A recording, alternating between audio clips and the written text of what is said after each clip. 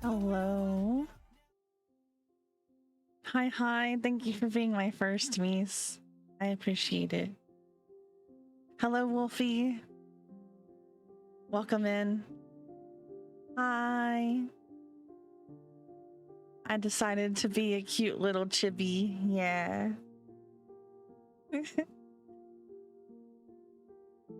I'm sorry for being late. I woke up and I wasn't feeling very good. And I took a shower and then I felt really bad again. And then I had to have some water and just like chill in front of the AC and grab some crackers and yeah. So I was just like, hey,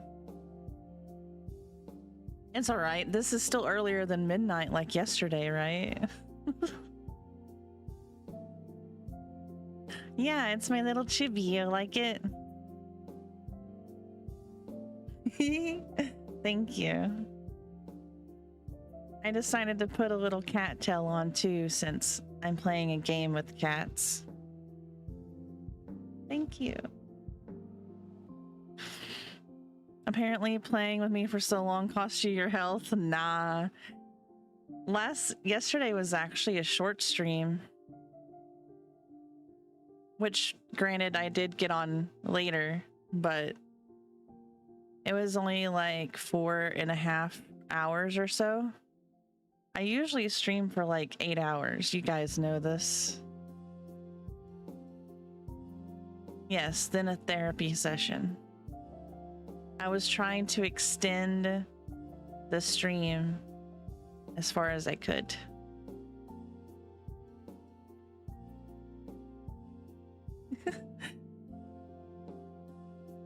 Yeah, I wanted... You know what? I forgot my wings, but that's okay. I'll be a kitty today. A little devil kitty. Also, I was reading the achievements for this game, and it looks like there's various routes to take. There's like 1, 2, 3, 4, 5, 6 CatBoys. And we know which one I'm gonna go after. His name is Graves, and he's a vampire. Easy. It's okay. Sometimes it's a freaking whorehouse in here, and other times it's a therapy session. That's fine. It's the duality of the coven. The duality persists. Sometimes it's both, yeah. Us hoes need therapy too. Sometimes I think more than most.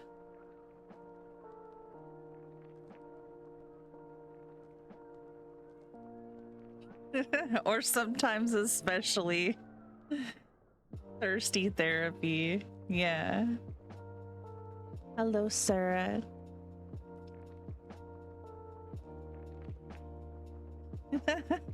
Your therapist would agree.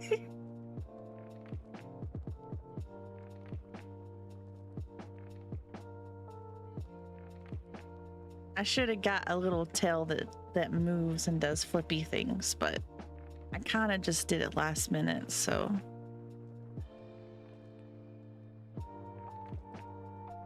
I don't feel the best, but I knew if I got on here that the coven would take care of me. So here I am. Shower me with love. My hoeing has been lacking lately. Has it? I don't know. I feel like you're still as me-see as ever. You'll go make waffles. Heck yeah. Waffles are better than pancakes. Yeah.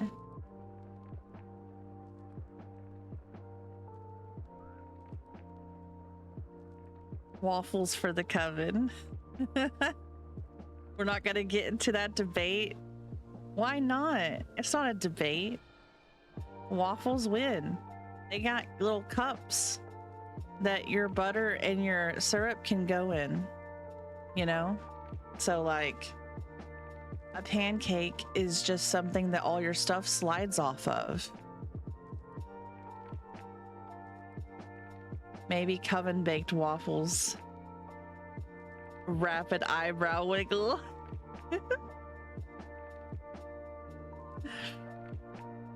What does that mean? Hold on. I still didn't get any papers and I'm sad, but I was too tired this morning to go out and I wanted to just lay down. A pancake absorbed the butter and syrup, waffle holds it in the cups. Nah. Don't absorb all my lovely awesomeness. Oven baked waffles. Oh, okay. Oven baked. Okay. Okay, I got you. Sorry. Meant to go to the store today, but I didn't want to put on pants. That's fair. Who does? I'm not wearing pants. Who puts pants on?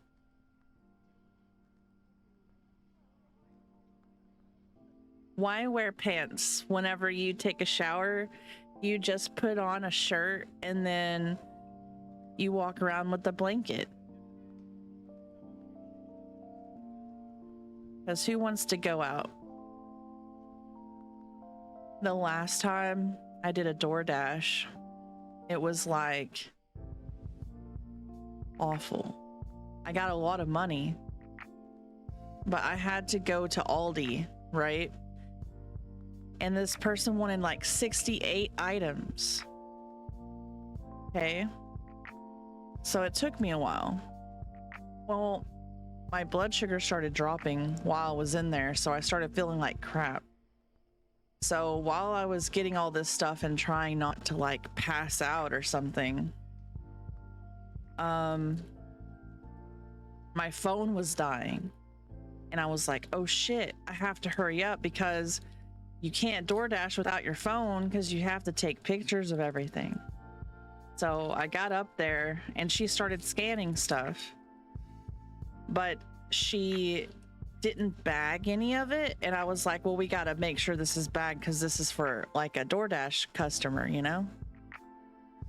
And then she was like, well, how many bags, blah, blah, blah.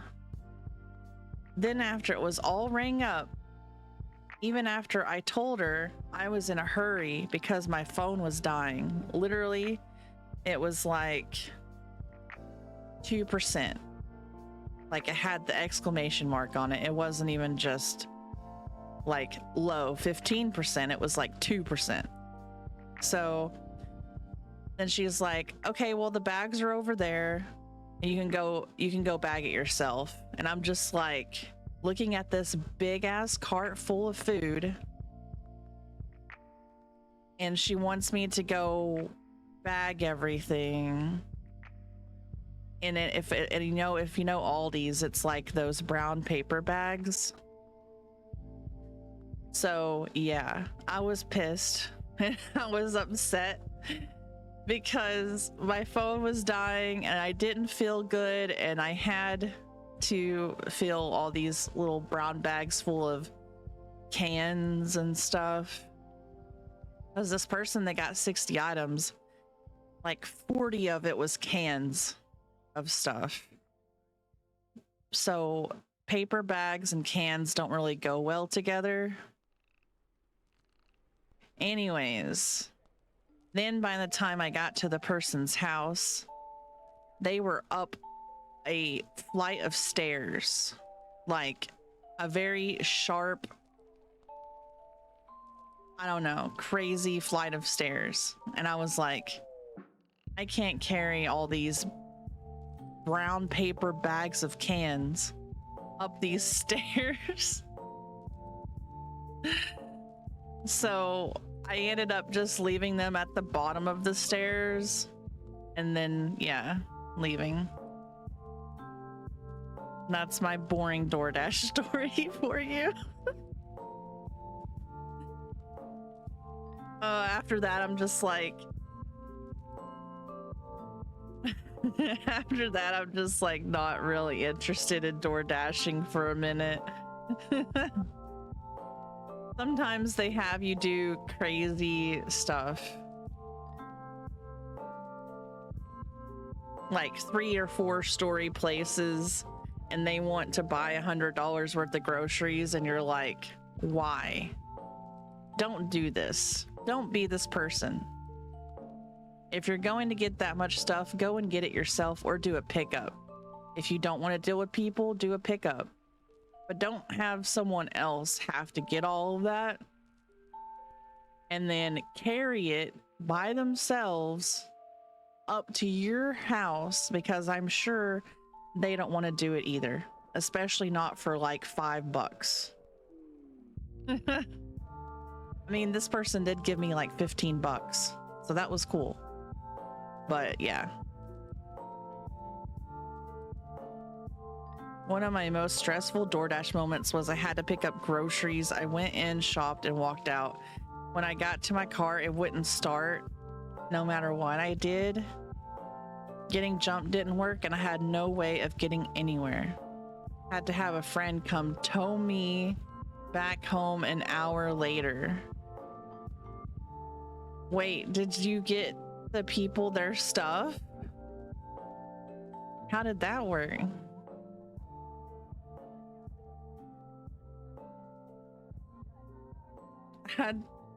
I'm so stressed out whenever that happens, because I'm just like, you couldn't deliver it? Oh man.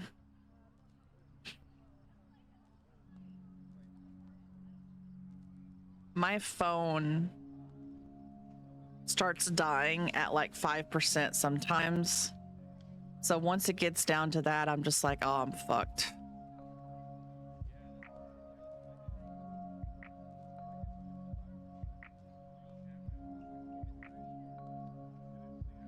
I'm glad they were cool about it. Sorry, I have something in my eye. Hi, everyone.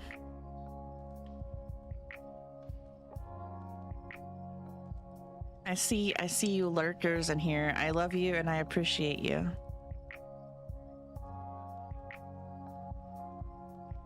Yours warns you at 15 and then 5 starts yelling at me. Yeah. Same. But it quickly drains from like 15 to nothing.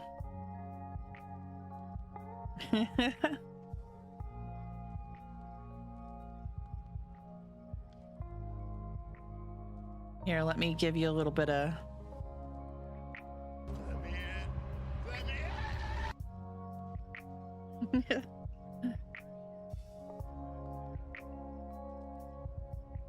I will remember you. I will remember you. I will be here.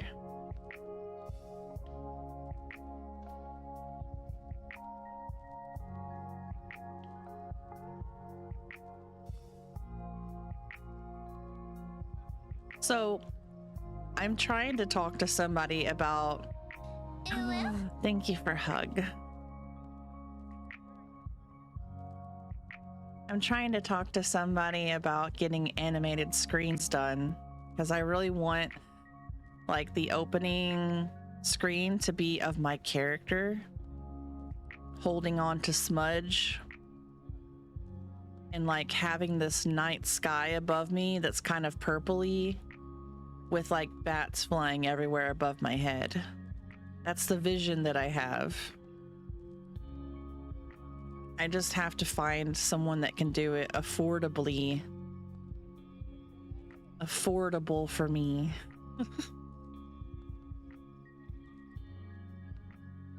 Huh?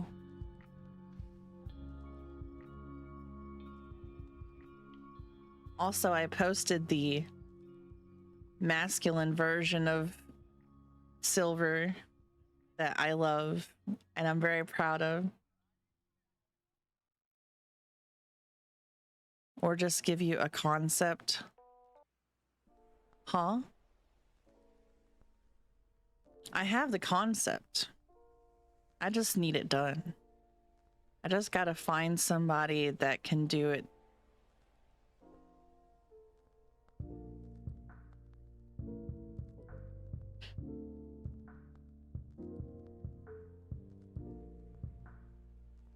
And yes, I would like to eventually fix that emote and have it like be legit. You just looked at it? Yeah, isn't it awesome? I love it.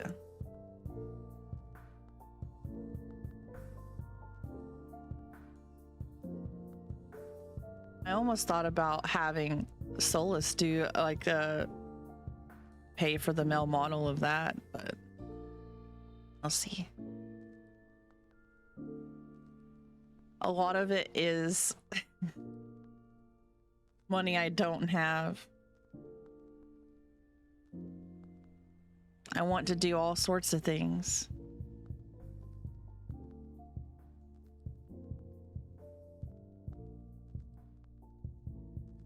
Are you guys ready to see CatBoys and see how they ruin my life?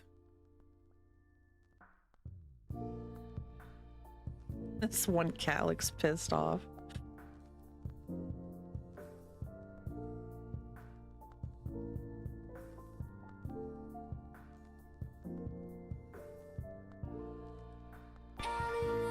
Oh my god.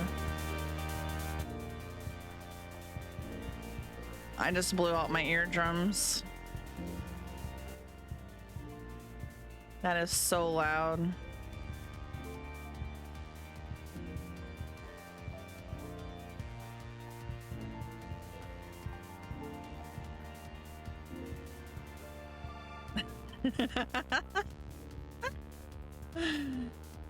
You can change your pronouns. Hey, I'm so sorry. It was instinct. I knew. See, the thirst is still real with you.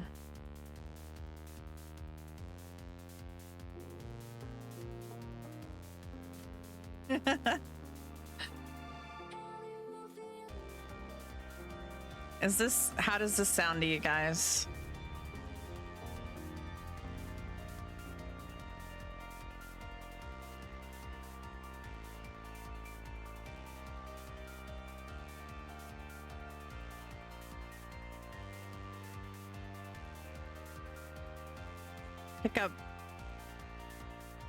Pick up the game.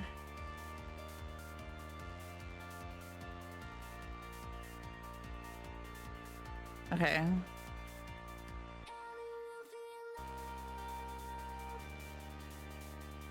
Well, I can do screen capture.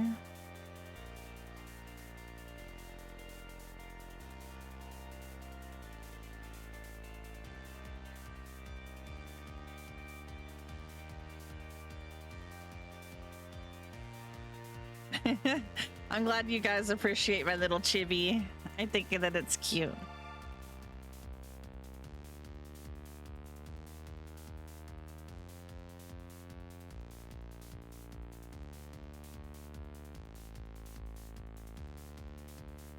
Hustle cat.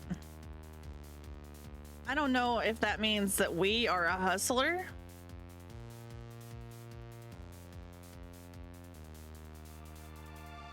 You're left for sad too.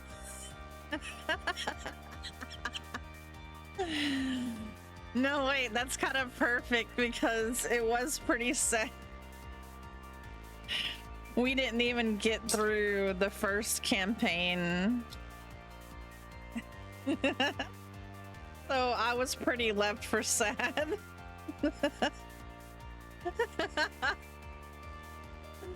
Wow. It is an ongoing thing.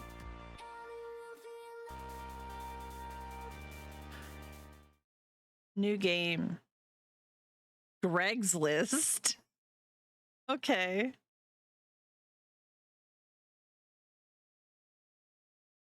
Select my photo. Oh. This one. They automatically give me the name Avery Gray. They, them. Degree? Yeah. Skills, rest management, nutrition consumption, meme curation, 12 words per minute. That is a very lacking set of skills.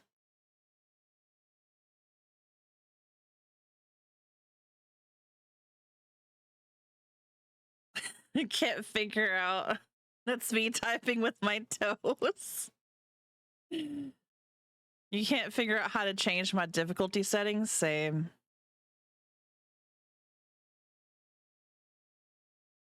Also, hold on. I'm going to do this real quick. There you go.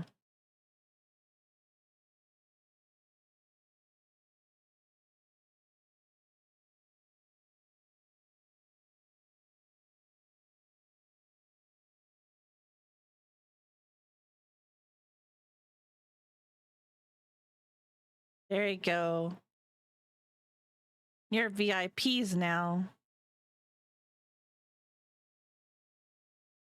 Cats. I'm a kitty cat. And I dance, dance, and I dance, dance, dance. I'm a kitty cat. And I dance, dance, dance, and I dance, dance, dance. I'm a kitty cat. And I dance, dance, and I dance, dance, dance. Thank you. I love that song. All right, this is me. That's all it really gives me to do. I think I fell asleep on the couch again.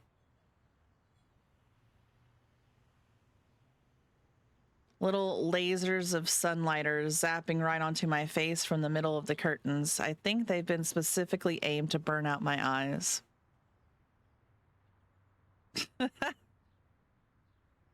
What is it, like noon? Jeez. Not my fault. This couch pulls you in like you're drowning in bread dough. My spine pops in loud protest as I swim free from the bread dough cushion trap. This art style is adorable. I'm gonna have to apologize to Aunt Wendy. I'm probably leaving a dent in the shape of my ass in the cushions. I'll probably have to apologize for a couple things, actually. Okay, I know this looks bad, but it's almost not even my fault. I can't help that clutter's naturally drawn into my gravitational pull. Honestly, it makes me feel a little more comfortable, you know? Like, I really live here instead of just like I'm couch surfing at my aunt's. Or like I'm living in a furniture catalog. Not that I'm ungrateful. Aunt Wendy's awesome to let me use her apartment while she's away. She helped talk mom and dad into letting me come all the way out to the city too. Bro, but if your aunt's letting you stay there, you should take care of the place. Jeez. Yeah, the city. I hear rustling behind me like fingernails on cardboard. It makes me pause for a second, but I jump up as I realize what it is. Mochi! Mochi, the living trash bag disguised as a cat, stares up indignantly from the inside of the pizza box. He's trying to scrape some dried up cheese off the bottom. His little mushed up face is probably trying to stare me down, but it's kind of hard to tell where he's looking at with those crossed eyes. Mochi. Meow. I clap my hands a few times to break the stalemate, and he jumps up at the sound, then waddles back to the bedroom. Oh shit. Yeah, you can tell by the scrunched up face. Oh god, is this story about me? Maybe. Maybe it's inspired from you, Wolfie. Emotional support mess. I love it. Hi, hi. Hi, you wanna come in? Smushed face, cross eyes, I knew immediately. Welcome, welcome. I guess since I'm up too, I might as well get to whatever I'm gonna do today. I shuffle to the curtains and throw them open. My laptop's still sitting open on the coffee table. Oh yeah, job searching, I guess. That's what I was gonna do. I plop back down on the couch, already sinking back into the cushions, and take a look. Geez, there's so many tabs here. Which one did I give Greg's list open in again? Not that one. This one? Or this one? Maybe this one? Nah, that's just another cat video. I was up all night watching Jelly Donut, the cat who balances donuts on their head. I have no idea how you get a cat to do something like that. Guess that's why Mochi and I aren't internet famous. I find the tab and start scrolling through listings again. It's not like anything new has gone up since yesterday, I bet. Sidewalk cleaner, intern college credit only. Internet comment section proofreader, fundraiser street team intern unpaid. Yeah, it's been like this all month. Can you really blame me for giving up and watching cat videos? I know this kind of thing is supposed to take time, but try telling that to mom, dad, or my savings. Any of those could send me back home at any time. How do you even have savings is what I'm wondering. Are these jobs for Sims, right? That's what it seems like. I really have to get this done before Aunt Wendy gets back. Just thinking about writing another cover letter is making my will to exist erode away. I don't even know how to do a cover letter still to this day. I think I had mine and Misa's mutual friend help me at one point kind of do one, and I saved it, and that's the only... Yeah, I've never dealt with... I'm just like, here's my resume, and why do you need a cover letter on top of it?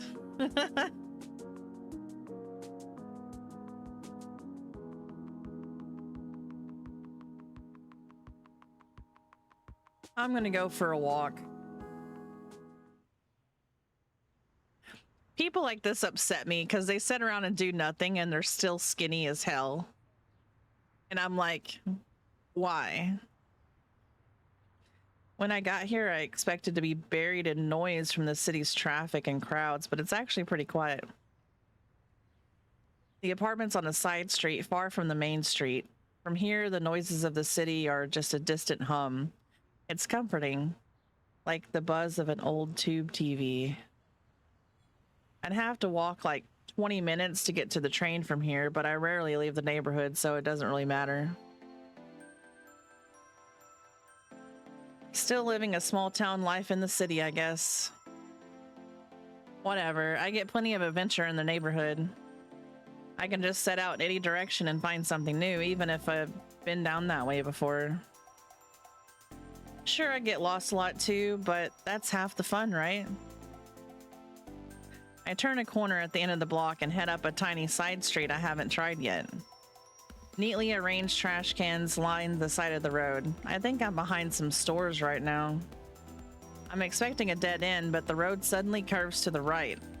It looks too narrow for cars, but the faded white lines marking the middle seem to claim some brave drivers could try their luck. I decide to follow the sharp bend in the road after I pass a tall partition. I'm surprised by what I see. A squat 3-story building painted so ostentatiously bright, it'd be impossible to miss. A cat's paw? Is this a pet store or something? Maybe I can get a dumb toy for dumb Mochi. As I walk closer to the front doors of the building, I don't see the aisles of pet food I expected. Instead, it looks like there are couches and tables in neatly arranged rows. Oh, it's a cat cafe. Cover letters are fucking stupid, and that's coming from an HR.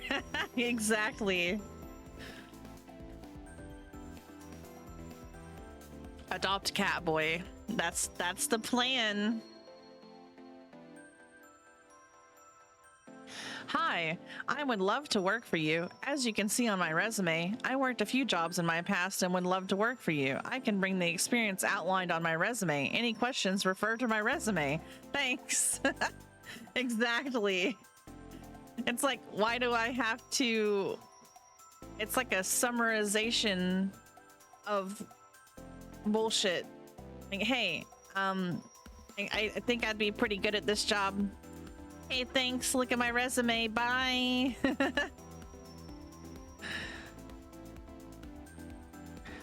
So this is one of those pretentious restaurants with a pithy nonsense name, huh? I can feel my interest deflate and sink into my stomach.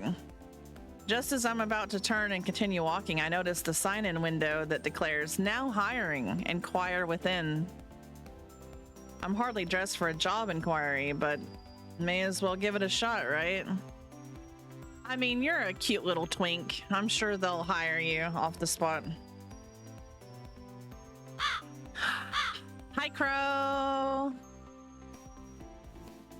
I look to my right as I walk up the door and see a little orange and white cat laying belly up, sunning itself. Doesn't seem terribly sanitary to have a cat in a restaurant, but whatever. I like cats. Bells tinkle delicately as I tug on the handle. You want to come in? Hi. Hello, Kyle. You're hired. Just stand there and look catty. Hi. How are you doing, Kyle? How's the crow? How's my lovely little batty beans? We're about to get a job at a cat cafe.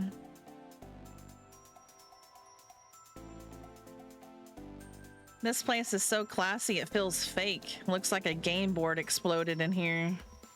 Wow, that's pretty nice. Isn't that what the palace was like in Wonderland? Like with the cards and stuff? Is a purple cat gonna start talking to me?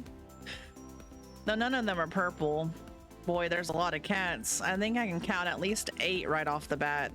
They're all over the place, romping around the floors, sleeping on some of the built-in structures. I barely had time to take it all in when I hear a voice call out to me. Welcome, please sit where you like.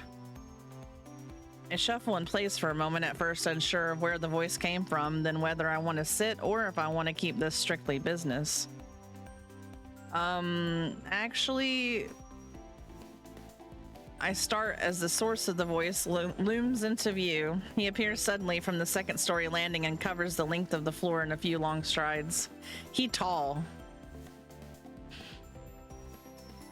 Yay, cat cafe, yeah. You look confused. Is this your first time here? Would you like me to explain a bit about how the cafe works? I'll be happy to give you a tour. His eyes are gentle. He's one of those people who smiles with his entire body. It's positively infectious.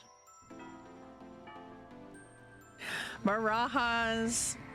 Thank you for lurking, though.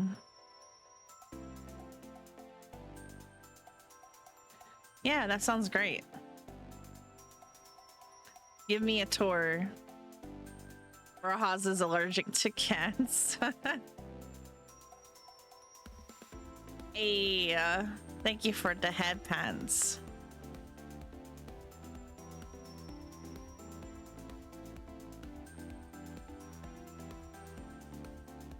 Hell no, I love cats.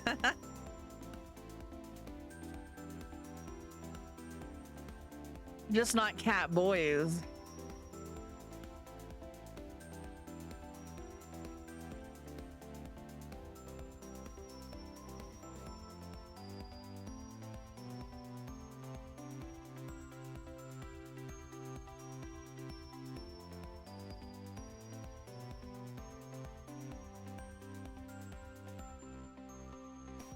You can always be my cat.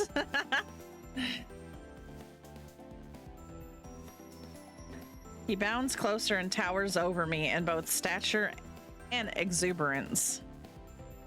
It's a little strange that someone like this is working here because he's more like a big sheepdog puppy than what I'd think of as a cat person.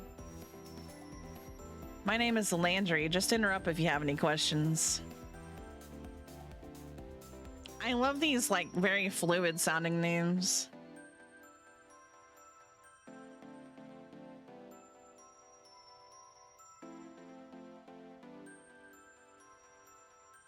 Well, Avery, to start, all of our cats are rescued strays. The owner brings them in for care and socialization. They seem really happy. Having strangers around doesn't seem to bother them at all. We do everything we can to make them comfortable. Look at the cute little black one. It's my favorite already.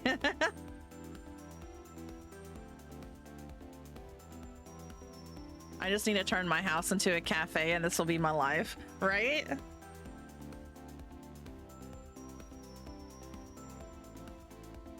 Many of them are up for adoption. We have a good match rate for our fosters. Over there's a wall of photos of some of our cats that have found happy homes. Oh, and proceeds from the cafe help pay for their care. The food's really good too. Our chef is amazing. Wow, bitch. I thought that was in the game for a second. It was just like, our chef is amazing. Meow, bitch. Oh, I thought that was gonna be the chef. And the chef was gonna come out like this big cat. Oh, that's funny.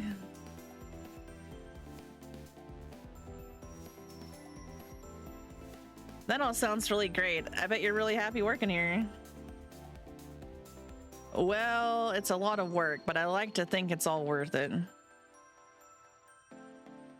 Actually, I saw you guys are hiring right now. Oh. His surprise freezes him for a split second. His broad smile immediately creeps back, but it's enough to pique my curiosity.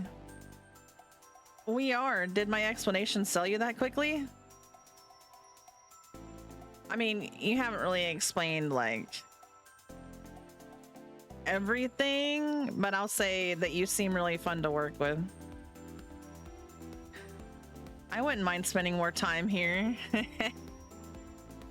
Really, I wouldn't mind a cute face like that greeting me every morning. Good thing I didn't say that part out loud. Well, it's not all just having fun and playing with cats, you know. There's a lot going on behind the scenes. Oh, that's not what I mean. Any job becomes awesome when you got a work buddy. Well, that's true. It does make things go more quickly. We have all different types of people working here. You seem nice, so I bet you get along with them pretty well. Before we get ahead of ourselves, you should really talk to the owner. He's the one that would make that decision. He's right upstairs, so I'll see if he's available to meet you now. Okay, sure. Great, have a seat here then.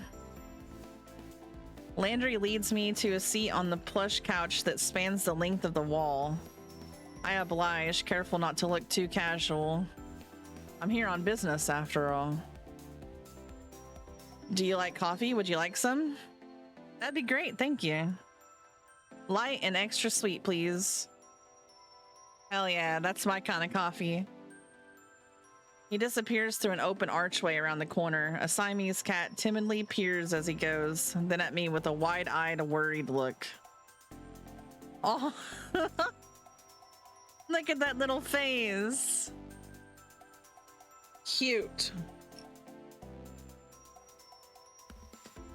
I give it an awkward smile and nod before I realize I'm treating a cat like a stranger in an elevator. Landry reappears a moment later, carefully balancing a black and white saucer, which in turn balances a stout white ceramic mug. The tiny creamer almost disappears in his large hands. He gingerly places them in front of me, careful not to spill anything. I put a little bit of milk and sugar in there for you, but I brought some more if you don't like it. Oh no, it looks perfect, thank you. Glad to hear it. I think we drink our coffee the same way then, because I made it the way I like it. You have excellent taste. I take a careful sip of the coffee as I watch Landry take his long strides into the back. He really covers a lot of ground. He's not even moving that quickly. It could use a little more milk though. I guess I'm not good at being an adult yet. I don't like it if it tastes like coffee. Same. I like mine light roasted with lots of milk and sugar too. Not a big fan. I could never do black coffee. I don't know who does that, but Siamese cats are never up to any good. Yeah, I had one named Tally, and he was a pain in the butt, but I loved him. Uh-oh. He almost spilled it everywhere and made a mess. I dive forward and gulp a mouthful from the side before I dare lift the mug and drink like a civilized person. Meow. This cat's looking at me like it's offended by what I just did. What, like a cat knows anything about coffee? Landry's gone long enough for me to nearly finish the mug, just long enough for me to wonder where everyone else is. The Siamese cat's still staring at me. I'm just gonna ignore it and focus on my drink. Oh. Okay. Finally, Landry emerges from the back of the cafe, but he's not alone. I knew that was gonna be who Graves is. Meow. Meow. My eyesight, vision, everything. Well, hello. He looks like he should own a bookstore that insists to sell tomes, not books. Or maybe like he's about to try and sell you a crystal that'll balance your chakras. Or maybe this is what the owners of cat cafes look like. I've never seen, yeah, he has heterochromia. I can't focus on both of them at the same time. Which one am I supposed to look at? Both? My attention is swallowed by his icy blue one. Is he wearing a contact to complete his dark Renaissance look?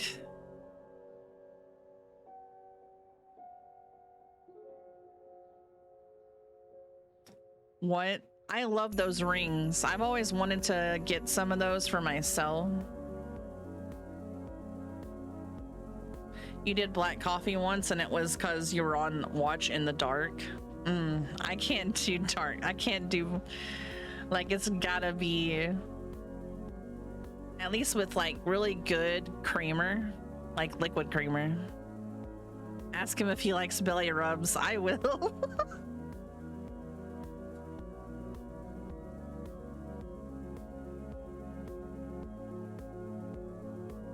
Eh? He had the eye of a vulture. A pale blue eye with a film over it. Whenever it fell upon me, my blood ran cold. And so, by degrees, very gradually, I made up my mind to take the life of the old man and thus rid myself of the eye forever. Excuse me? Telltale heart, you were looking at my eye. Kids, didn't you read that in high school? Well, yeah, but iridis heterochromia. It's more common in cats than humans. He's got this look like he knows he just told a great joke, but there's no punchline anywhere I can see. What a weirdo. I'm not sure I want to work for a guy like this. Opposite of what in real life me would be saying. Then again, he hired someone as nice as Landry, so he's got to at least have some good taste hidden in there. Would I need to know that to get a job here? I just gave away the answers, so I'll let that one slide. Follow me, we'll talk on the second floor. Before he finishes the sentence, he's already 3 steps up the stairs to the balcony. I shake my head a little and follow him. After all, I really need a job. Ooh. We make our way up to the second floor balcony, which, except for us, is only occupied by amazing looking cakes in the display case. I wonder if I can get a slice on my way out.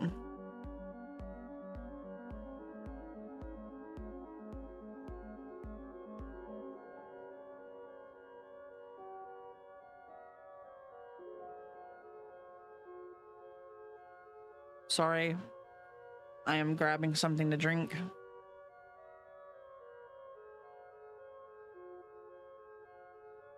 I haven't really eaten anything yet or had a chance to, so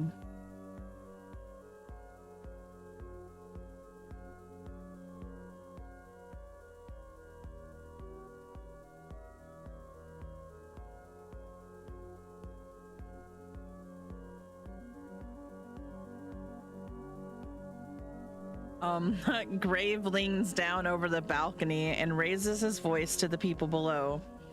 Or to the cats, I guess, since cats are the only thing I can see from here.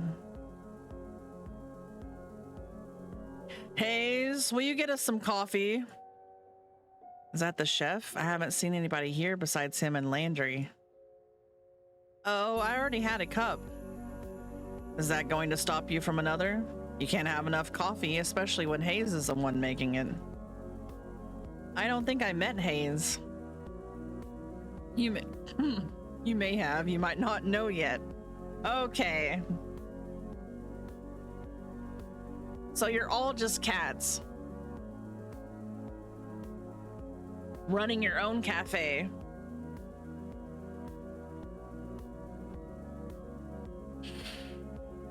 Graves folds himself into the slender chair at the corner table. He pushes the opposite chair away with his foot, nudging it just enough to turn it towards me. Such a cat move. Come on, sit. Let's talk. Ow.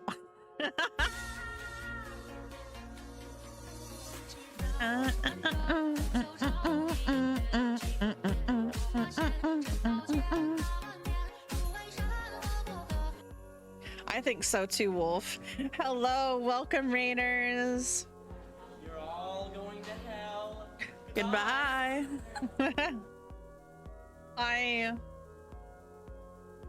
We're flirting with CatBoys, and we just met the scrumptious little vampire one.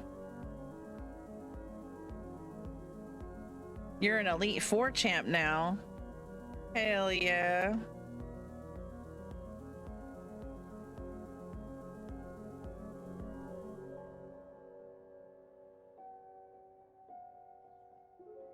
GG.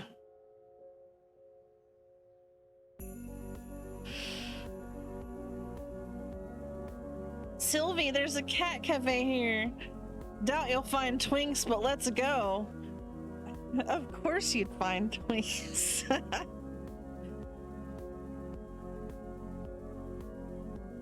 I bet this guy is either a black cat or an orange cat. I'm pretty sure he's that slender black cat that we saw.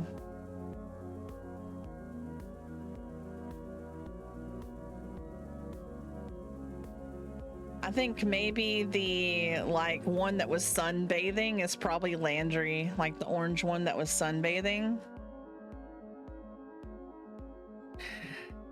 Okay, give me a second. I'm gonna go grab me some water.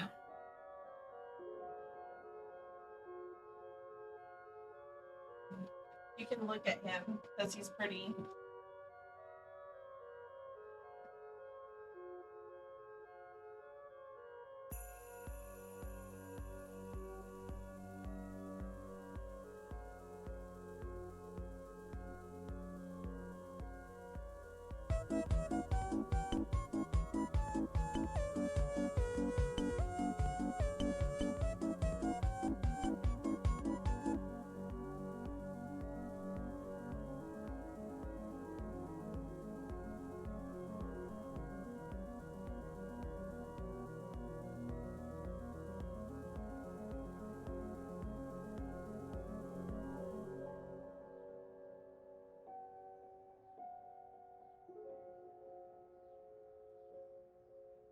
Orange cat energy. Yes, I have water now. Thank you.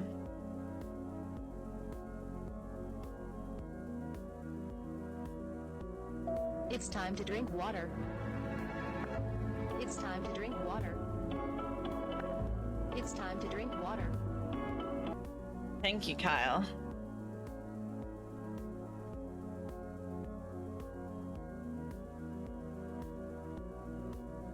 You don't have to be so stiff. I mean, around you, Graves, it's kind of hard not to be, you know what I mean? God, I wish I had Liam O'Brien's voice all of a sudden.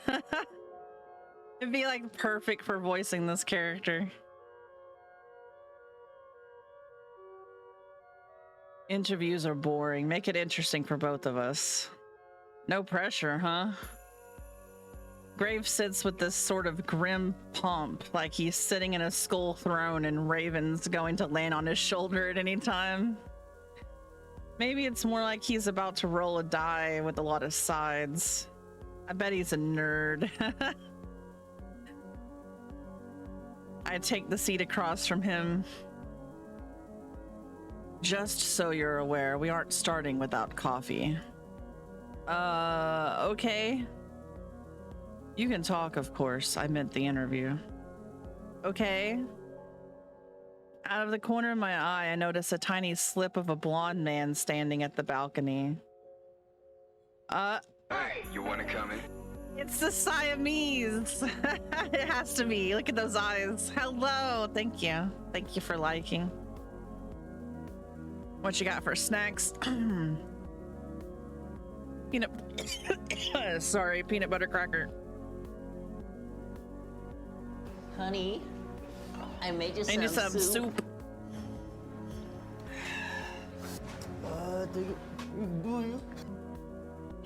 If nothing else, I can go make myself a ramen at some point. He was just standing there menacingly. I jump a little. When did he get here? I didn't hear anybody come up the stairs at all. Is this guy a ghost? Brave looks like the type to hire a ghost. He looks terrified by my shout. I think I scared him more than he scared me. Gingerly, he sets 2 mugs in front of Graves. Thank you, Hayes, but you should give Avery the other mug. He sounds like he's reminding a child to say thank you. Of course. Hayes glances up at me. Our eyes meet for a millisecond before he suddenly finds something very important to focus on downstairs. He pushes the cup toward me without looking back up. Thank you? Graves' ring clacks against the porcelain of the cup as he takes a drink. Perfect as always. I don't know what I did without your coffee. It's nothing special, really. He talks like it's the first time he's spoken today, quiet and a little hoarse. Aww. If that's all, I'll go back to the cats. That's fine. He slips back downstairs just as quietly as he arrived. That kid would make a great ninja. I look down at the coffee and see his sleepy cat face staring up at me. Aww, it's adorable. I've only ever seen latte art on the internet before. Did Hayes really do this? I take a sip. Not bad if you like coffee, I guess, but it could really use some sugar. There's packets on the table, but I can't bring myself to ruin the foam cat.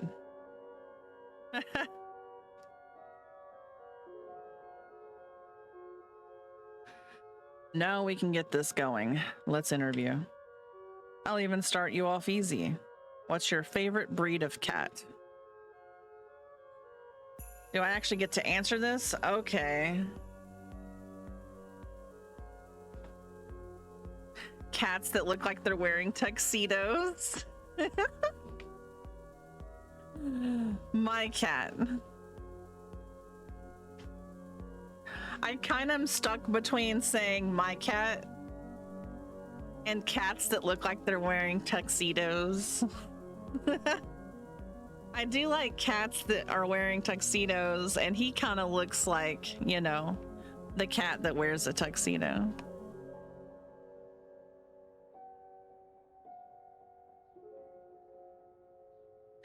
Do you know any other languages? How about ciphers?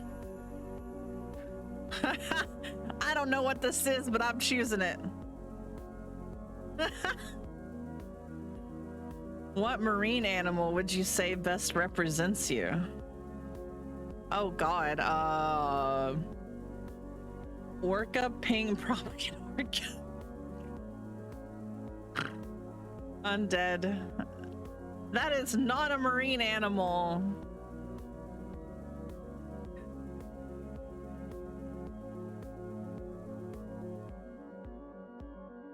I really hope there's a Sphinx cat and he's human. He's just naked. Why? All the wrinkles.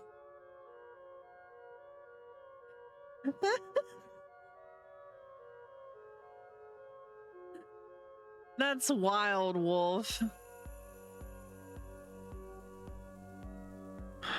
What genre of music would you use to describe your work ethic? Classically hardworking. I'm not dead, just resting.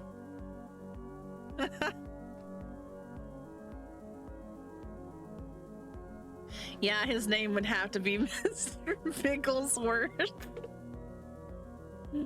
On a scale from 1 to 10, rate me as an interviewer.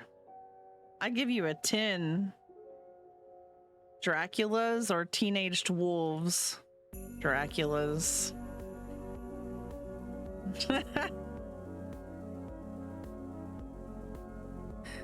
I like both, but why not? Interesting. Good. I like interesting people. He leans forward, appraising me with this terrible smirk. He's like the cat who ate the canary. Like a fucking Astarian over here.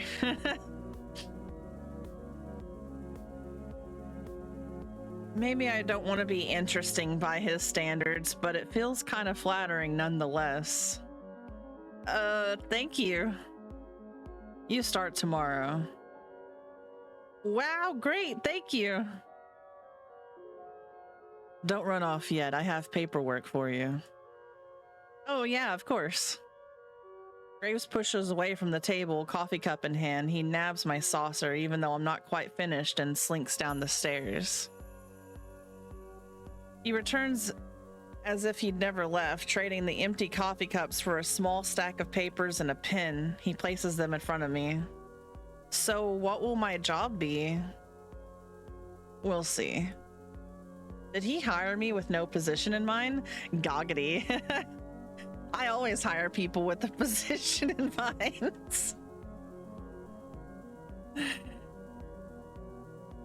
Is this how this guy usually works? I feel like I'm in a daze. Too much information and too much coffee. I take...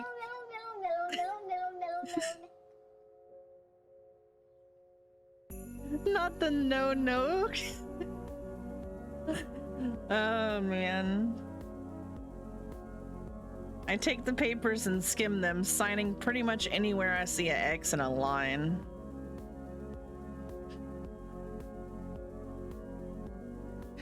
What's it all for, and why is there so much? Probably taxes and stuff, I don't know. And who cares? I got a job. I push the papers.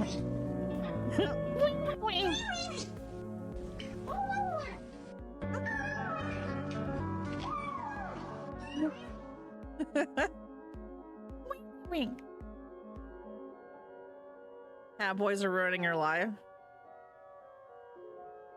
It's a reference to a Corpse Husband song. E-girls are ruining my life, and cat girls are ruining my life.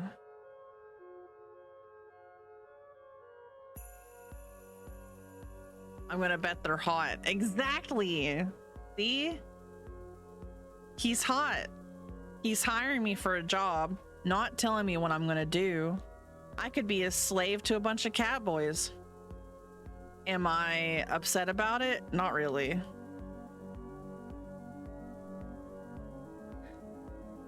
Perfect. We open at 11. Be here at 8. At 8?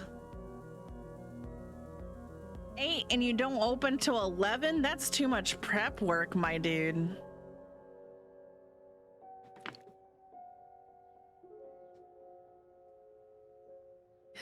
I could totally see the upset you're in.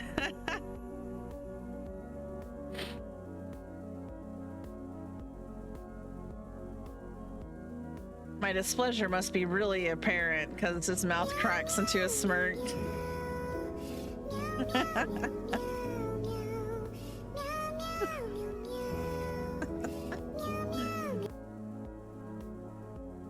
Thank you for the bits. You can work later in the shift after training. You won't have to deal with those cursed mornings for too long. Okay, that's fine. Now go. I have a lot of work to do before tomorrow. You need to get to work fixing that sleep schedule of yours. How do you know about my sleep schedule? He seems lost in his own world now, poring over the paperwork. Yes, there's all sorts of tax stuff you have to deal with when hiring people. Why would he do it so casually? Well, whatever. I head down the stairs. Landry's back. He looks uncomfortable waiting at the foot of the balcony, but perks up when he literally is like a fucking dog. So I'll see you tomorrow, coworker. Let me get my little pussy out.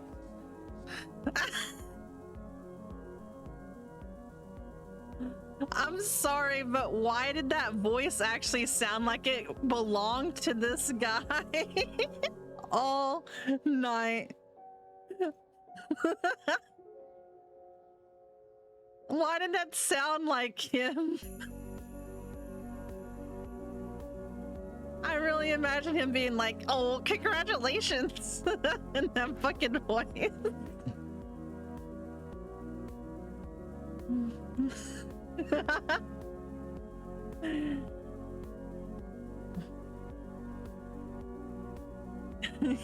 You can meet everybody else tomorrow morning. I'll make sure they're all ready for a meeting when you get in.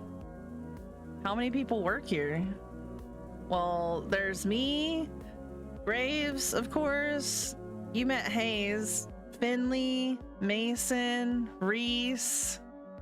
That's it. Shouldn't take too long to get to know them. All right. Great, see you. I'm gonna live it up a little. I'm gonna paint this town red. I finally have a job.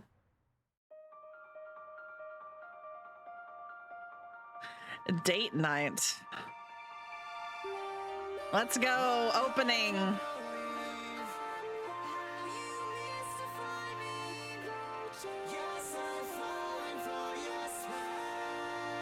Yeah, anime opening, let's go.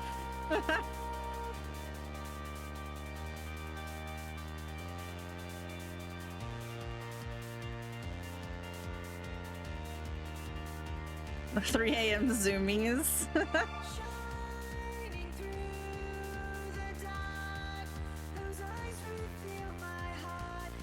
Aw. Reese. Mason.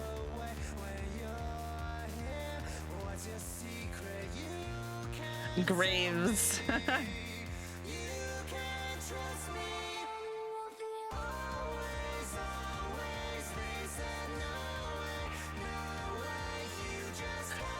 No, Mies, I don't want to.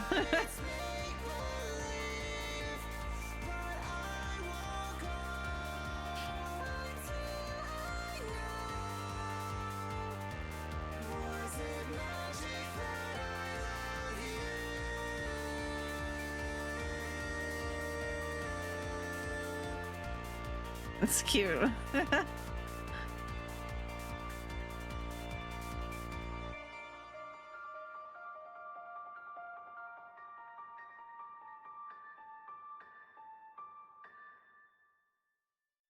Ooh.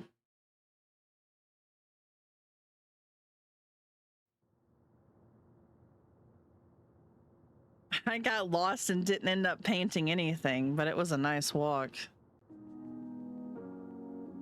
As I head home, I get this distinct feeling of being followed. I didn't really know that was a thing that actually happens, but it's hard not to notice when you see some movement out of the corner of your eye.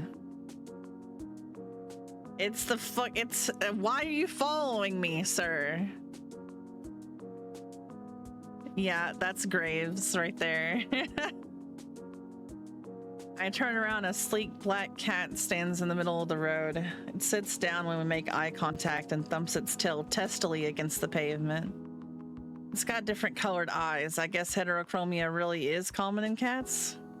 Should I, like, try to bring it to the cafe? They take care of strays there, after all. I should try. I crouch down as slowly as I can and reach my hand towards the cat. It doesn't move.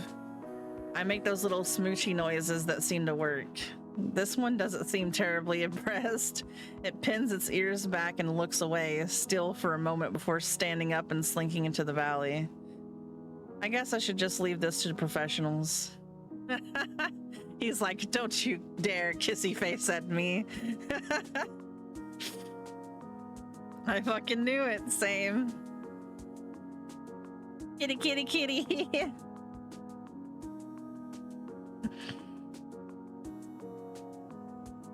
I love kitty boys and wolfie boys and vampires.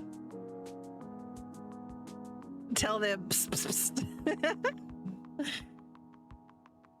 All right, I'm gonna wreck this pizza I grabbed from Pizza Lloyd's on the way home. I picked up a can of wet cat food for Mochi from the store too. I figured we both deserve a celebration. Mochi, get your fat lump out here. I got good news. No answer or indication he's even in the same room. You know, he never even asked how my day was. I know how to do this. I walk over to the food bowl and crack the lid of the wet food. In a flash, he's at my feet, tail shaking like a rotor behind him. Come here, you big moron. I give him a little scratch behind the ears before I dump half the can in his bowl, and the feeding frenzy begins. He acts like I never feed him. Whatever, I'm about to go do the same to this pizza. After a quick jaunt to free myself from the shackles of non-pajama clothing, I flop back down on the couch, dinner in hand, laptop in my face. Oh, looks like there's a new jelly donut video. It's a video of her sleeping in a donut box.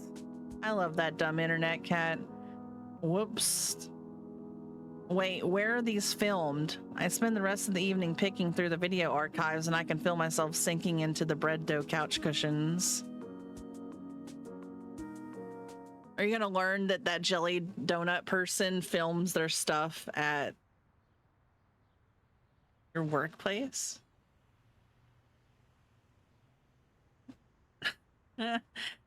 Where is Catboy? He's in the game.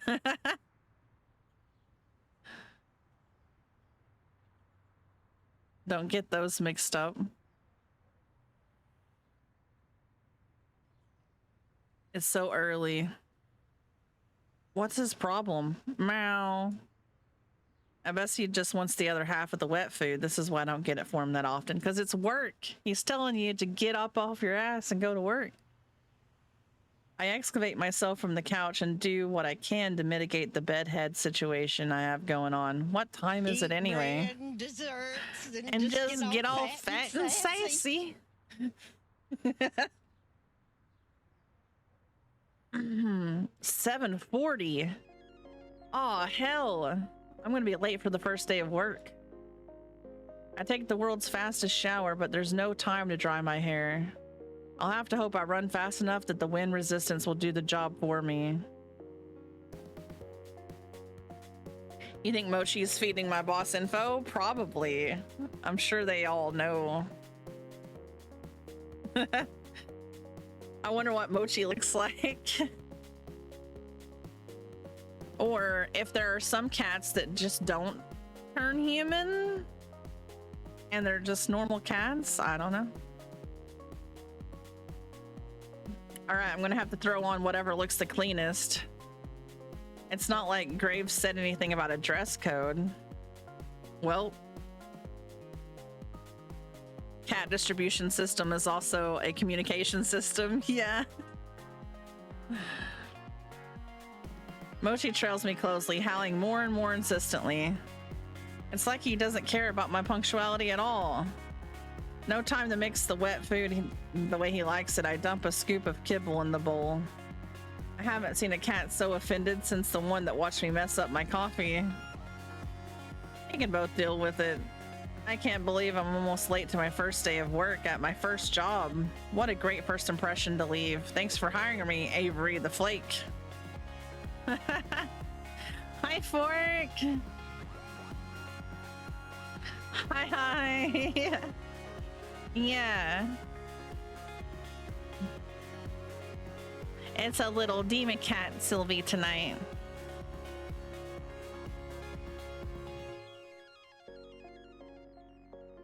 I start out in a full sprint to the cafe, but it's only about a 10-minute walk, so it looks like not as bad as I thought. If I can run, I can make it in less time.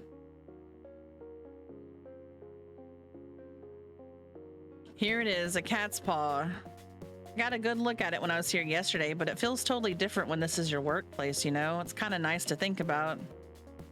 Hey, Avery! Landry peeks his head out from the door frame and waves me in. Aw. I'm surprised by how many people are standing around Graves, Landry, and Hayes, but so are a few others that I've never seen. I only see a few cats right now, but they seem utterly disinterested in everything that we're doing. They're all piled in a sleep cluster by the window. I feel a little embarrassed that I'm so disheveled, but I'd rather be on time with wet hair than late and looking perfect. I'm not here long as my best friend's coming over. Is this like a date everything but cats? Yeah! Basically, working at a cat cafe ran by other cats that switch forms between people. Yeah. Yes.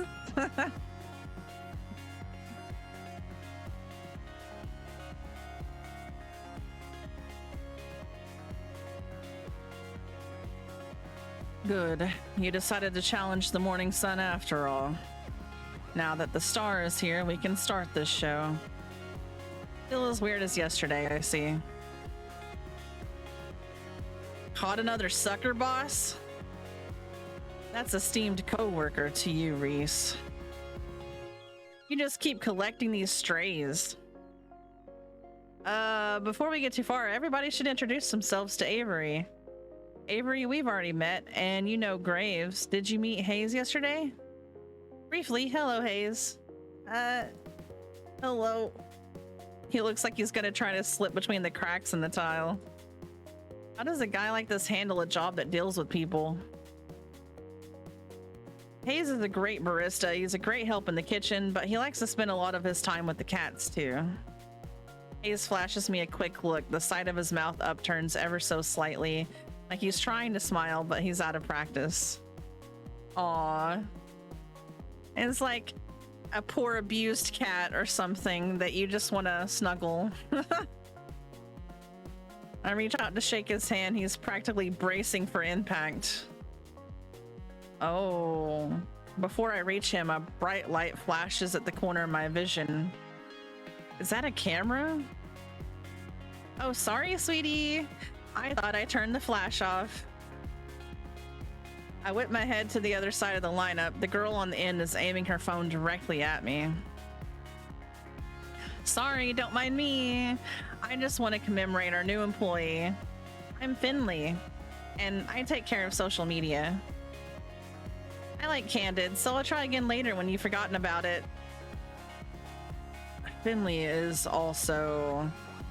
Graves, I know what you're going to say. Don't ruin the surprise. Graves lets out a soft bark of a laugh. All right, all right.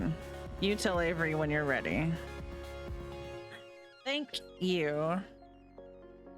The two in the middle of the lineup look beyond unimpressed. One is that smart mouth guy, Reese, and the other looks like someone I wouldn't want to mess with. Finley puts her hand on the shoulder of the tough-looking woman standing next to her. Since she's not going to introduce herself, this is Mason. She's our head chef. Or our only chef, I guess. Well, nice to meet you both. Yeah. Finley reaches up and places her hand against the back of Mason's head. She pushes her hand forward, forcing Mason to nod. I'm amazed Mason is putting up with this. Wow, that's the most you've spoken all day. She likes you already, Avery. Mason makes a quick little noise that could either be a laugh or a grunt. Maybe it was both. You know, it's just like anime tropes. You always have to have the freaking aloof person. You want to people people want to be interested in the aloof person, but can't be me. I need a cutie patootie.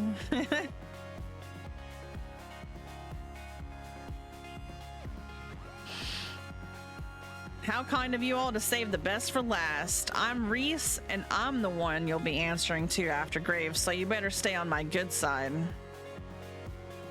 I would have sworn Landry was second in command here, so I don't know what this kid's talking about.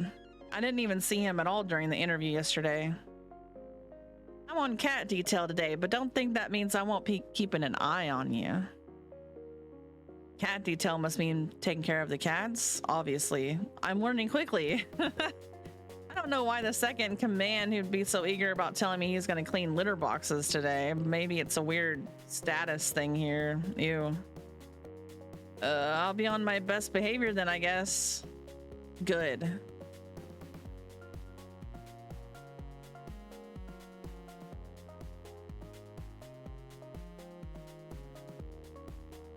Okay, that should be everyone then. Avery, you'll be training with me today. Yeah. That's fine with me.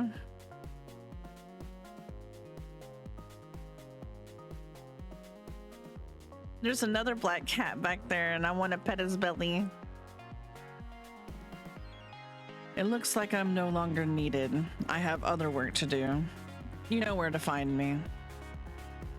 Graves slinks to the back of the cafe. I think I can hear footsteps on creaky stairs.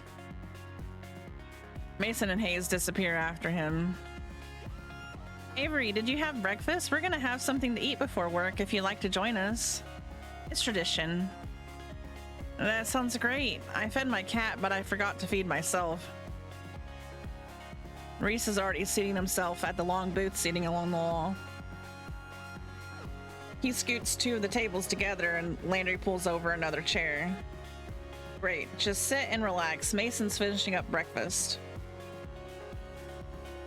I move to take a seat, but Finley blocks my path. Avery, before you sit down, I have a question for you. Sure, what's up? Okay, is that... Her voice drops almost conspiratorially. She leans in to whisper. That's an IKEA shirt, isn't it? He's my favorite too. A what? A Kia? From Blast Zone? From what? Look, you don't have to play dumb. I get it. No, I really have no idea what that is. Is that like a show? Is this shirt from something? Oh, no, never mind. Don't worry about it. Aw. But now you've got my interest. What is Blast Zone? I don't know if it would be your type of game after all. Oh, it's a game? I like games. Try me. Well, it's a story about men's passions clashing in a life or death struggle. Sounds dangerous. Oh, it is, but it's also romantic. Romantic, like love blooming on the battlefield type of thing? Yeah, I think you do get it. Maybe I'll lend it to you sometime, if you prove yourself worthy. I'm not really sure what that involves, but sure. It's yaoi. Yeah, boy.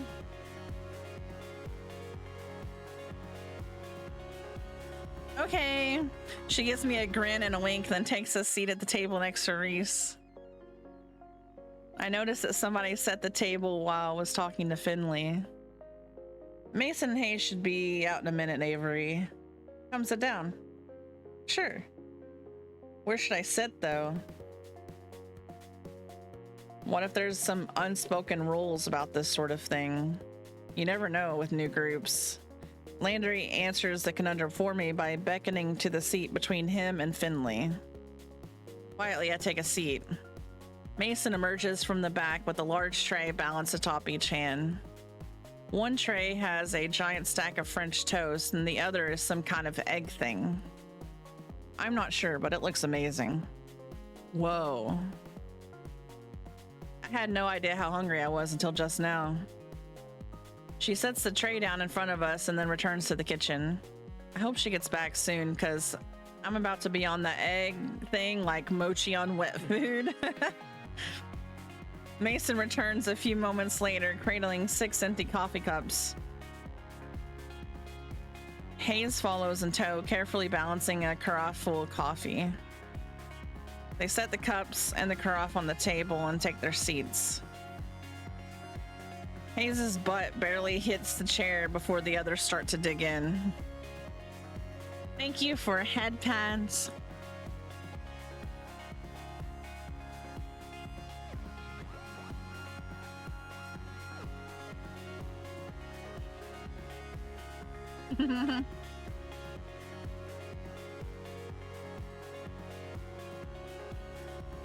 I'm a little... Oh, no, I can think of every drop I drink of. You're my soda pop, my soda pop.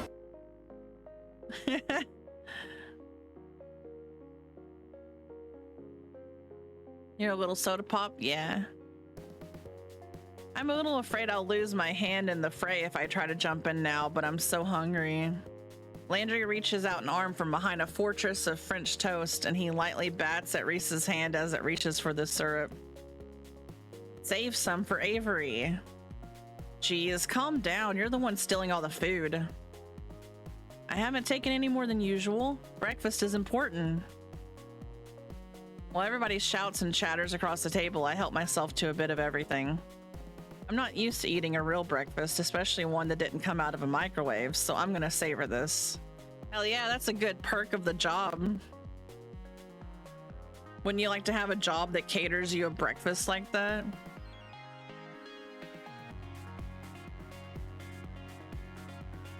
Wow, this is amazing. Mason, what is this egg thing? Mason's eyebrows shoot up. She looks at me like I grew another nose. Frittata? Is that like a souffle? It looks like it'd be really hard to make.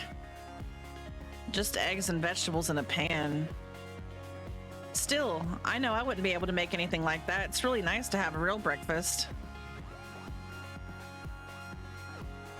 What do you usually eat, Avery? Mostly cold pizza or toaster tarts, I guess, if I remember to get them. Mason glares like I just knocked her plate on the floor. She stares directly at me through me with a hard look in her eyes. You eat here now, always. Can I still have pizza sometimes? Not for breakfast, ever. I can hear Finley and Reese snickering. Okay, but other times are still okay, right? Mason rolls her eyes and goes back to her coffee.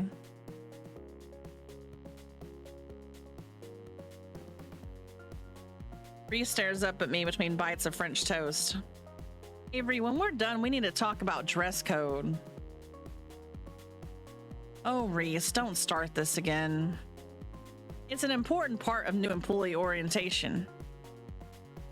Landry passes a positively pained look at Reese. He glances at me, but a poke to the ribs from Finley sends him staring back at his plate. Landry, you're such a mama bird sometimes. Lighten up. Avery, look at this place. We take our visual presentation very seriously here. Mason gives another grunt. Hayes places the empty plate and cup on Mason's plate and takes the stack into the back with the urgency of a tactical retreat. Graves and I expect a certain level of decor with the waitstaff. Is this about my outfit? I woke up a little late, so... No, this is about uniforms. Mason pushes the chair away from the table with enough force that it wobbles briefly on two legs.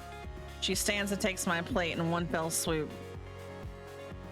Opening soon. Time to get ready. She picks up the now empty cast iron skillet with one hand and balances a few other plates. That looks heavy, but she's holding it all like it's nothing. Come on.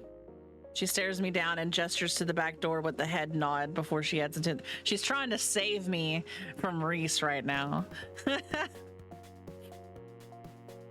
Are they gonna turn me into a cat? Maybe. I'd let them.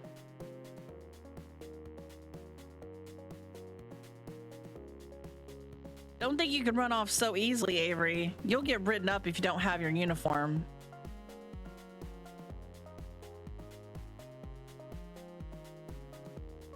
I'm gonna help Mason and Hayes in the kitchen. Bye.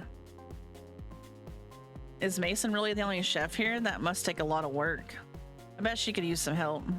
Mostly I'm just grateful she gave me an out. Whatever Reese is planning, it doesn't sound like anyone but Finley cares for it. No thank you. I think Mason and Hayes wanted my help though. Fine, if Mason needs the help, but you're not off the hook for this yet.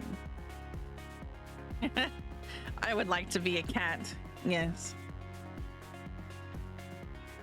Eee.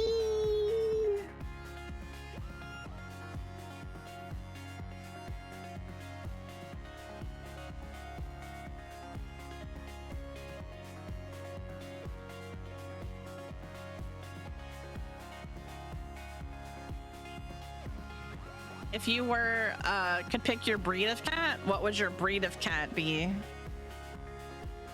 I just want to be a snuggly black cat.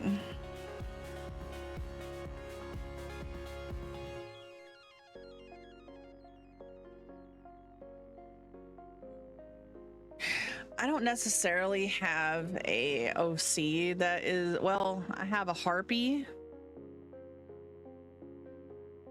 I have an OC that's a harpy, a male harpy. I have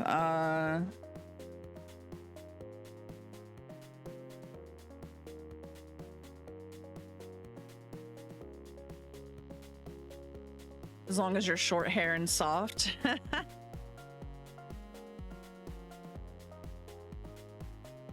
Yeah, the big bushy ones would be a pain in the butt.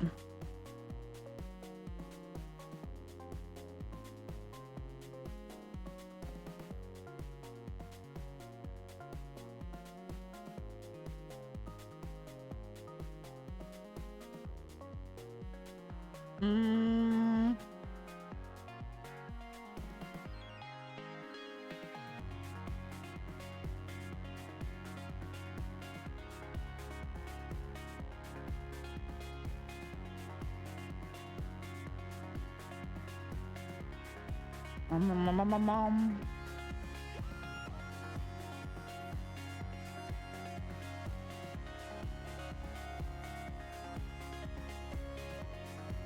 A tabby cat? That works too.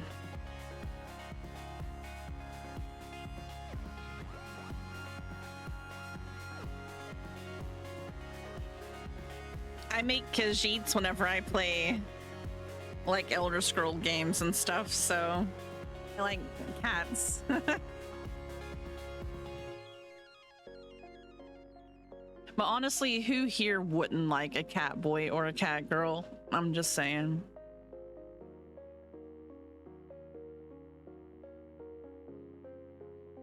Khajiit has wares if you have coin. Exactly. Oh, come on, Landry. Don't look at me like that. Something's definitely up. Whatever it is, I'm not gonna fall for it. Well, I'll be back once Mason says I'm done. I quickly retreat to the back of the kitchen before Reese can delay me any further. Even though I work here now, I still feel like I'm trespassing on hallowed ground. I've never been in a restaurant kitchen before. Heck, I'm barely in my own kitchen. It smells amazing, almost enough to make me hungry all over again. Hayes is at the sink carefully scrubbing the iron skillet we used at breakfast. It looks like he's already got the dishes on lockdown, to be honest. Mason only spares me a glance. She's already back to work and it looks like there's a lot of it to do. She dips a long spatula into a big metal bowl and heaps a glob of frosting on top of a cake. It's mesmerizing watching her move as she works to smooth the frosting. Can I help? Any experience? With what? Baking? Don't know why I asked. She doesn't bother looking up, but it feels like she doesn't have to see the cake to decorate it. I bet she could do this in her sleep. Don't touch anything.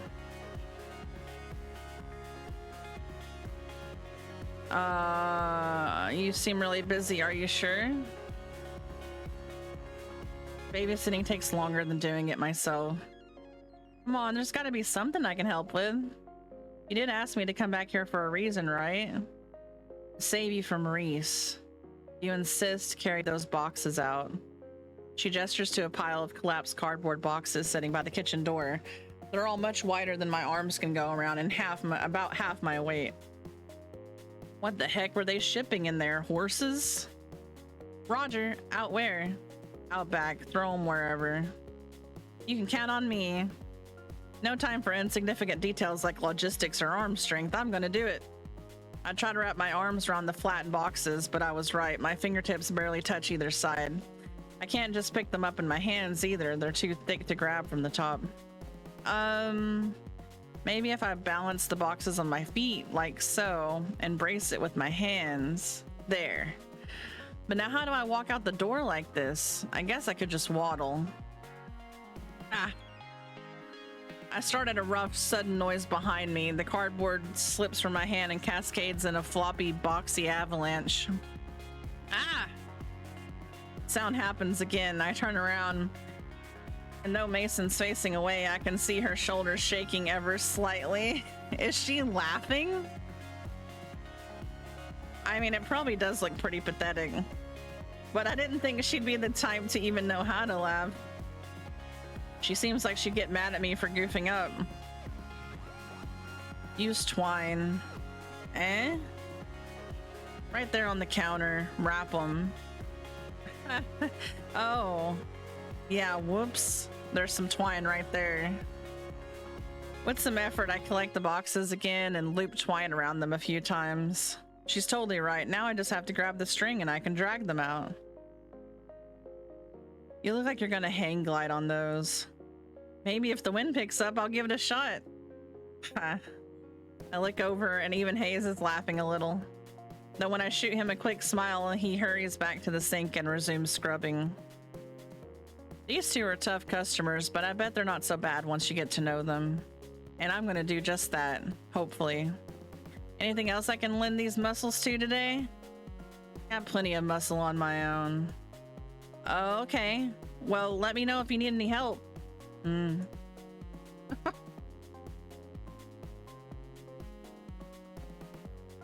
Every time you make a character in Elder Scrolls, it's always Khajiit. Yeah, I mean, they're fun to play with.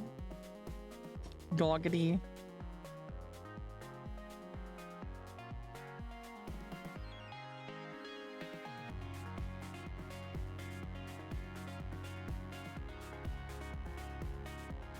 I guess I should find where Landry ran off to. He's training me today after all.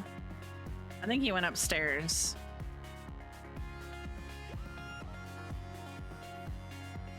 Oh, yeah, there he is. Yes. Yes, I know, Mies. I knew after I said it.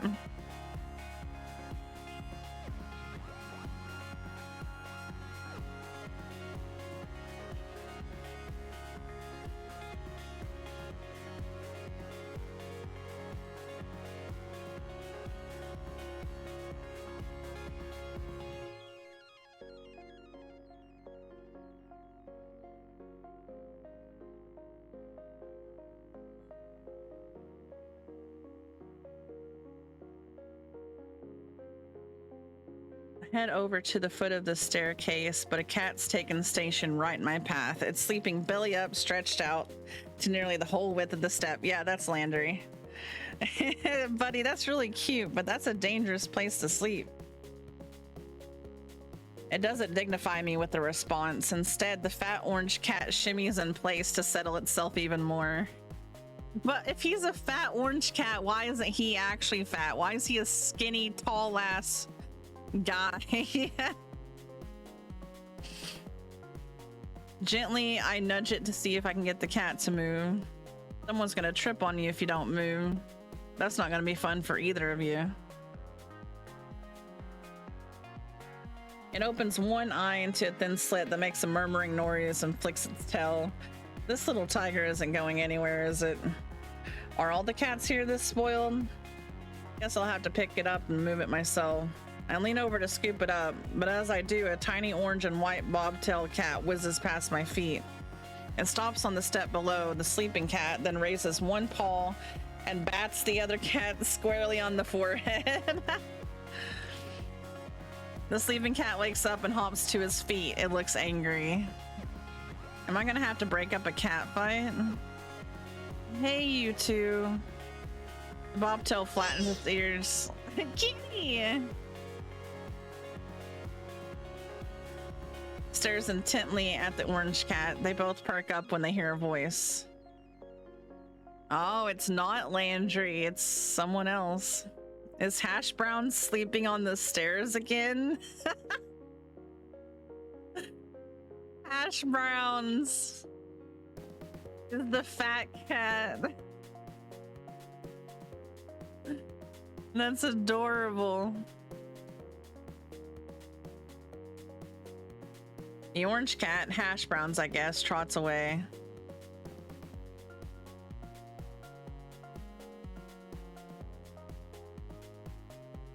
That's such a cute name, right? Landry works his way down the stairs, eyes on the bobtail kitten. Wasn't really necessary to smack him. You should be nice. Bobtail turns its head away in a wide arc as if it's given an okay whatever response.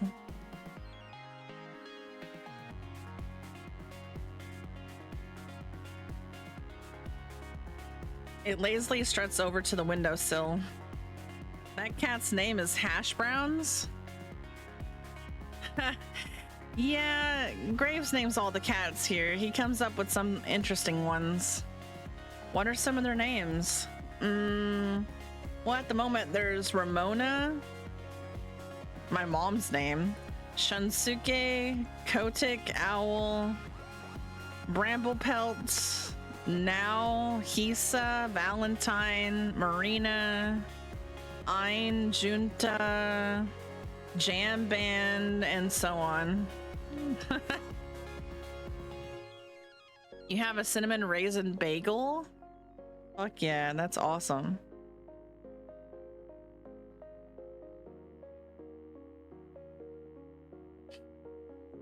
Do you have cream cheese? Or do you eat it plain? Holy crap. Which one was that bobtail? Oh, his face falls. Why does he look so nervous? That's why don't you ask Reese later? Okay, so Reese is the bobtail cat. Gotcha.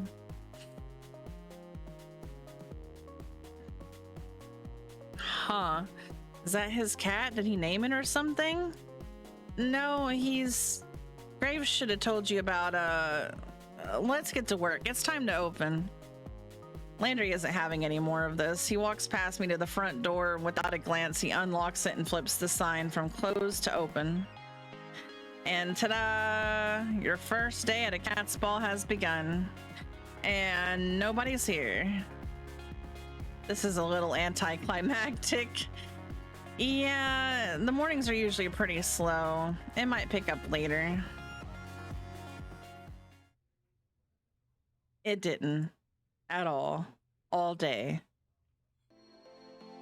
Sure, a few people came in and Landry had me wait their tables while we supervised.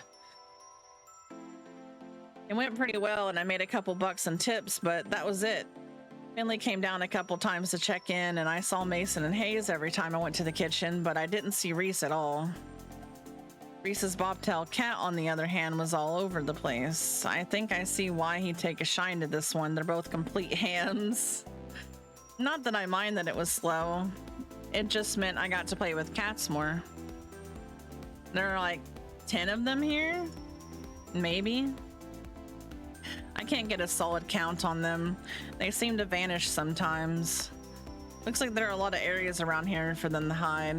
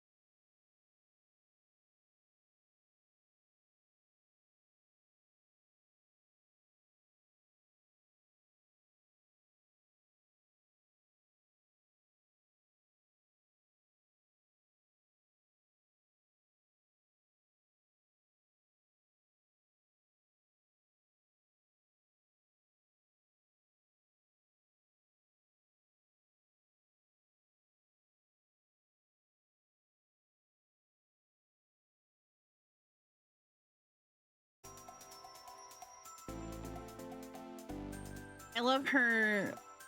I love her leggings. I want some like that. Thank you for your help today, Avery. Landry, Finley, and I just finished wiping down the tables. Mason was gone before the cafe closed. I don't know where Hayes went. So, how'd you like it? Is it always this quiet? I mean, not that I'm complaining. Not always. Tomorrow should be busier for sure. I've got plans. Oh, we should get here early then, huh? Don't say that like you aren't always early. Oh, I have to come in earlier? Don't worry too much about it, Avery. Just show up at your regular time. Okay, thanks. I can't imagine what busy means here. What, like 6 people in here at the same time? I've got a little more work I want to do on the blog, so you all go ahead. I'll close up if Graves doesn't get here to do it. Oh, thank you. Avery, you can head out. Thanks. Are you leaving now? I could walk with you. I'll be out in a bit. You go on ahead. Oh, all right. See you all tomorrow. Night. You're just never gonna notice that these people never leave and they're always there. It's just a way for them to have like a free house, basically.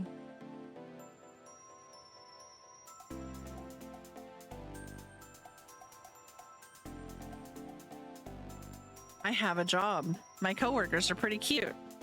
I get to play with cats. And if this works out, I should be able to afford a place of my own. Wait until my parents hear about this. I feel pretty good right now. I can't help giving a little celebratory fist bump. All right. I think I just heard someone snort a laugh behind me. I thought I said that pretty quietly. I turn around to see who it is, but there's no one there but a cat.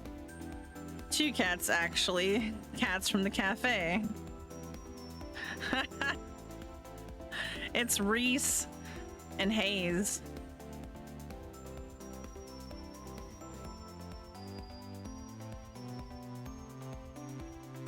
Reese's cat and the Siamese cat, to be precise. Crap, how did they get outside? Did I let them out when I left? This is real bad. I'm pretty sure one of the first rules of working at a cat cafe is do not lose the cats. They're not looking at me anymore. Now's my chance.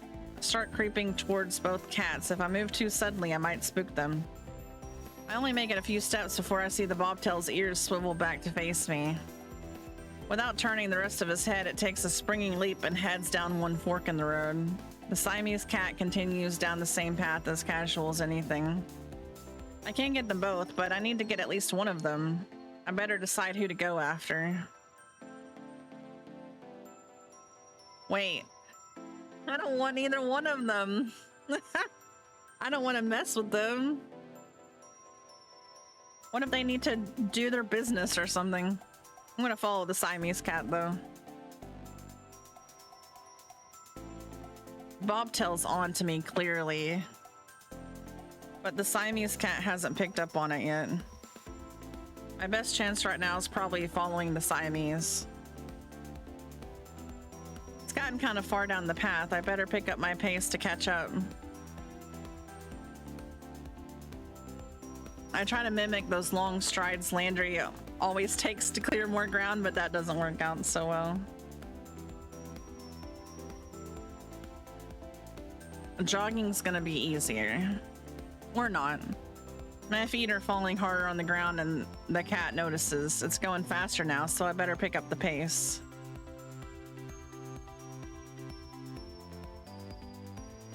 I break out into a full run to follow him. He definitely knows I'm there, but it doesn't matter. I have bigger legs, so I'm going to catch up sooner or later.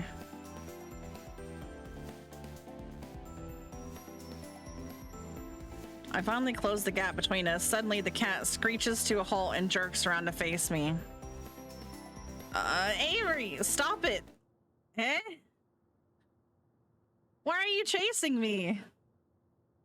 Because you got out. Wait, what am I saying? What are you saying? How are you saying? It's me.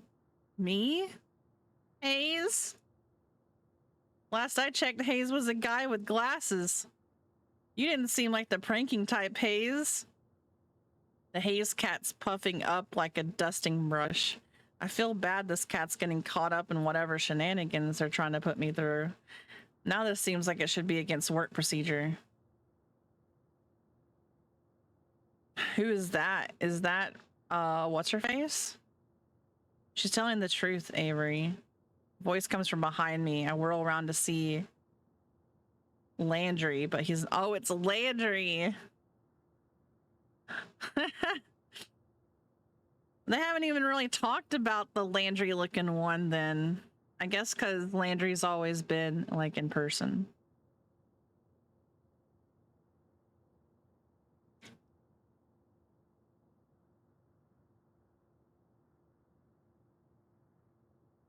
Down here, I readjust my gaze downward. Oh no. Oh, come on. No, this isn't a joke, Avery.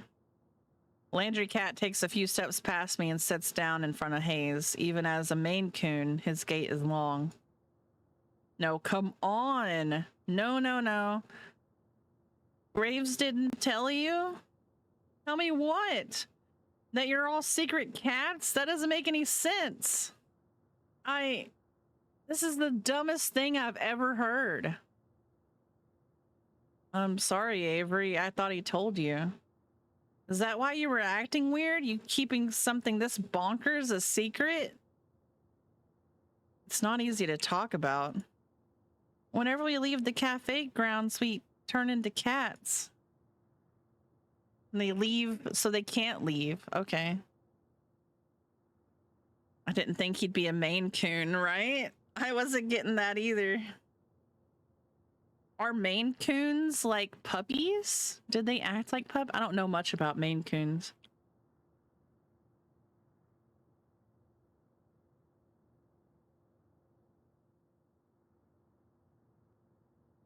Cat people? It began around the time we started to work here. Grave calls it a curse. Oh, so you mean you cursed me and you didn't tell me that I'm gonna turn into a cat? I mean, I guess that's not a bad life. I'll become a cat too. But how is Graves like not? Maine Coons are giant fluffy cat. I know that. I know what they are. I'm just like personality wise. I'm gonna turn into a cat. Yeah. Yeah. A curse? A curse? This is too much. Though I don't know if everyone thinks of it that way. But wait. Everyone? Is everybody at the cafe a secret cat? Yes? Graves too? Nobody's seen him as a cat, but it seems safe to assume. Am I gonna turn into a cat too? Landry isn't even looking at me anymore. He's avoiding eye contact as hard as he can. Hayes does the same. Neither answers. I'm gonna turn into a cat? Oh, come on. Wow, you guys really fucked up this boy's life by not telling them they're gonna turn into a fucking cat. And you can never leave this place.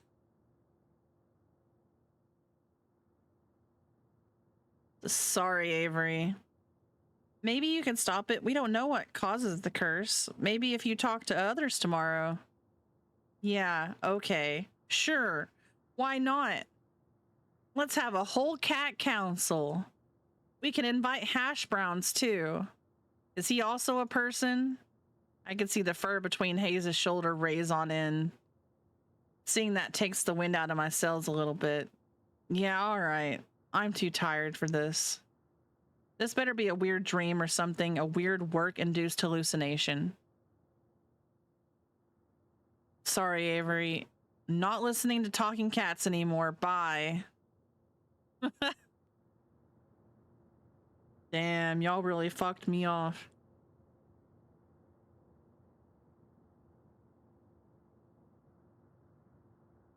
Villain origin story, right?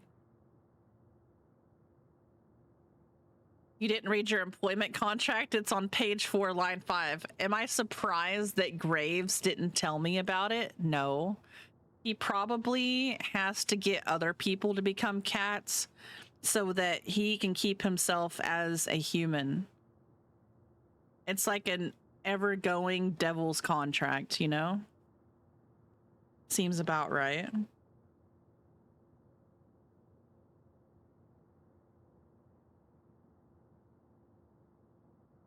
The sun's barely gone down, but I'm capital letter done with today. This is too much. Don't forget the good food this time. The canned stuff. It's a mochi. Mochi. There's nobody here but Mochi.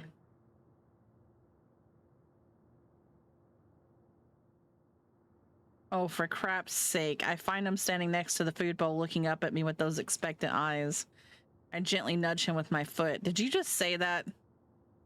Murr. No. Nope, I'm done.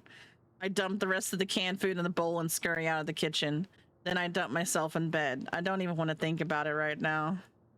I'm just gonna sleep in a real bed for once. Maybe sleeping on that couch so much is messing with my head. I don't usually close the door, but I think it's a good idea tonight. I don't want Mochi whispering to me in my sleep. Imagine. Open the door. Open the door. Ow. Thank you for the follow, Matter Baby.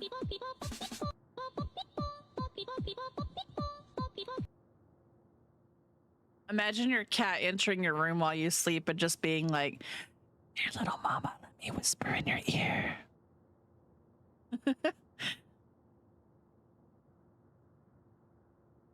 Hi.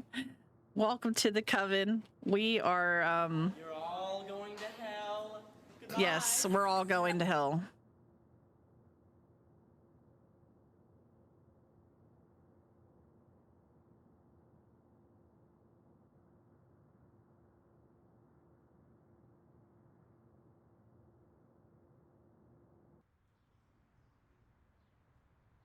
I wake up early enough, I surprise myself. This is gross. Who does this? At least I slept fairly well, all considered. My cheek hurts, kind of like I'm getting one of those real powerful zits. Just when I have a job where I see people all day. What perfect timing. I kick my legs free of the big blankets and roll off one side of the bed with my usual grace. God, this thing feels gross. I don't have any Acme stuff with me here, but maybe... Oh, what if it's a whisker? What if it's a whisker that's coming out?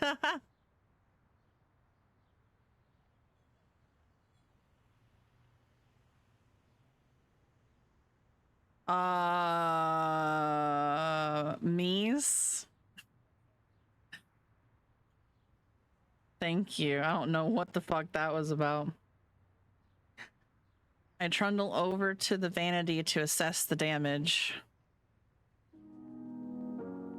I knew it was a whisker. I fucking knew it was a whisker. Oh no.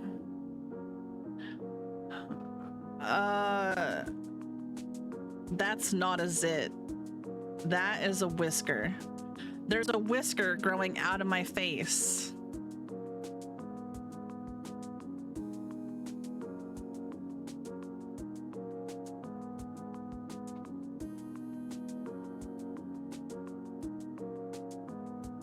It won't come out.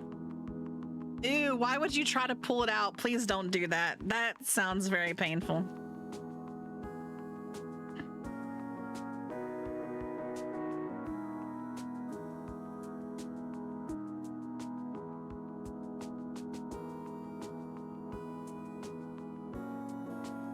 I hope I'm a white and gray cat.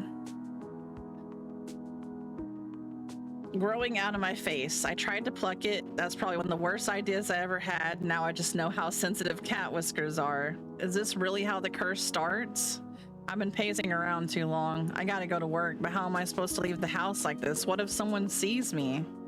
I guess I could try to cover it with something. I dig around and find some dust mask under the sink. I can pretend I have a cold or something. Or not. Just trying to put it on feels really awkward against my face. I'm at a loss here. I'd call one of the staffers, but I didn't get their numbers yesterday. Yeesh.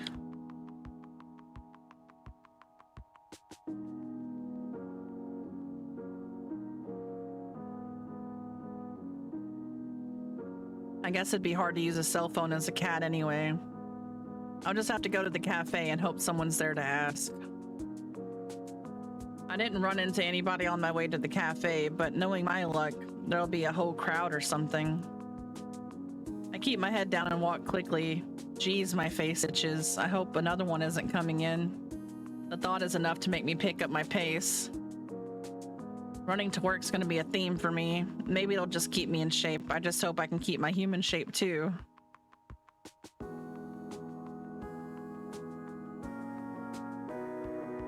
Why are there so many people milling around the front of the cafe today? This is exactly what I was dreading. It's like they showed up specifically to look at the magical mutating cat person. As I approach the cafe, the whisker falls off like a dead leaf or something. Look at it just flutter to the floor.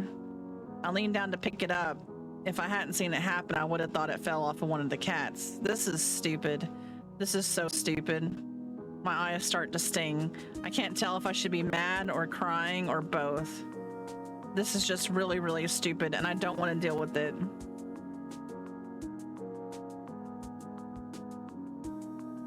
I kick the door open with my foot, but it's actually pretty heavy, so it just sort of nudges. Where the hell is Graves? Looks like most of them are already here. They're already setting the table for breakfast. Like this is just a regular, normal day where nobody grows cat whiskers. Oh, Avery, I don't think he's in yet. What's the matter? This is the matter. This whole dumb situation. You probably can't see the whisker I'm waving around, but I don't care. He knows what I'm talking about. Oh, is that yours? What kind of cat are you? I'm not any kind of cat. I'm a people. I can't believe this. Come on, Avery. You should have known this was gonna happen. How the hell was I supposed to know? Sounds like somebody here didn't read their contract. The safe areas and other tips are mentioned in the welcome pamphlet. What contract? You signed some paperwork when you started, right? Yeah? Well, how can you all be so chill about this? We work for an evil dungeon lord who's turning us all into cats. I don't think they're called dungeon lords. Avery, none of us are happy about it either. We're doing what we can. There's gotta be more you could be doing. Where is Graves? He may be upstairs, but I don't know. I remember hearing Graves going up some creaky steps yesterday. Maybe that's his office or something? Whatever it is, that room's gotta be missing a door after I kick off its hinges. I storm towards the back of the cafe. The steps must be back here somewhere. God damn it. I'll have it be known I've never seen or heard of this game before now. You're just really good at figuring it out, I guess.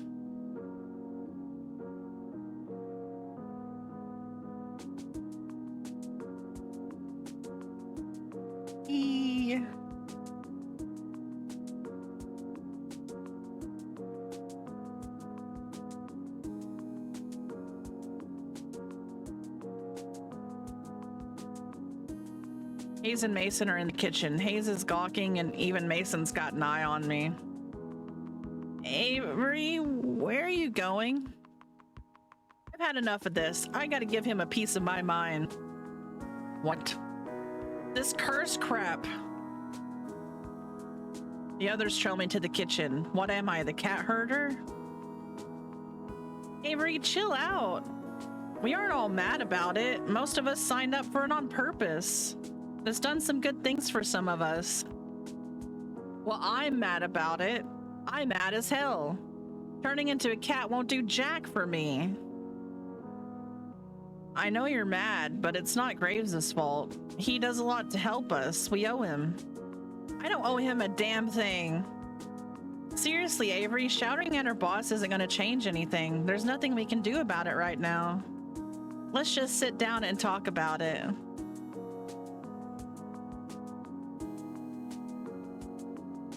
Huh. There's one thing I can do. Quit. You're right.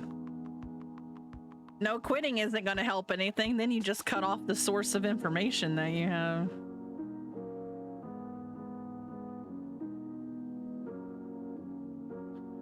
All I wanted was a paycheck. Now I'm getting fur balls.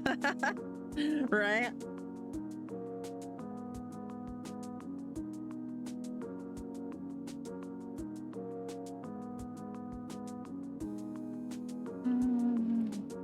Sorry, I got some ramen. Finally got some ramen.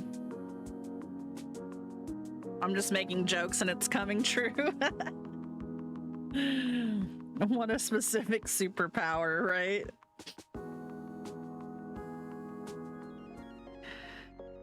I guess I see what you mean. Now come on, don't be such a salty caramel latte. She only puts her arm around my shoulder. I try shrinking away, but she just redoubles her efforts. I've never had someone be so forceful about comforting me. You like donuts, right? What about jelly donuts? What does that have to do with anything? I think it's time to show you that this cat curse isn't all bad. She gives me a quick wink and a punch in the shoulder. Go sit down at the table. Is she Jelly Roll? She is Jelly Roll, isn't she? The famous cat.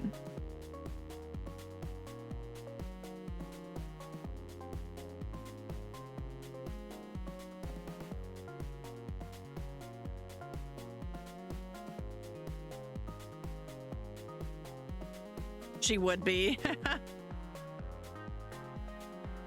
This is still so stupid. The frustration festers in the pit of my stomach, and now I don't even have anywhere to put it. Feel another hand slap me gently between the shoulder blades. What is with these people? This time it's Mason.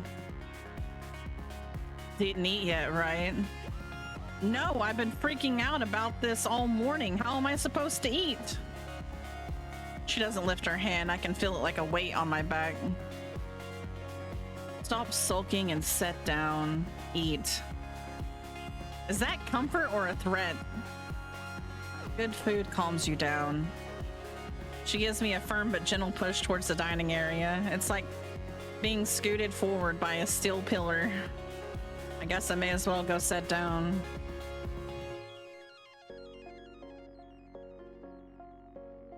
Or the chef is. I don't know. I don't think that the chef could do it. She doesn't seem the type, but I don't know. Maybe.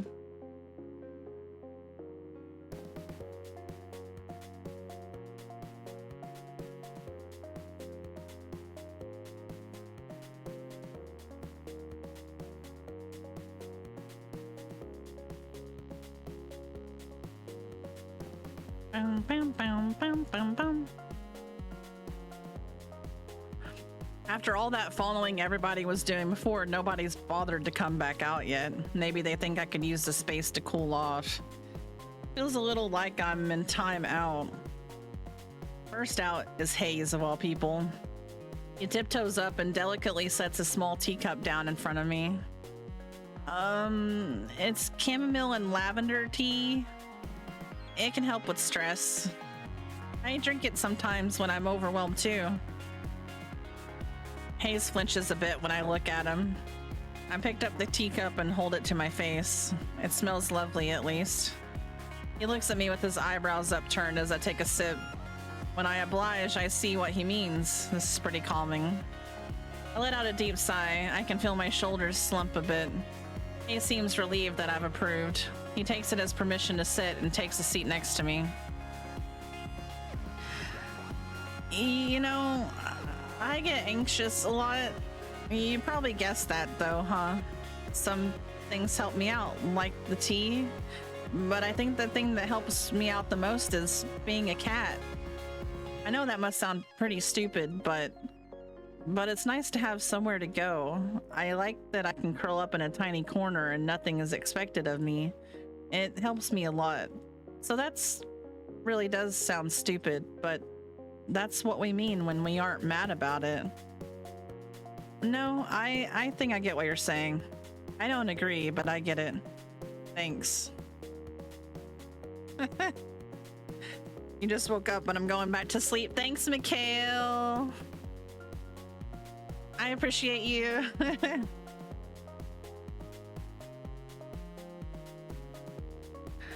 Ba, ba, ba, ba, ba, ba, ba. He's sort of just staring down at the table and picking pieces off the paper napkin in front of him. Do you hate people? I do.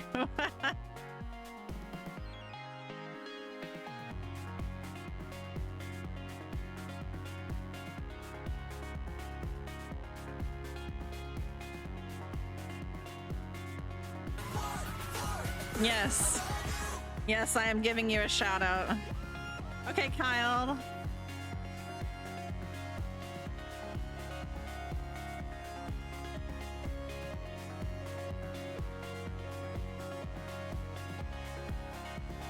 Damn it.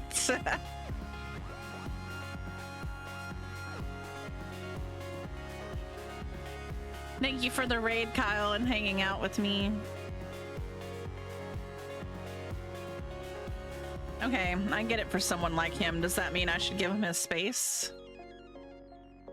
He's definitely right about the tea, that's for sure. He probably should have poured some for himself. Heck, he should probably have an IV of it. He seems so on edge all the time. But what about the others? Did they get something out of this too? Esteemed patrons, may I have your attention, please? Especially you, Avery. Where is her voice even coming from? Down here, kiddo. I look down and... Your jelly donut? It makes sense. She is. Thank you for the 5 stream streak. Let's go.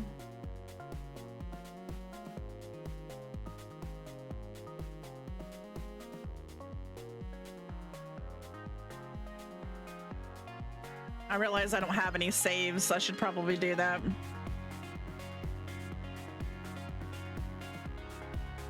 It's me, a real-life internet sensation. You're so surprised, you should see the look on your face right now. Wow, you really capitalized on this curse, huh? I just started making videos as a way to have fun with the situation. Who knew it would make me a celebrity? I'll give you my autograph later if you like. No, I'm fine. She gives my leg a playful pat and then gives me a wink. You're so starstruck. I am not. You so are. I bet you spend a lot of time on the internet. I bet you know all about me. No. You're blushing. Why would I be blushing about a cat? Oh, cut the shtick, both of you. Reese saunters up, serving platter in hand. He nudges Finley aside with his foot, scooting her a good distance from the table. Rude. Are you over your temper tantrum anyways, Avery? Well, I almost was, but then you had to come in here and call it a temper tantrum. No sense of humor, just like I said. This guy's like Bakugo. I can't. He reaches over my shoulder and sets a plate of pancakes down in front of me. Finley, go change back. I don't want your dirty feet on the table. God, I'm gonna sneak nip in your clothes next time you're on a cat detail. Despite her threat, Finley saunters off, tail flicking into the break room. She returns a moment later and flops down in the seat across from me, but not before grabbing another stack of pancakes. She's already digging into her food when Mason comes in from the kitchen and takes her usual seat. Landry follows close behind with another tray of pancakes. How many pancakes y'all gotta make? Holy cow. That's a lot of pancakes.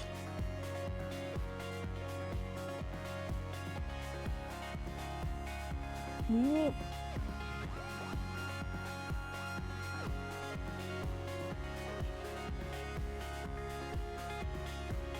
Yeah.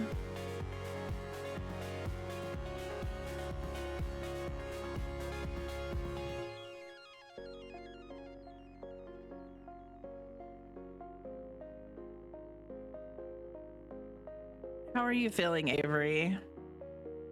Better, I guess. Glad to hear it. We didn't mean to spring this on you, but I think we all forgot how confusing it all was at the start. I know I assumed you already knew what was happening.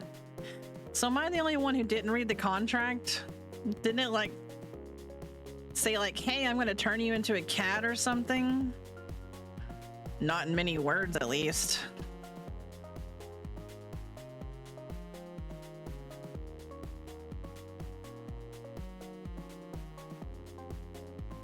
Not at least we all read it, right? The varying degrees of sheepishness going around the table. Okay, so I'm the only one that didn't read it, and that would be me, for real.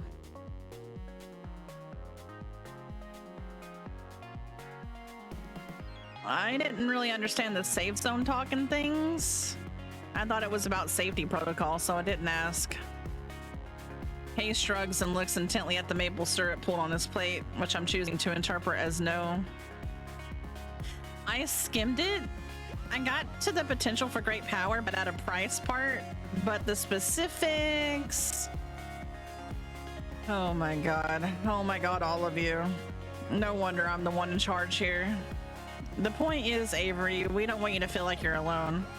We tried finding out more about it, but we all hit dead ends.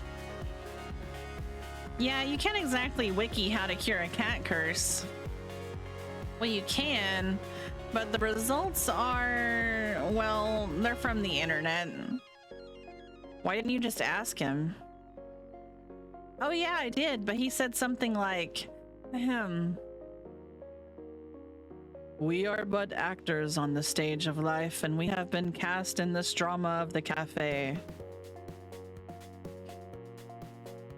That sounds like something he would say. And you bought that?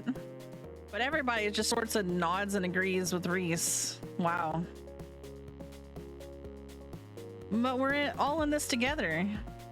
We're like teammates now. We can figure it out, with or without Graves. Yeah, you're right. We can do this. Wow, it's all of you against one cat. You can't stand up against the one cat.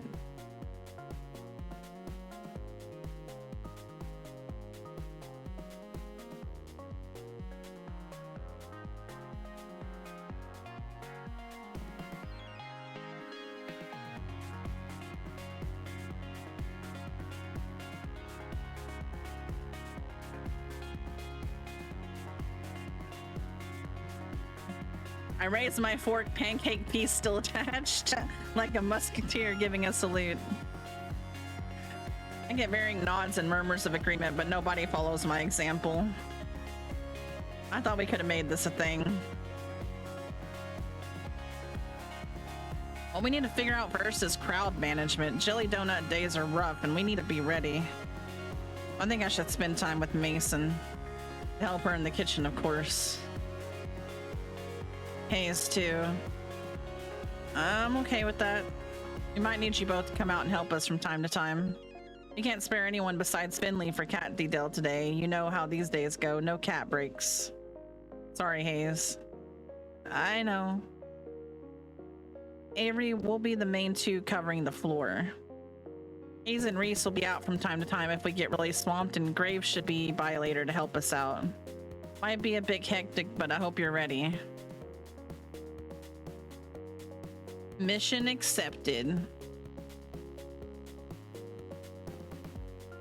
I am not stinky, you're stinky.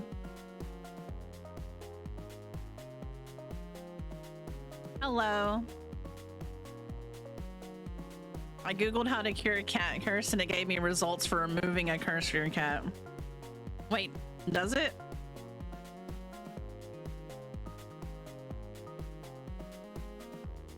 See, Kyle wasn't even asleep. You're still here lurking.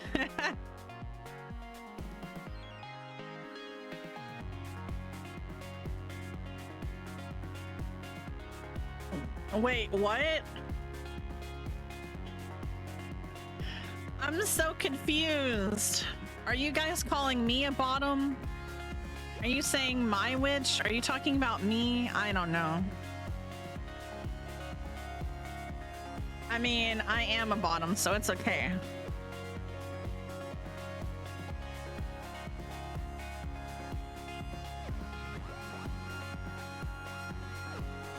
Are you talking about my bottom?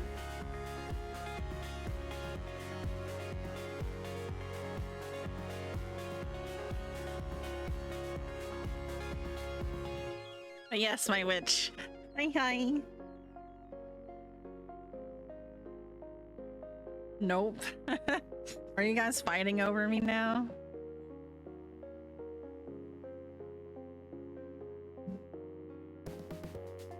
Get in line.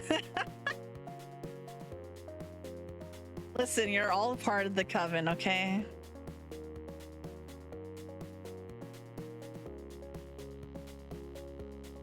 Oh my lord. Sorry.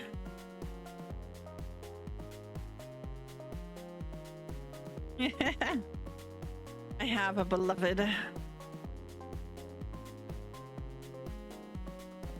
And Mies. Is this a covenant or an orgy? Okay.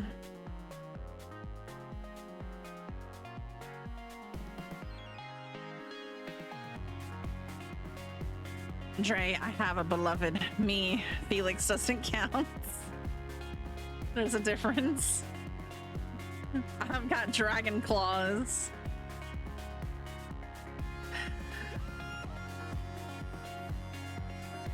I don't know. Are any of you out there able to handle a bratty vampire bat? I don't know about that.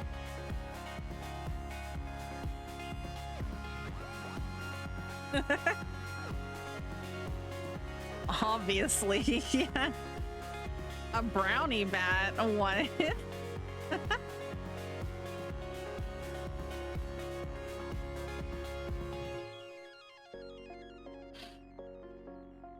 No. A bratty little vampire bat. Bratty. I'm a brat.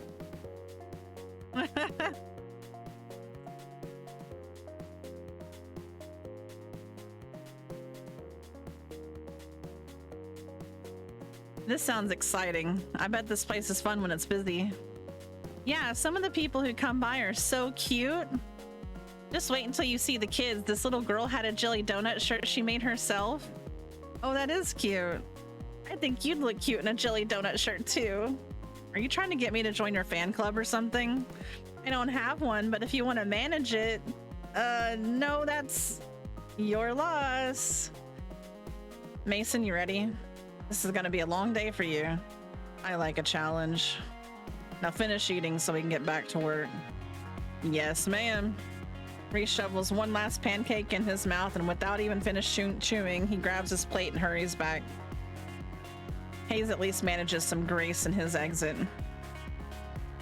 I better go get ready too. My public awaits.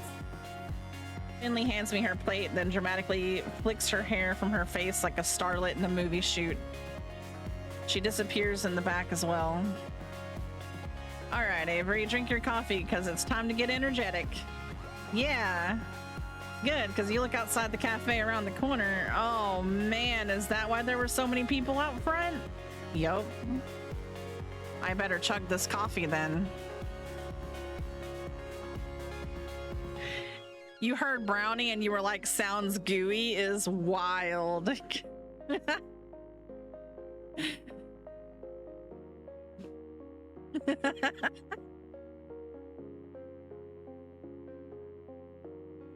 Well, better get pumped. And oh boy, did it become busy fast. There was a crowd of people as soon as we opened the door, and they're all clamoring to see the internet sensation jelly donut. They pour in like a leak in a ship's hole. Landry tells me sometimes we have to cap the number of people allowed in at a time, but it's not that bad yet.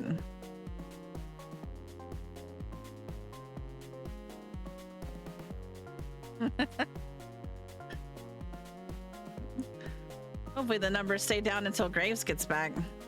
We'll need the crowd control in the afternoon. Where the heck is he anyway?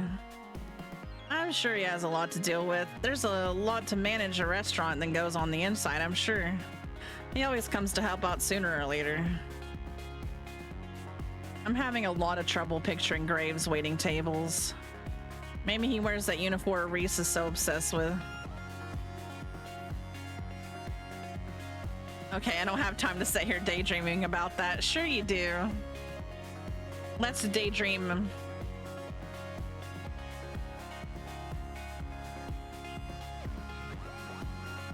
There are tables to wait.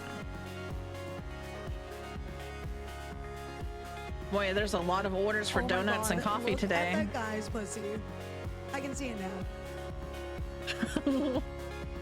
Why is the picture of that Stray Kids? Why did you play that and it was Felix? Look at that guy.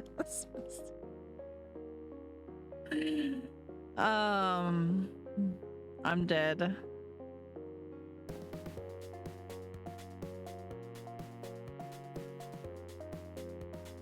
I guess it's pretty on point to offer donuts on a day where jelly donuts in the cafe, but somehow I hadn't expected it. I don't see them in the pastry case. Maybe they're still in the back? I better go check. Hey Mason, are there donuts back here? Oh yeah, there are. A whole stack of them and they're still warm. Oh, they're those cakey donuts that are so good too. I shouldn't be hungry after such a big breakfast, but they look amazing. The coast is clear. I don't see Mason. Hayes and Reese aren't even in the room. I could just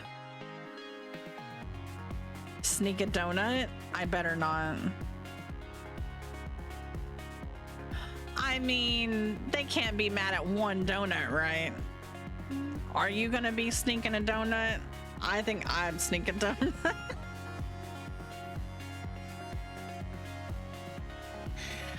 I better not, though.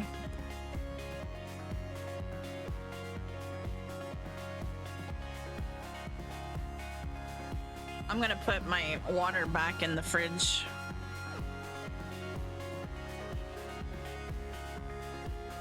Let's not. Don't steal inventory on a busy day. Like donuts, huh? Of course you do. Oh. I didn't even hear her come up behind me, but there she is. I figured. I'm okay. I'm fine. Nakachana. Ding, ding, ding, ding. She scared the shit out of me, apparently. Mason looms over me and rests her arm across my shoulders. Oh yeah, these look really good too. I'll make you some later. It's a night song, but she got a hold on me like a python. Thank you. You guys make me feel better.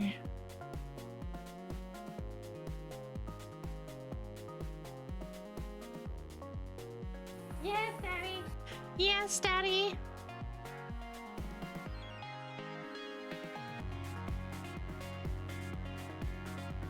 I like strawberry with the pink frosting. Can I request those?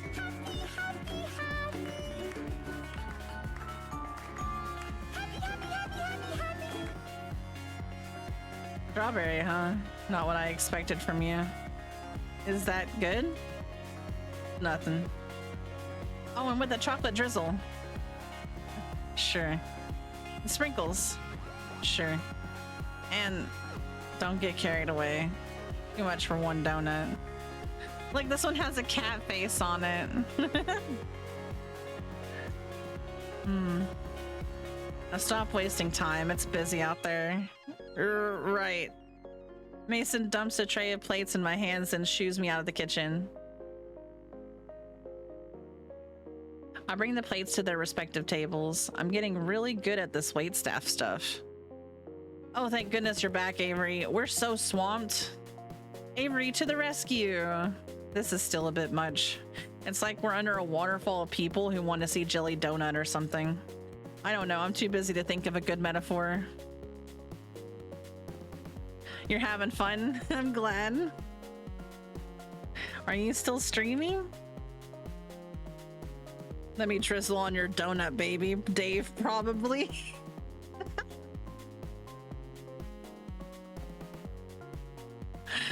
Oh, you're so right for that one.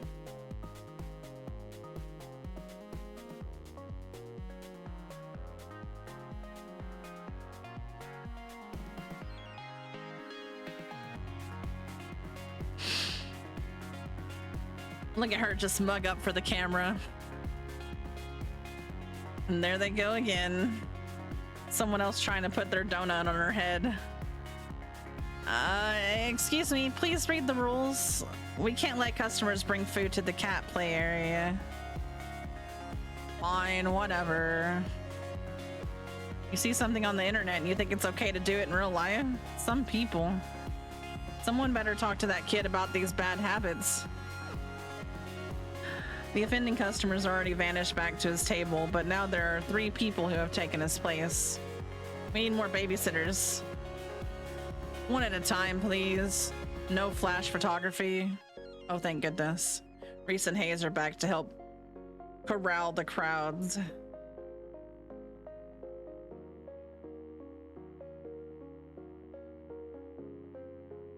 Reese has taken a spot by the door as world's tiniest bouncer. And Hayes is taking someone's order. Which reminds me, I better get back to work too. We're in the final stretch, but dang is this exhausting. My pockets are bursting with tips, but that's not much consolation if I feel like I'm never gonna leave this place. I could really use a break. Hey. What's she doing out here? Does she need a break too? I suppose I shouldn't be too selfish. I'm not the only one working my butt off. Get in here. It's not a request so much as a command. I better go see what's up. Some kind of baking bomb go off in here? We're all taking turns bussing tables, but this crowd hasn't left much time to deal with dishes or cooking utensils. I need your help. And here I thought you didn't trust me in the kitchen. I don't, smartass. I need coffee. Yeah, me too. No, we're low on beans. Get them from the basement around the corner. I'm swamped. Oh, duh. Yeah, of course. Just a sec, I'll get them. I've never been in the basement before. It's probably not a great idea to get someone to help me out, but dark spaces kind of creep me out. This is a restaurant, not a haunted house, and I'm not some scaredy cat. Not yet. Here goes nothing.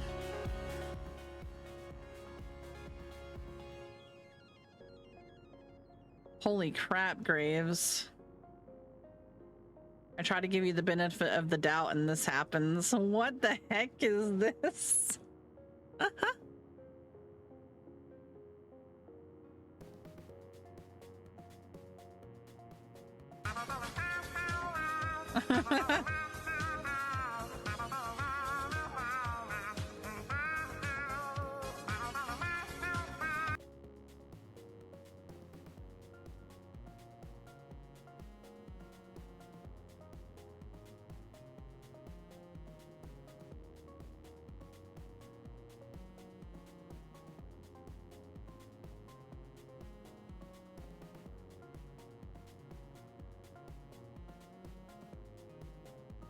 This isn't a restaurant storehouse. It's a Halloween surplus store.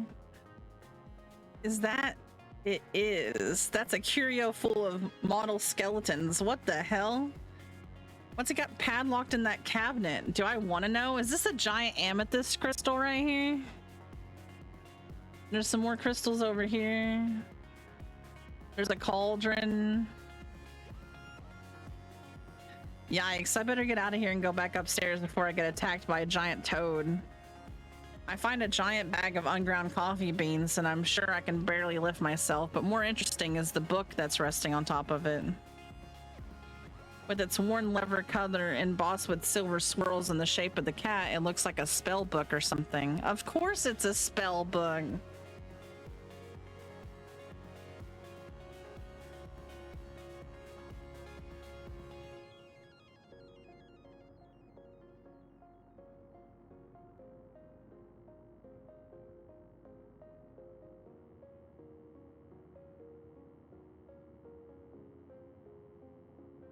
That's probably Graves' diary. Wouldn't hurt to take a little peek, right? What the heck? I don't get this at all. It's all written in code or something? Oh, that's why he asked me in one of the interview questions if I knew anything about different languages or decoding. He wanted to make sure he could keep his secret. So he hired a dumbass. Like me.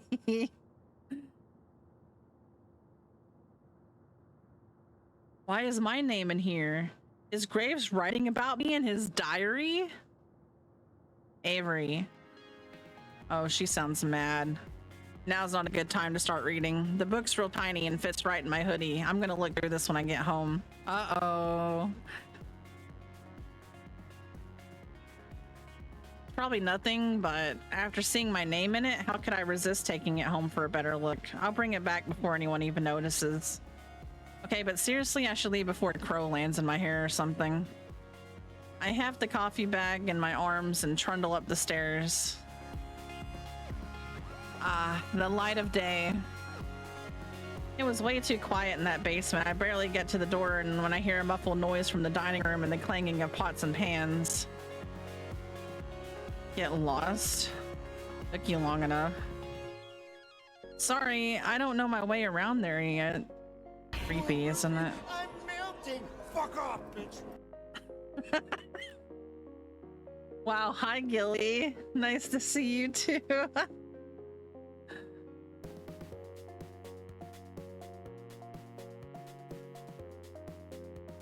Well, hello. Gave me the chills. I like it. Somehow I'm not surprised. Thanks. I'll get back to work. Okay. Anytime? The whirring of the coffee grinder starts immediately after I start talking. This conversation's probably over. Better get out there and see what's going on. It looks like the crowd has dissipated. I also don't see Finley or Jelly Donut anywhere. I guess even her energy has its limits, huh?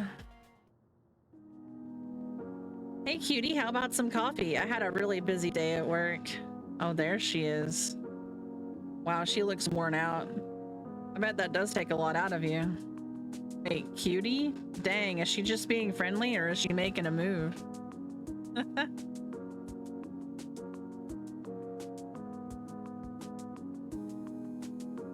Your walk-on is always ready in my heart. What?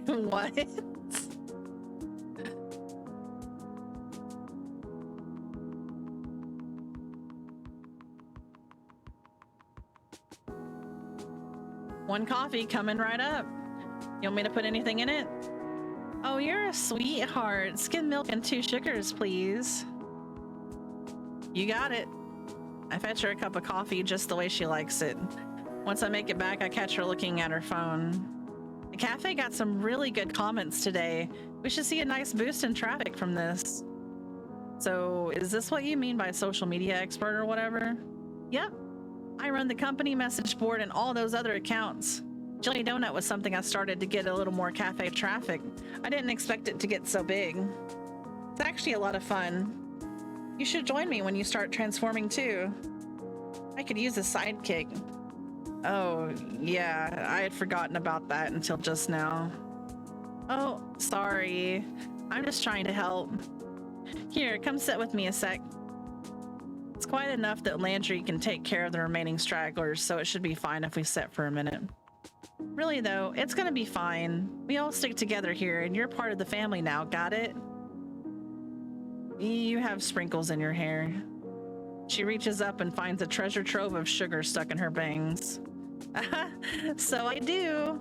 I mean it though, got it? Yeah, thanks. Got any room for another at this table?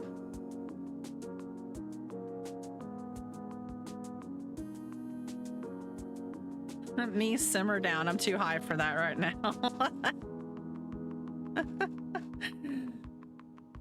Niece is always like this, okay?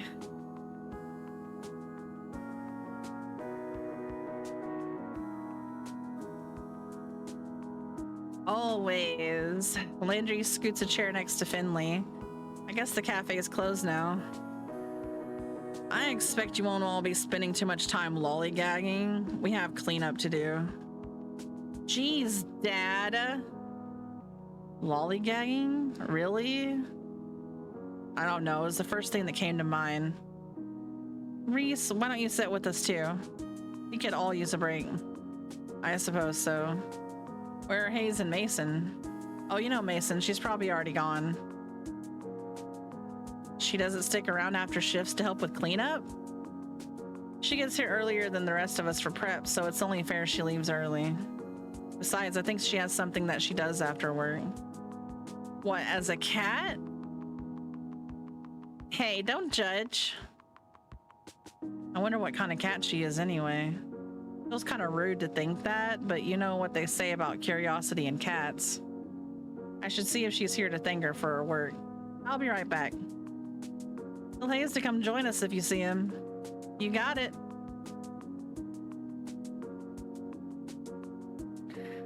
I was reaching critical levels. I needed to shift my attention to somewhere new. Today was good. I'm really good. Just woke up from a nap. Hey, that sounds good.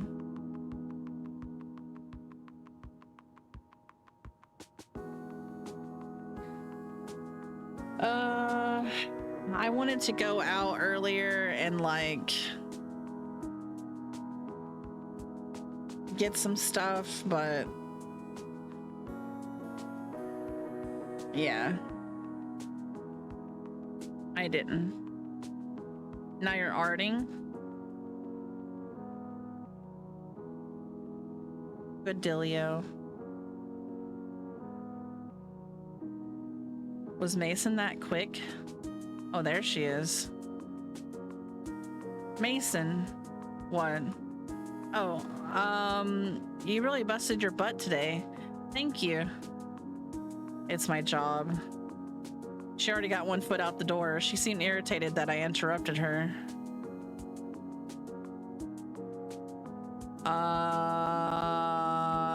Have a good night. Boy, she's hard to talk to. She disappears around the corner, but a second later I catch a glimpse of a lanky orange cat with a crooked tail. Maybe that's her. Maybe she's heading in the same direction as my apartment. I wonder if we're neighbors? Probably not. That's kind of silly. When I get back to the kitchen, I hear the sink running. It looks like Hayes is doing the rest of the dishes. Why doesn't he come out with the others? Poor boy deserves a break as much as the rest of us. If everybody is a family like Finley said, he should be a part of it too.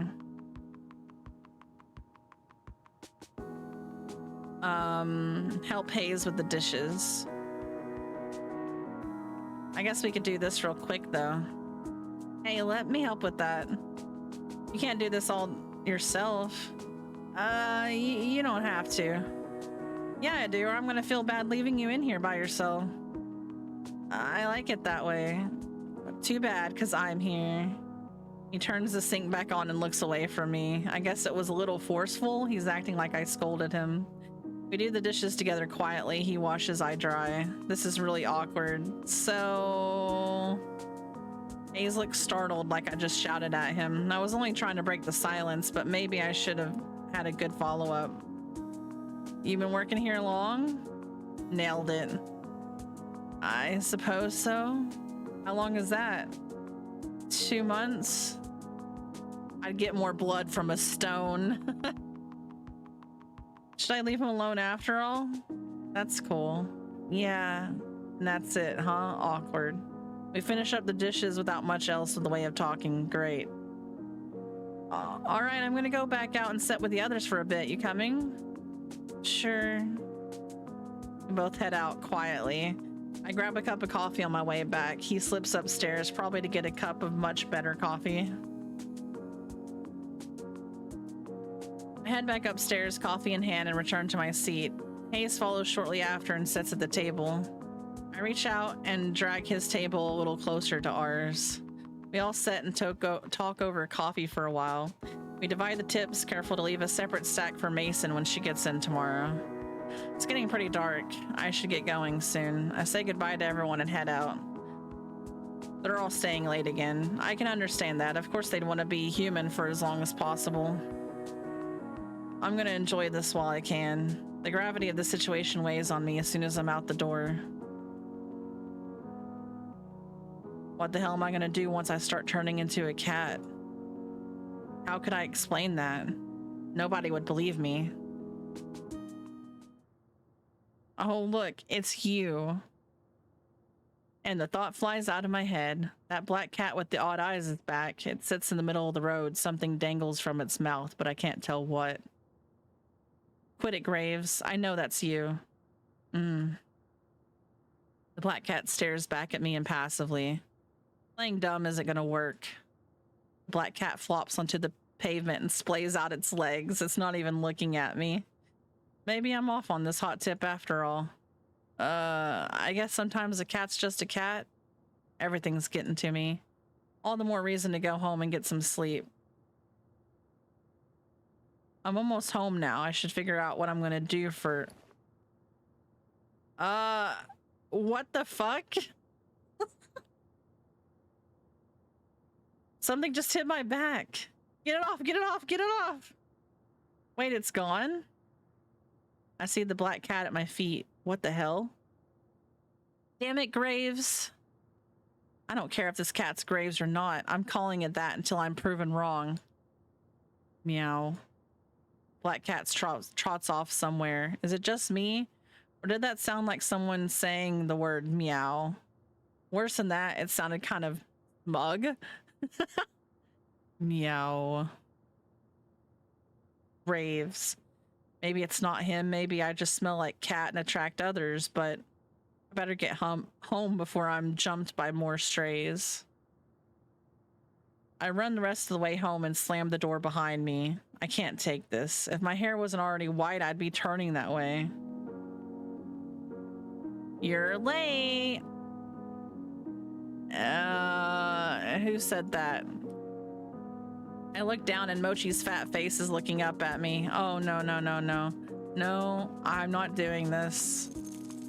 I dump some kibble on Mochi's bow and then go to my room and close the door. I want to talk to Mochi, dang it.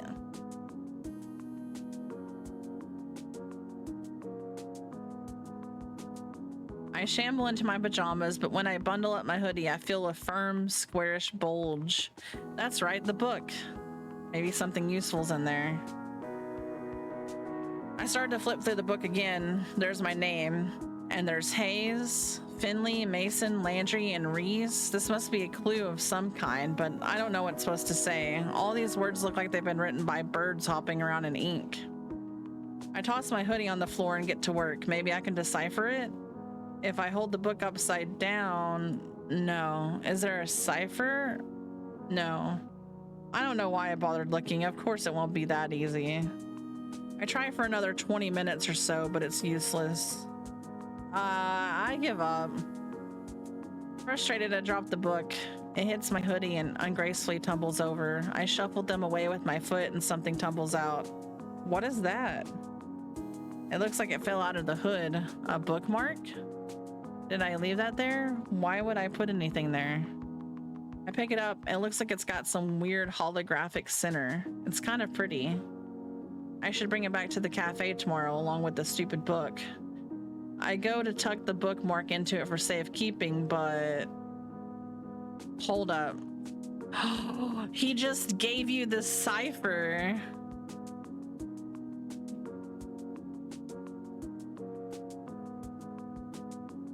I can read with this. I don't know how I got there, but it's the key to reading this book.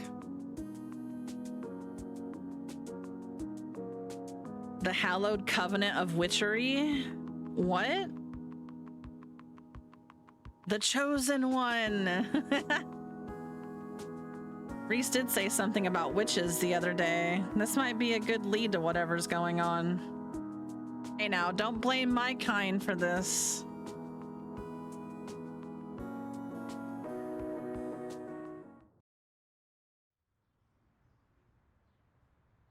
I've been doing this for days now. I wake up, go to work, come home, lose myself in the grimoire, and barely make it to bed before the sun comes back up. Lather, rinse, repeat. Listen to me. I'm calling the thing a grimoire now. I can't stop reading this dang book, or mumbling to myself, I guess. But seriously, there's all this stuff about witches, covens, power.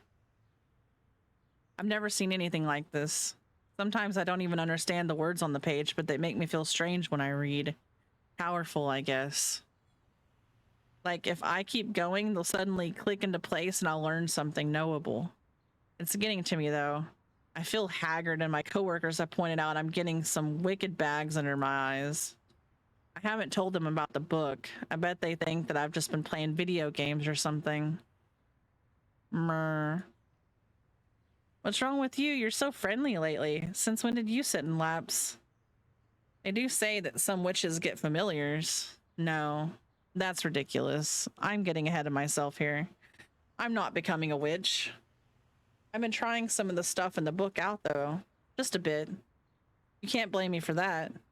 Hear me out, but I think I managed to move a cola can with magic. Maybe it was balanced weirdly or something and fell on its own, but it felt like it worked. I've definitely been reading this gibberish book for far too long. I should stretch my legs or something. Right, Mochi? Meh. Even Mochi agrees, and he hates exercise.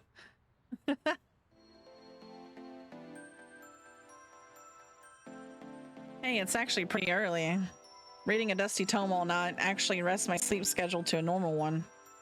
I'm gonna celebrate with some coffee, breakfast, and a nice walk.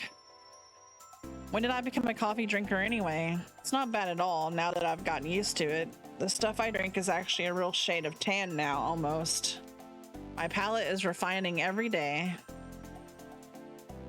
I kind of just want a big old cheese Danish or something. There's that corner store down the road. I've been in there for a lot of stuff, and their breakfast pastries look really good. I could also just stop by the cafe. It's closed to customers, but I bet someone's hanging around who could make a nice fancy coffee. I mean, let's go to the cafe. You know what? Why waste money when I can get some coffee for free at the cafe? Still not real great on the water coffee ground ratio, but better I learn with myself than with customers, right? True. Last time I tried to make coffee was a disaster. It came out as this gross brown water. That's what coffee is?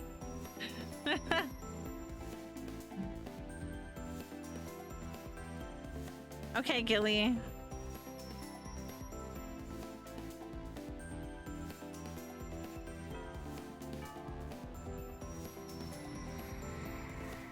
Doesn't look like anyone's here yet. There are some lights on in the cafe and on the floor above, but I don't see anyone moving around. Maybe I was wrong about people coming here on their days off? Is it really just gonna be me hanging out at work like I have nothing better to do? Alright, I guess I'll just go make myself some coffee and figure out what else to do. Shoot first, think never. Noted.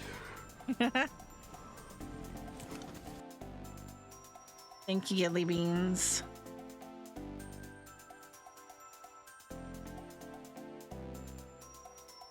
Luckily, I can unlock the door and let myself in. Nothing beats a Jet2 holiday. And right now, you can save £50 per person. That's £200 off for Wow. a family of 4. I didn't expect that.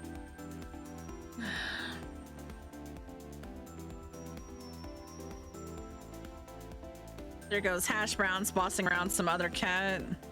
Now is making eyes at his own reflection.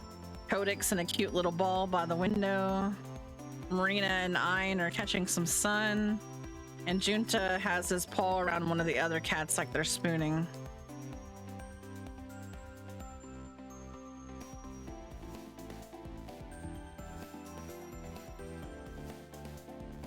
I love you too. I peek in closer to get a look and maybe a photo, but when I see that little seal point nose sticking out, I pause. Is that Hayes? His ear flicks and one eye shoots open. It looks like he takes a moment to register what's happening, but once he does, his eyes dilate to the size of saucers. Avery! His tail puffs up and he backs away from Junta at a surprising speed. He bumps into the wall and then hops a solid 6 inches into the air in shock. Hayes, calm down. It's just me. Junta was crying a lot and then I just sort of, oh, please don't make fun of me. Junta is one of our newest cats. He's a sweetheart stray we found wandering the streets. But he scares easily, so he gets clingy sometimes. I mean, I'll let a bro snuggle with another cat, it's fine.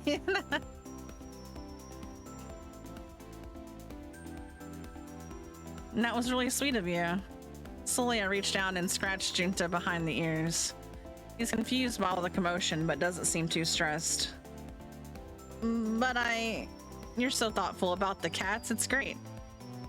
Oh, I guess so, thanks. I'm jealous actually, I wish I could sleep in a pile of cats.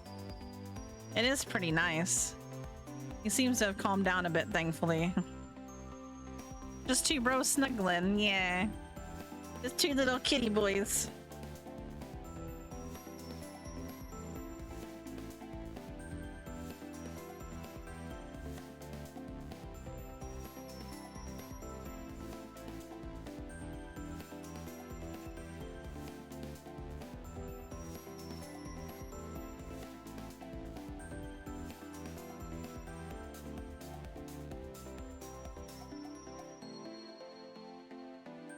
Two bros chilling in a hot tub 5 feet apart because they're not gay.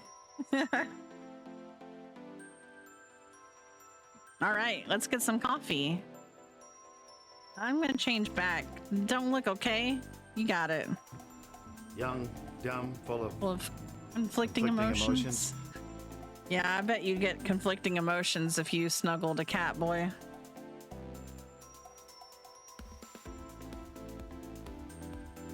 I've never seen a transformation in progress. Maybe it's not something I'm supposed to see.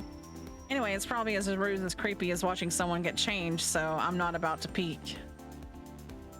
I mean, whenever he changes, he's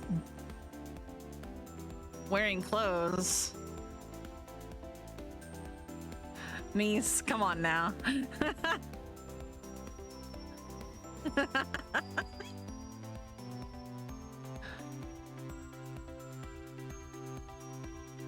Would you like a cappuccino? I'll go make us some hell yeah, I'll take some.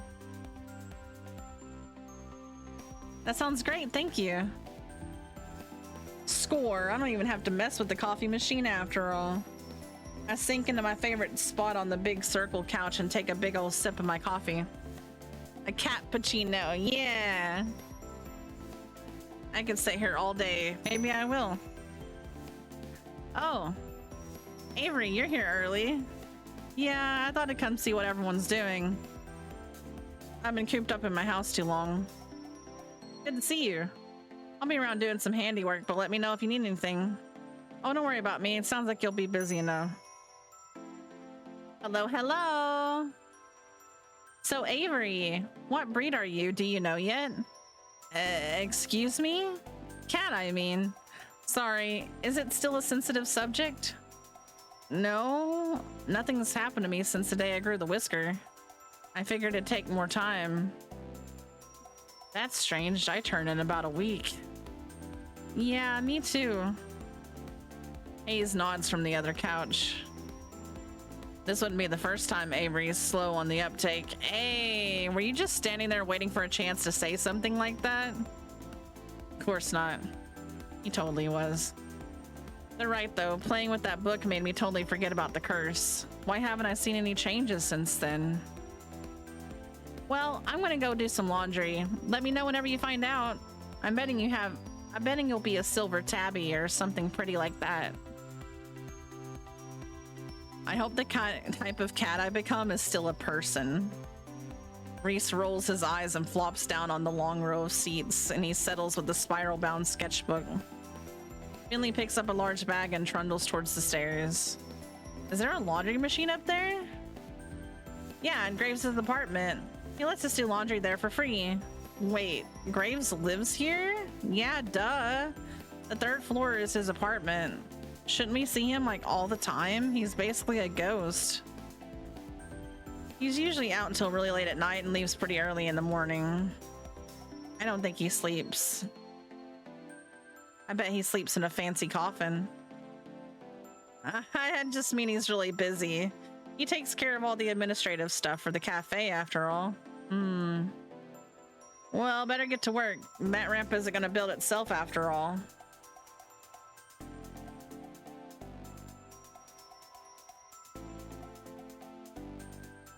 Maybe he will go kimono mimi? What the heck is that?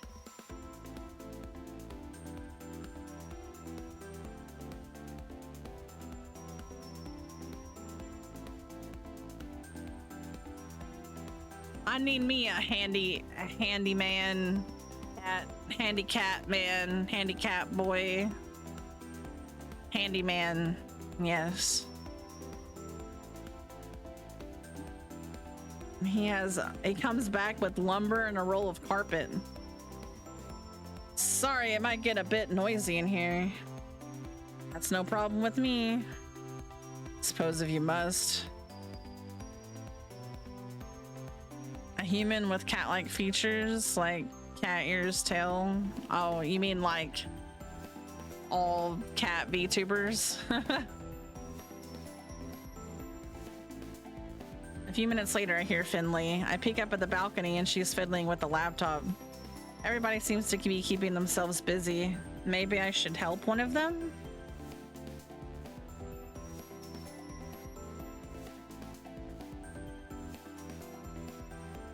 But on the other hand, I'm not getting paid for it, so...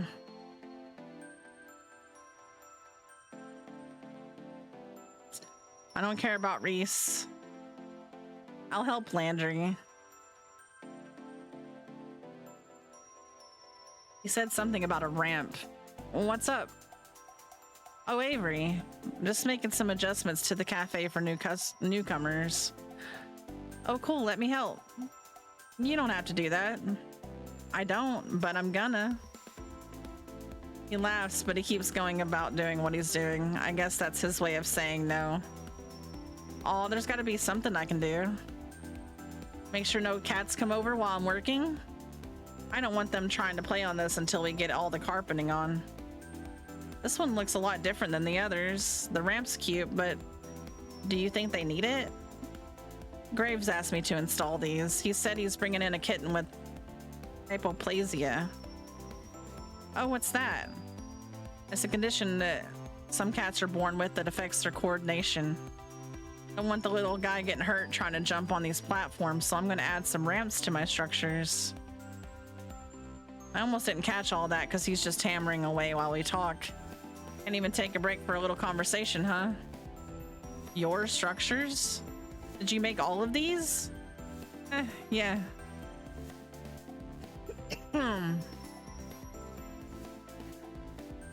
Save my game. Sure.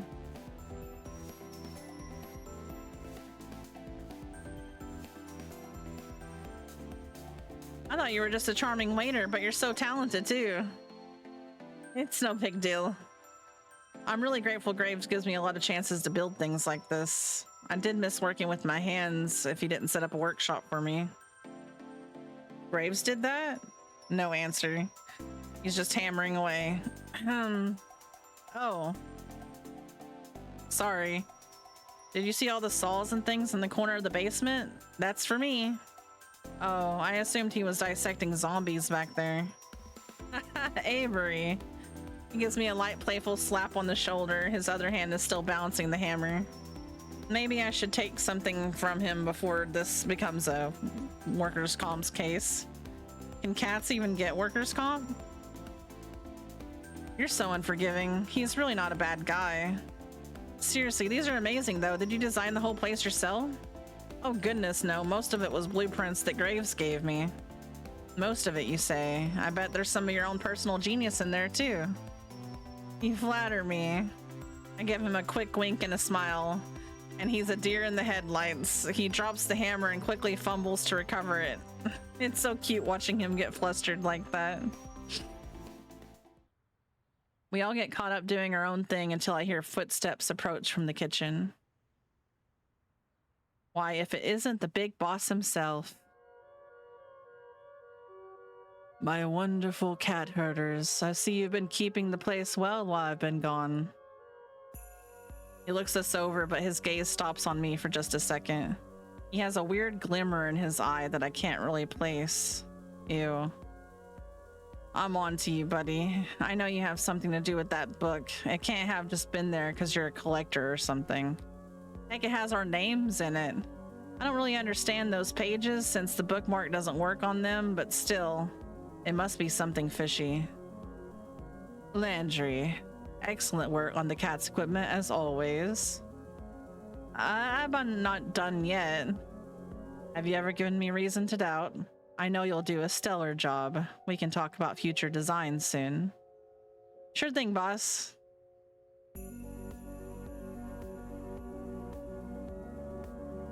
Reese, I see you've been keeping your protege in line. Keep up the good work.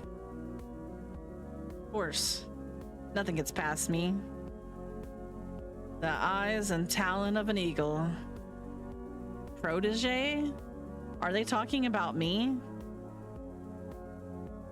Hayes, sweet Hayes.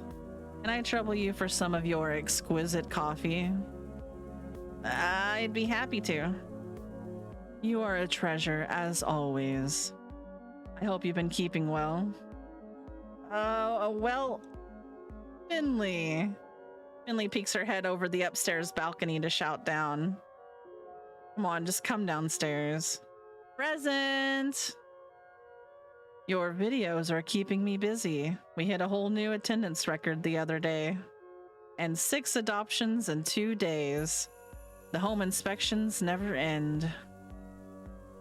Sorry you have had such a precious, adorable girl here making your business work. You are my internet lifeline. I have no head for such things. Bet he's been lost ever since telegrams went out of style. And Avery. He's real close now. I don't think I like it. He puts his hand on my shoulder and levels his gaze down to mine. That blue eye is so chilling. It really is a telltale heart situation. I'm on to you, Avery. What? You're the fastest learner we have ever had here yet. I forget you're still new. I feel like he's not just talking about the cafe work. Well, I've been doing a lot of studying. So you have. So you have. He lets go of my shoulder and turns away to the rest of the employees. He definitely wasn't talking about the cafe. He definitely knows something about the book. I'd ask him more, but maybe it's not a good idea in front of everyone else. I'll chase him down later when he's leaving or something. I have to get more information. Where's Mason? I want to see her today too. She hasn't been showing up as much on off days lately. Maybe she's found a comfy gig at an old cat lady's or something. Haven't been to your places in ages though. When did you get here? You startled me. Mason, I'm so glad you're here. It wouldn't be the same if you didn't join us. As much as I adore your cooking today, I'd rather give you respite. Think I'm gonna cook on my day off? Huh. Of course not. That's why I'll take the pleasure of providing you with something. But first, an announcement. He slips back into the kitchen for a moment. When he returns, he's holding a garment bag. Oh, it's the uniforms. No workers' comp for cats, apparently. Is this the part where it turns into a psychological horror game? Maybe. I would love to do audiobooks.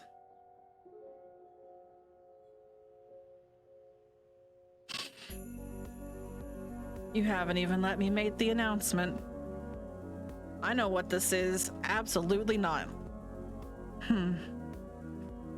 For my more cooperative employees, then. With a surely practiced flourish, Graves unzips the garment bag and lets it fall to the floor. Oh no, no, no, no.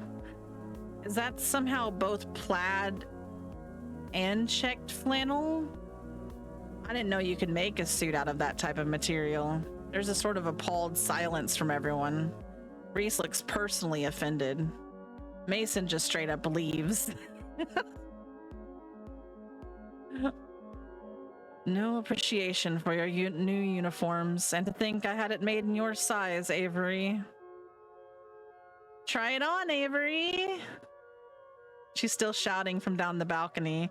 I can't blame her. I wouldn't want to get any closer to that suit either.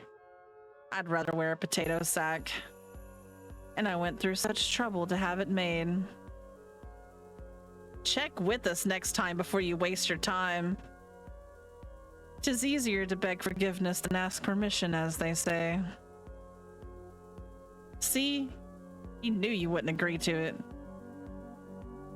Well, I'll leave this here in case you all come to reason. Take some time to admire it. I'll be off for one last errand, but trust when I return, you'll all be treated to a wonderful meal. Until then, farewell. With that, he disappears into the kitchen. I'm going to follow him, just to see what happens when he leaves. I get to the kitchen in time to see him slip through the back door. I'm sure I'm going to see that black cat. I just know it. I peek out the door as he leaves.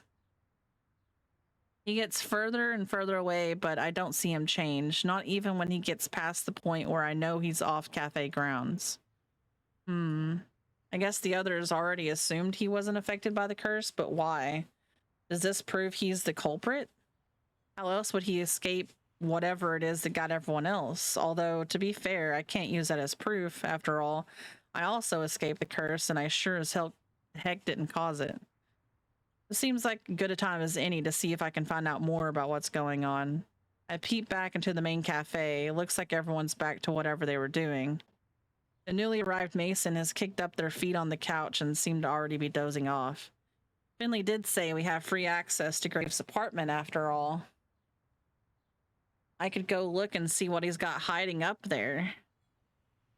I'm also kind of curious about what it looks like. But then again, if he was hiding something, wouldn't somebody have noticed by now? Maybe he keeps all his magic stuff in the creepy basement. I wonder which would be better to search. There's literally a lock on the basement thing. I am curious about the apartment, though.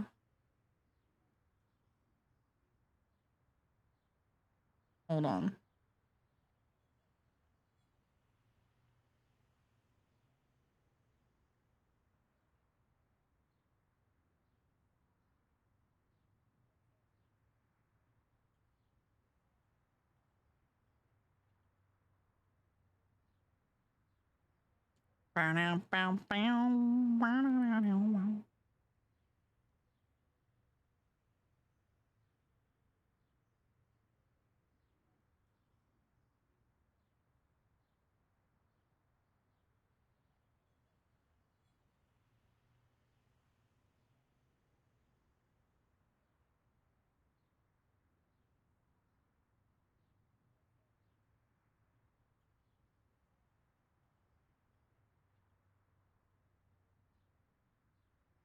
Ba, ba, ba, ba, ba, ba.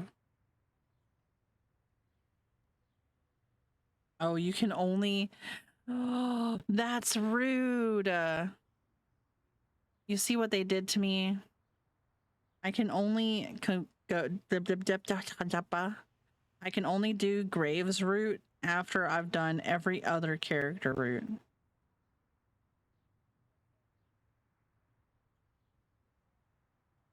That sucks. And actually, I somehow answered all of the questions exactly the way that he liked them to.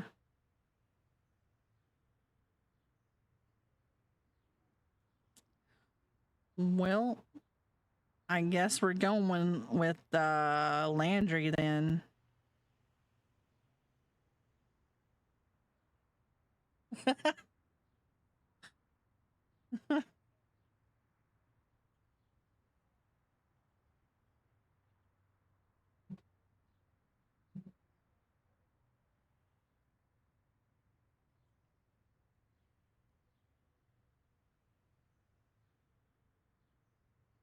Oh no, man. I'm gonna check out the basement though.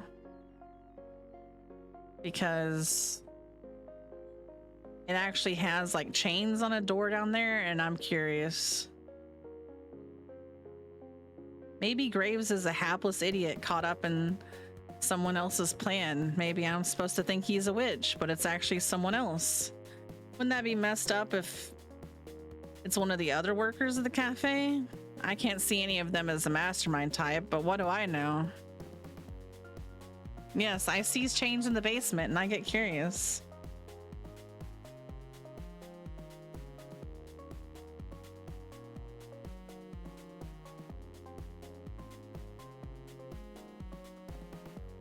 DVD brain is coming out.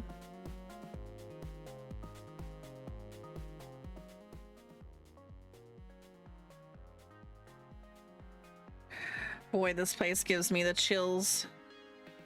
I mean it. It's like 10 degrees cooler down here than it is upstairs.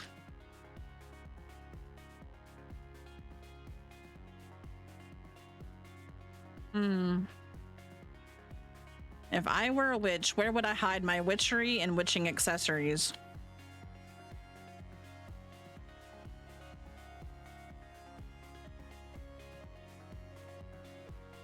I take a brief walk to the immediate left of the stairs, but there's nothing here but cafe and cat supplies. Maybe the coffee is also ground up and used to make arcane sigils? Or maybe I'm reaching. The right of the stairs has the more interesting stuff anyway.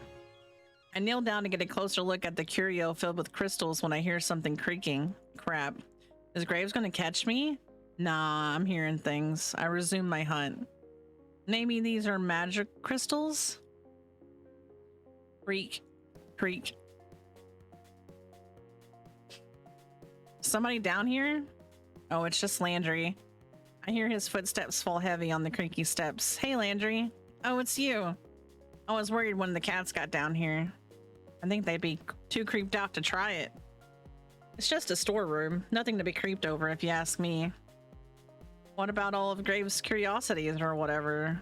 Doesn't that weird you out that you have to reach past a rattlesnake specimen to get a cup of sugar? When you put it that way. I guess he just needed the storage space for his extra stuff. I'm sure we all have some weird things kicking around in our storage. We all have skeletons in our closet, you mean? Though usually less literally than this.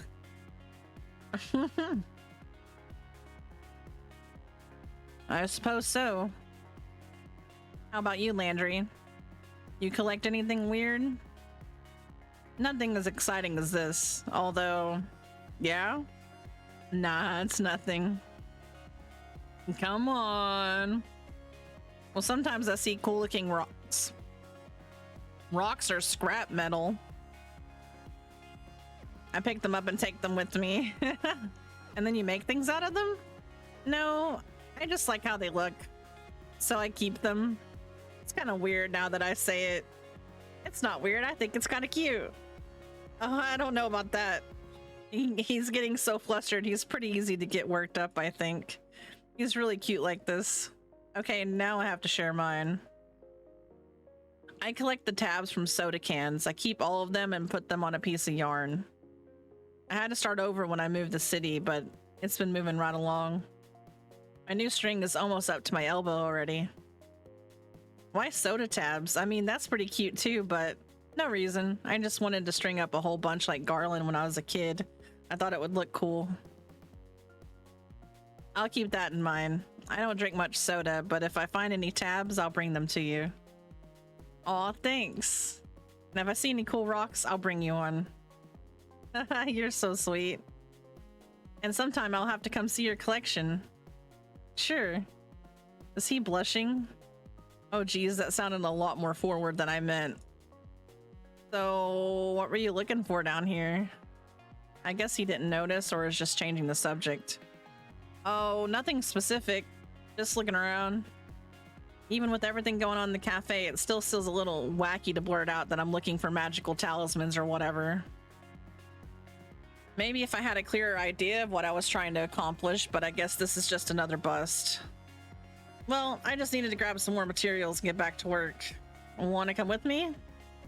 Sure, be right there. Landry places a roll of carpet in my hands and scoops up a pile of lumber. He carefully works his way up the stairs, but not without muttering a promise to fix the creaky steps. I guess I should call it quits for now and get back up there. Okay. That was mostly a bust. It was kind of nice to talk to Landry, I guess. It feels good to get closer to everyone here. Sort of like I finally have a social life, sort of. I guess I'm still hanging out with a bunch of cats one way or another. Back to the drawing table and this curse business, huh?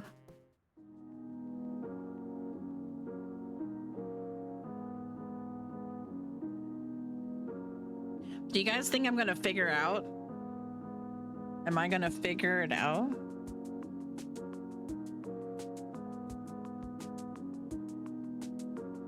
Eventually, the urge takes over. I just want to play with cats.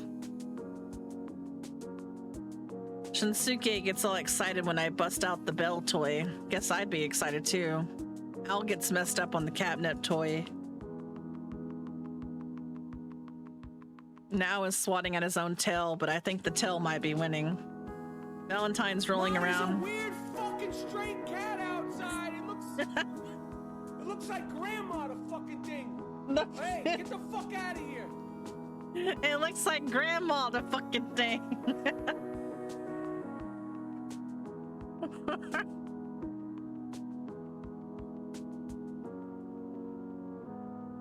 Marina chases the feather on a string all the way up. Wish I had that much energy. And then they start taking naps, and that seems... Did you take one?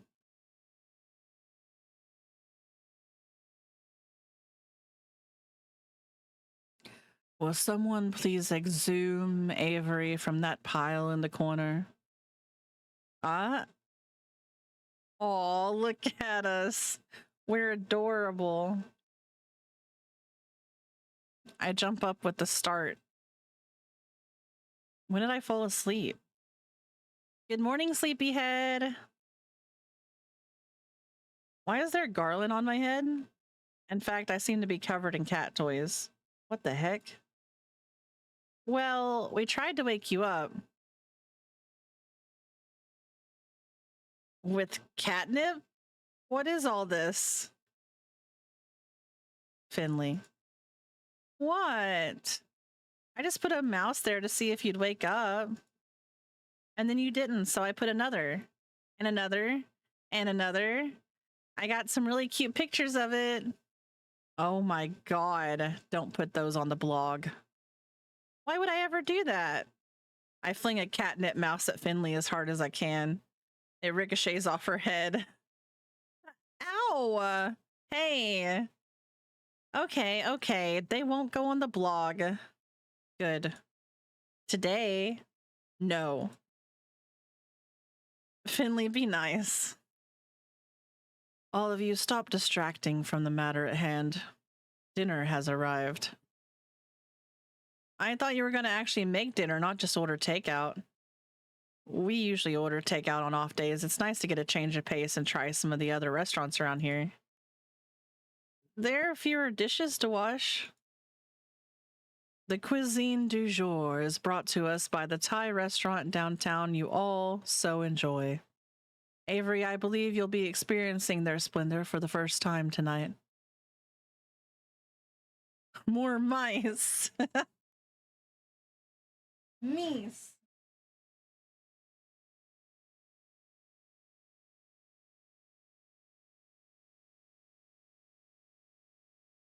Oh my god, imagine if you get food from the Thai restaurant and it's just like Thai flavored mice. You typed that before he said what kind of food.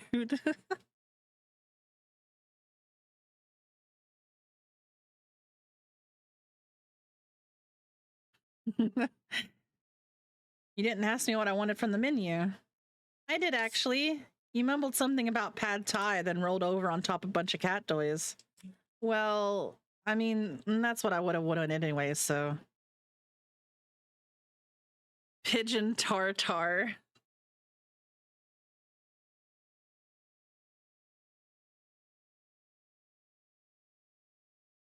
I look over to the tables and it looks like they pulled them all together into one long row. Takeout boxes pile up in the center table and all the places have already been set. Bon appetit, my dear employees. And the pack descends on the takeout boxes. After some sorting, we're all settled with our respective food and we sit down for dinner. Graves takes the seat at the head of the table. Well, he claims it in name, but he's hardly sitting at all. When he's not flitting between us offering us drinks, he's standing behind his chair and telling a story in as grand a Graves gesture as you can imagine. When I was in college, none of you would have recognized me. What, did you take a break from your goth phase? You go grunge for a while? I would never break style. No, in fact, if anything, I suppose you could say I was more goth then.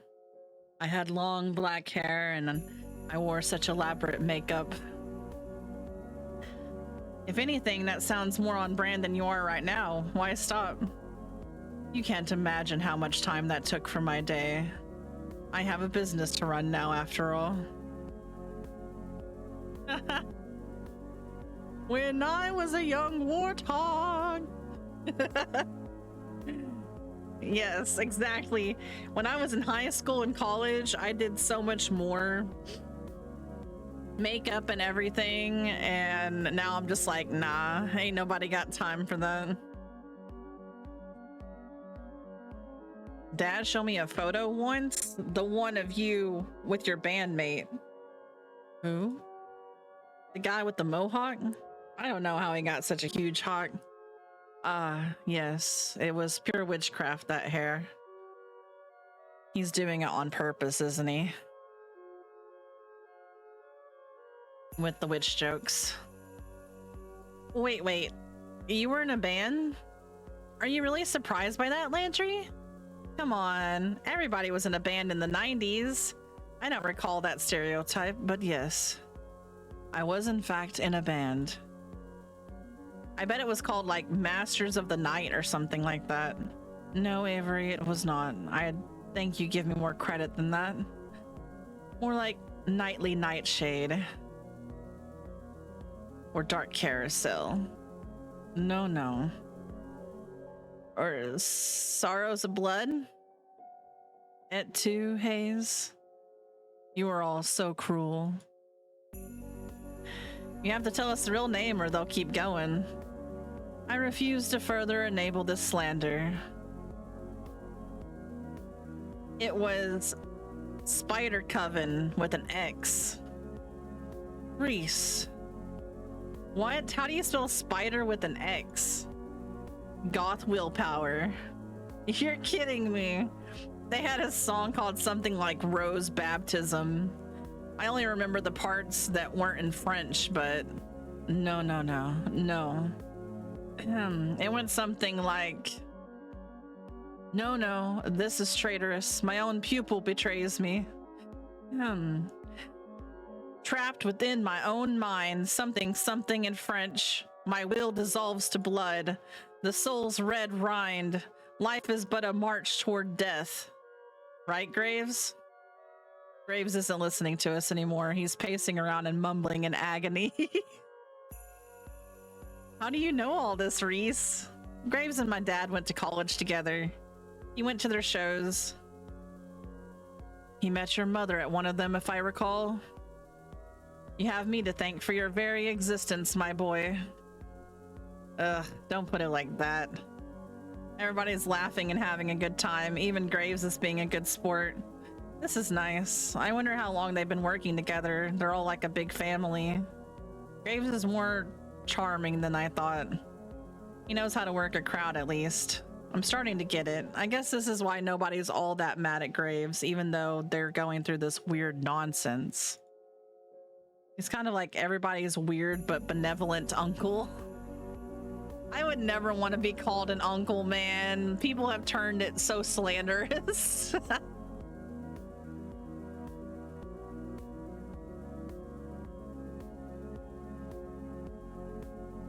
We all chat over dinner and then coffee, and before we know it, the sun's totally gone. How long have we been doing this? Shoot, I better get home and feed Mochi before he throws a fit. He gets real passive-aggressive when he's fed late. It is quite late. I'll take care of all the dishes and sundry, so please relax and prepare yourselves to face the day tomorrow. Yeah, I guess we'll all better get going, huh? Later. Mason's already headed out the back, barely even turns her head when she waves goodbye. All right, everybody, see you tomorrow.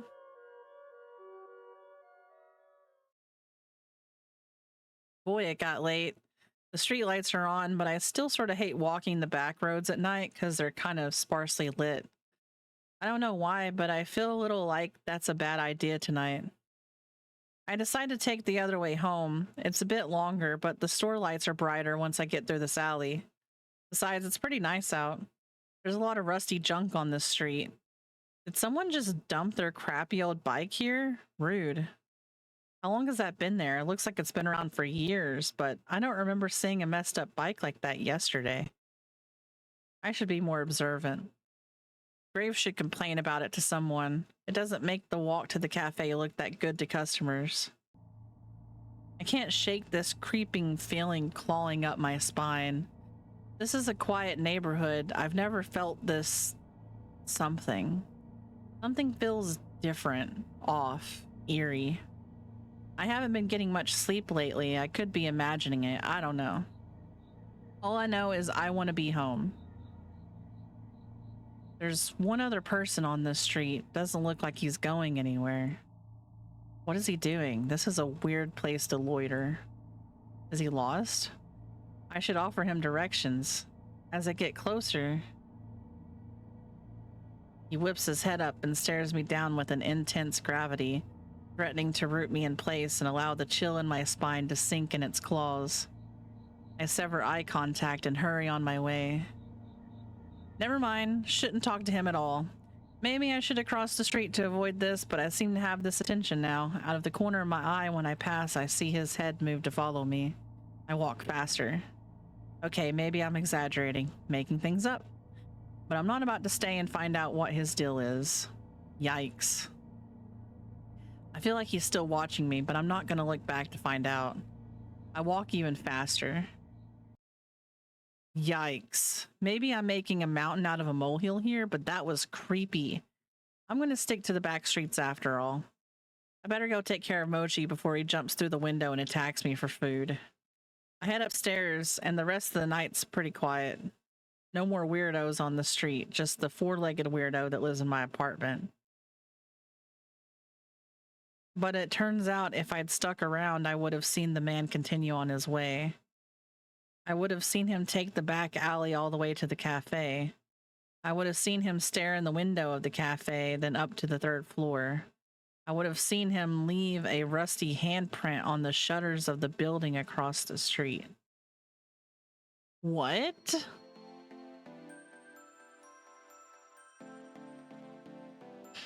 Graves pops in and out of the cafe like a stray cat over the next couple weeks, never staying for long. I still don't know what he's doing when he's gone. The days come and go, and we settle into a routine. Everybody shows up and does their thing. I'm getting better at my job, and I'm getting better at some other stuff too. Hey Mochi, check it out. Mochi opens one eye and thumps his tail against the side of the couch.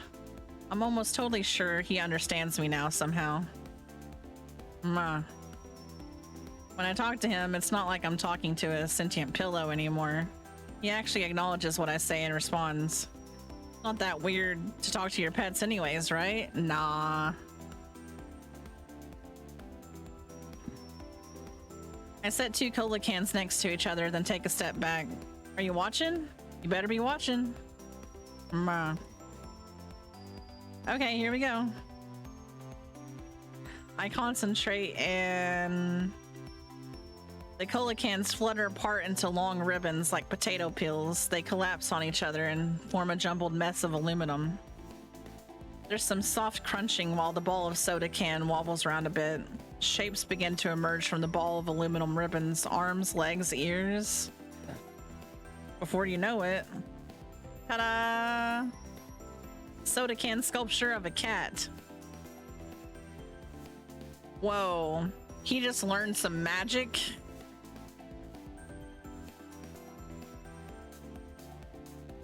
You were a theater kid all through high school? We didn't really have theater like that. I was in band. I was a band nerd. I did a little bit of choir, but since I was in band, they didn't really work well together, so I had to pick one, and I went with band. All my friends were in band.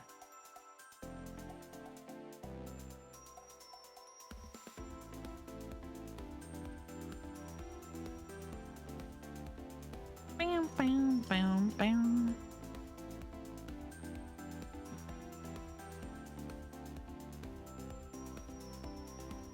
Mochi makes a little huffing noise and closes his eyes. I set the cat sculpture aside with all the others. What, you don't think it looks like you? You're the worst audience. I'm going to show it to the guys at the cafe. They'll appreciate it. I think I feel comfortable enough with my magic, I guess I may as well, to bring it up to everybody. I can demonstrate it now, after all, so it's not like they have reason to not believe me. The real problem now is figuring out how the heck to bring it up.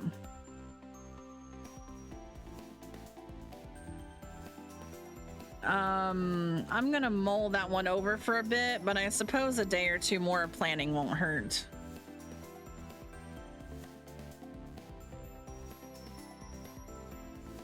Since when did he know magic? Yeah, he just now showed it, like that whole demonstration with the aluminum.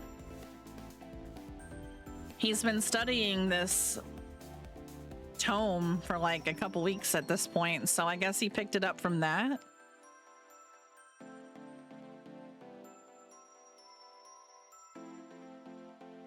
What can I say? I really like everybody there, some more than others. Okay, one especially more than others, but whatever. But again, first things first, we'll worry about the cat situation, and then I'll worry about the cute coworker situation. I grab my keys, smush my face into Mochi's to say goodbye. He hates it, and then head on my way. Mrr.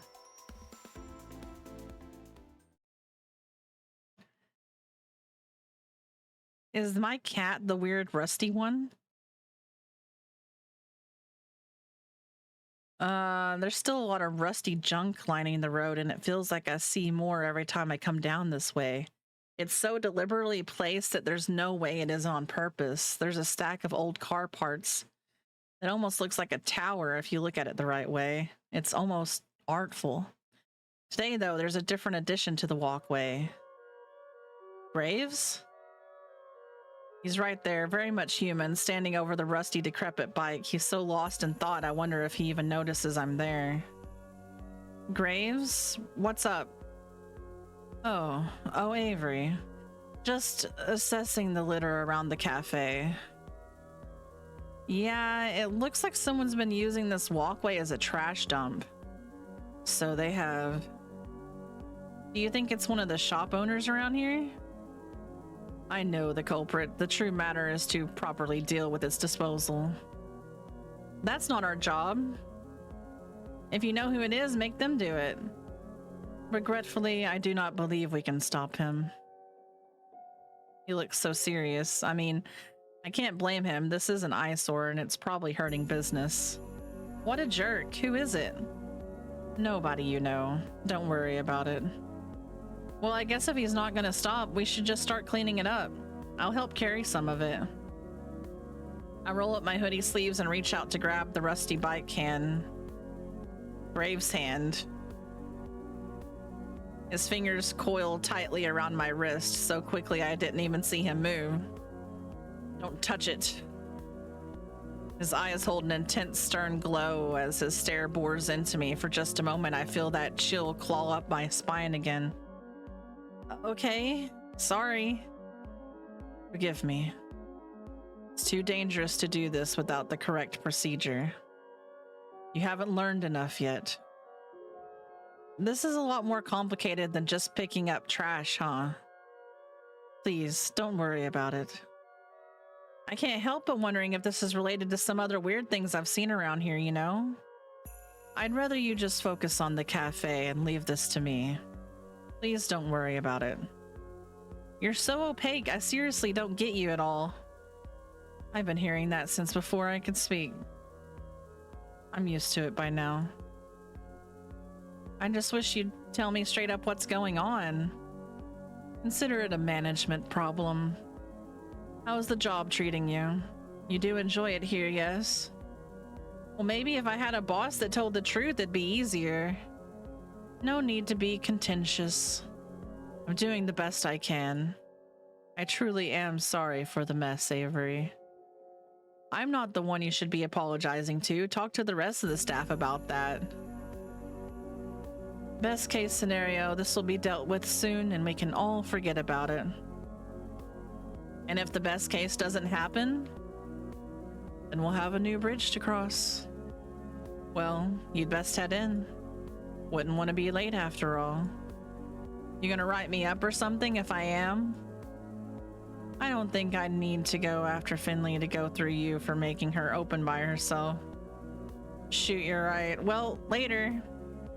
Till then, there isn't much time until we open, so I hurry off.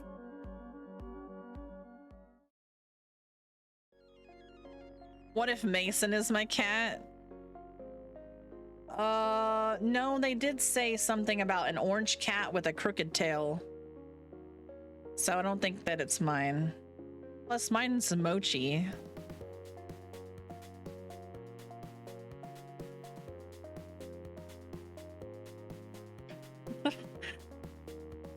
Avery, there you are. I was starting to get worried. Sorry, I got sidetracked on the way here. I ran into Graves. I guess talking to the boss counts as work. No, it doesn't. Graves couldn't keep hold of a topic if it's stapled to his hand. He hurriedly gets to work finishing pre-open setup, though it doesn't really matter because it's a slow morning. The first person to come through the front door isn't even a customer, it's Graves.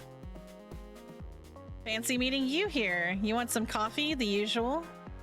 Not right now, thank you. Please pay me no mind. I'll be in and out today. Maintenance work.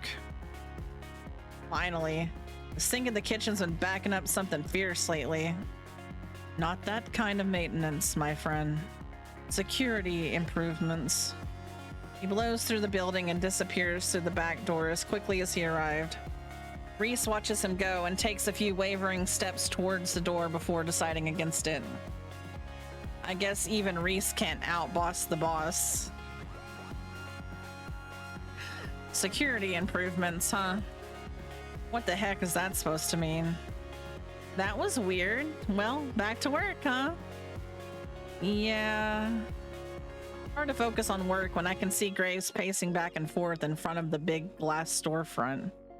Luckily, it's a slow day, so I can excuse myself every so often to peek in on him. I think I just saw him bury something under a loose tile. At one point, I dipped my head out to see what he's doing, and he's just standing there staring at the wall, tracing a picture on it with his finger.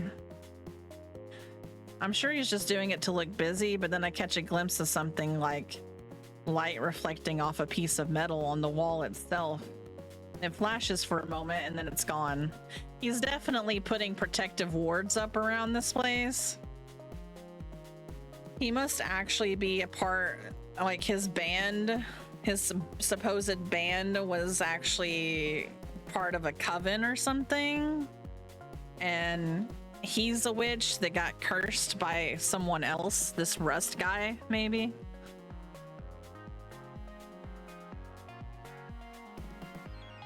Maybe I'm seeing things. Maybe he's doing something to the building, something arcane, I guess. But even if he is, why? Why is he suddenly so concerned with security? Is he setting like a magic anti-theft alarm or something? Or is it something more sinister? I can't help but think of this weird behavior this morning and his focus on the rust piles. Something must be coming, something as serious as the cat curse. If he's just gonna leave us in the dark, I've got to do something. It's time I finally talk to someone about the magic, the book, the curse, everything. Well, who are we gonna choose? He'll know what to do. I should have just talked to him about it in the first place.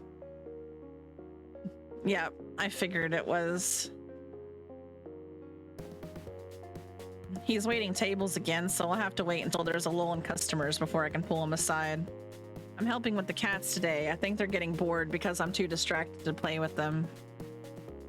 You know what it's like when you spend all the time agonizing over a decision, but once you actually make it, you still have to wait? And that's what I'm dealing with. It's the worst feeling. It's been like an hour. I'm getting cabin fever here or something. I've got to do something.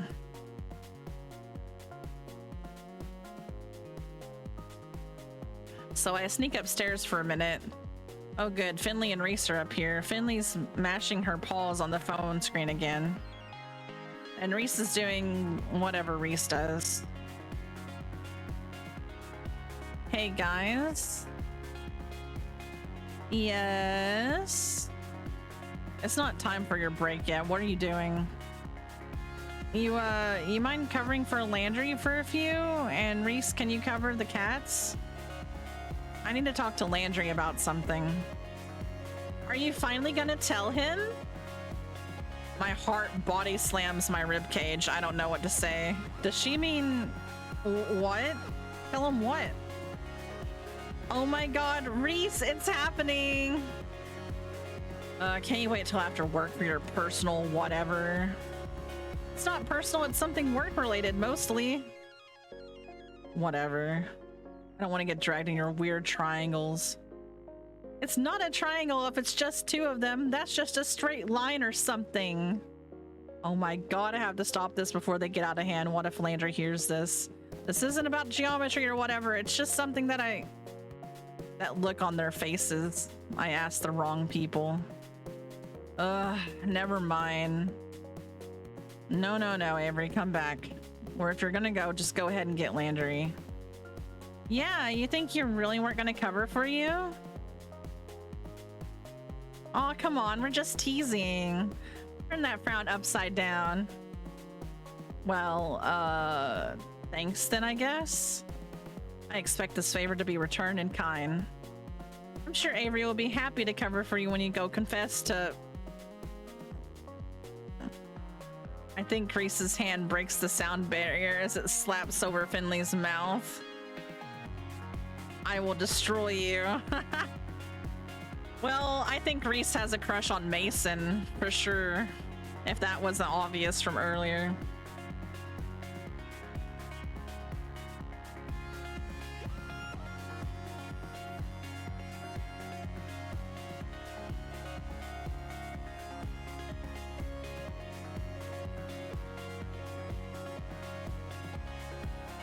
I'm sure it'll be fine. They can enjoy their bickering. Now I feel kind of psyched out to talk to Landry after everything they said. I wonder if they're onto something. No, I don't think there are any lines between us, straight or curvy or diagonal or whatever, right? Now's not the time for that. I have to make magic before I can make magic. Hey, Landry? Hey, what's up, Avery? Can I talk to you for a minute? In private? Oh, is something wrong? No, well, sort of, I guess. I don't know. That's what I wanted to ask about. Yeah, I'm sure. I have to find someone to cover the floor, though. Finley, reporting for duty! Go, shoo shoo. Away with the both of you. Heart to heart, your little heart's out. Wow, she's so eager to help out when it's something she gets to be nosy about. Thanks, pal. Landry, you ready? Oh, sure.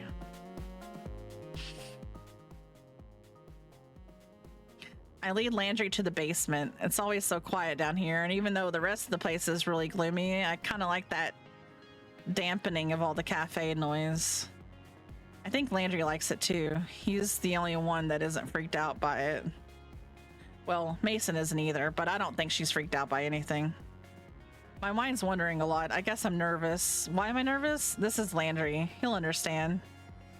Hey, so...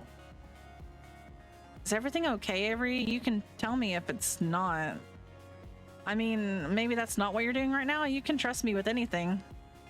I sure hope so. Well, it's about the cafe. Yeah? Do you need your hours changed? Do you need a day off? You should take more breaks, probably. No, it's not any of those things. Are you having any problems with anybody? Any cats? Did you develop a cat allergy? No, it's the curse. I want to talk about the curse. He freezes in place and his voice stops short in a way that I didn't anticipate. I think I found a way to break it, and I wanted to show you. He looks so tense suddenly. Why isn't he saying anything? You, want to study it with me? We could practice together, and then we'll break it for everybody else that... It won't work. What? I mean, sorry to be rude, but what's the point? It's not gonna break the curse. How do you know that? Do you mean that book that used to be down here? The magic book? See, I know what you're thinking. It's a great idea, and I really appreciate that you're looking out for us. I just think it's not gonna work, sorry. You haven't even given it a chance. What is there to give? You can't even read it. So you tried it already? I got curious, but once I saw it was magic, I put it away. I'm not a witch, and neither are you. A witch? Who said anything about witches? And how do you know I can't read it? I found like a decoder bookmark, so I've been studying it. Of course it's about witches. It's always about witches, Avery. I don't know if you know how scary this whole magic thing is, so it's probably better if we both leave it alone. This isn't the response that I thought I'd get. This isn't like him at all. This isn't the confident Landry I expected. What does he know about magic? He gives me this sad, empty smile. He's so defeated. What could have gotten onto him like this? I've never seen him like this, and it's starting to make me feel really uneasy. Maybe he does know something that I don't, but I can't stop now. You don't get it. I've been practicing, and I can use the magic from the book now. Please, Landry, have a little faith in me, okay? I think we can do this, but I need your help. For it feels like an eternity, he doesn't say anything. He's just standing there staring, studying me. It's making my heart pound for more than one reason. You know, if it were anyone else, I'd still say no. But when it comes to you, Avery, I don't know how to put it. When it comes to me, when it comes to what about me? Do you believe in me? You just gotta trust me a teeny little bit and I'll prove it. What did you figure out anyways? I can't even figure out where to start. But that's why I'm here. I want to help you figure it out. And I also want to know why you know about magic in the first place. Maybe we both have stuff we can teach each other. Maybe I worded that last bit a little, well... The book and the decoder are at my place. How about you come over tonight? I'll order us dinner and I can show you what I know. I don't know if this is swaying him at all. Has he always been this hard to read? Did I just not notice it behind his smiles? I won't say it doesn't hurt to try because, well, I guess if you've been studying it, you probably know more than me. I should give you some credit. Okay, I'll come over, but can we get pizza? I haven't had it in ages. Graves never really wants to order it. Graves doesn't like pizza? I knew I didn't trust him. You know who you're talking to? Of course we could order pizza. Anyways, meet me after work. We can head back together. Sure, okay. But we better get back to work first before someone starts to wonder what we're doing. They're not that nosy, are they? Besides, what would they even think we were doing? Finley's up there? Right. Let's go. He loves catnip pizza. Probably. I half expect to see Finley eavesdropping at the door, but she's been out here waiting tables like she should be. Good. Reese is busy playing with the cats in a little world of his own. Thank goodness, I was starting to feel my feet cave in from all this walking. I've been running back and forth since you guys took off. Finley, there's like one customer here. Yep, it's my buddy Gina. Hey, Gina. Hey. Oh, hey. So, I'm gonna take my break now. Avery, can you be a hun and get us each another cup of coffee? Just the stuff from the pot, nothing too fancy. Oh yeah, sure. I slip back into the kitchen to get a cup of coffee, and I can't help but sneak a peek down to the basement. The door isn't latched and the light's on. Did Landry forget to turn it off? That's not like him. I should switch it off. Reese will probably give us so much grief about wasting electricity. Click. Oh. Oh, Landry, are you still down there? Oh yeah, I just need to get some supplies down here first. Oh, okay. Yeah, I'll be up in a minute. Is he avoiding me? Sure looks like it. Maybe I'm just worrying too much. It's easy to rationalize it to my head, but tell that to my gut. Did I do something wrong? That's me. Literally me, anytime I talk to somebody and they start acting weird.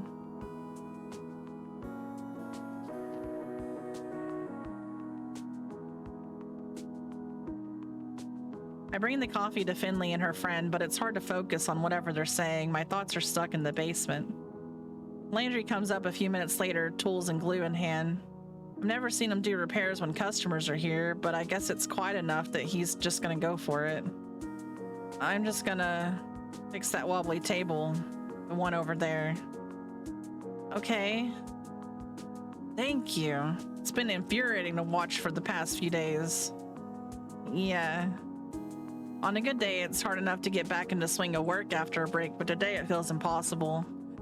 I bully Kodik with the ribbon dancer to pass the time. It's hard to resist sneaking glances at Landry. Maybe it's my imagination, but he seems more fixated on his work than usual. I'm gonna jump out the window. This is the slowest day of my life. Spying on Graves is a good way to pass time, but no matter how many times I look, I don't see him. I have no idea where he could have gone. That brings me back to the original plan of spying on Landry, huh? I guess Landry's chilled out. I catch him looking at me from time to time. He's pulled out a lot more tools, but I get the impression he's lost track of what he was working on. It's getting late. I don't realize it until the sun's coming into the windows, that awful angle that gets right into your eyes. Reese and Finley head out. Now it's just us. Hey, Landry. He doesn't answer. Is he ignoring me? I wait a moment, then move closer. Landry? No answer. All he does is sit there sanding a block of wood like this ramp or something. He's focusing so hard it's almost like he'll fall apart if he stops. He could use a break before he runs himself into the ground. I walk up behind him, not like sneak up, of course, but I put my hand on his shoulder. Landry? Ah! I feel him jump beneath my hand, but he quickly calms down. Oh, Avery, I'm so sorry. I zoned out a little there, didn't I? Yeah, you really were in your own world there for a while. Yeah, it's kind of meditative, you know? I like it for that. Aww. He leans back and I can feel his head against my stomach. I hope he can't hear the butterflies in there. You know, just a little bit of time where I don't have to think about anything. Yeah, I know what you mean, but maybe we should think about going to get dinner? It's not good to work yourself all night. Oh, I don't mind it. I could work on this forever. That's nice and all, but I can't. You're right. Sorry. Give me just a second. I kind of want to put my hand on his head right now. Is that weird? But the opportunity vanishes. Landry gathers his tools and the scraps of carpeting that appeared from somewhere and disappears into the basement. He's just down there for a few minutes. Did he get wrapped up in something? Maybe I should check on him. I debate with myself or whether or not I... Oh, there he is. All right, ready to go? You got it. Why is the music like that? It's so late. I'm this hungry. Mochi must be bouncing off the wall right now waiting for food. Maybe I'll get him some canned food as an apology. I hear Landry lock the door behind me, followed by a long, heavy sigh. Well, here we go. I hear his footsteps. I don't know what it looks like for a cursed person to turn into a cat. Maybe this is my chance? I glance over my shoulder. He takes another step forward. Achoo! My eyes force shut as I sneeze. Of course! Of course!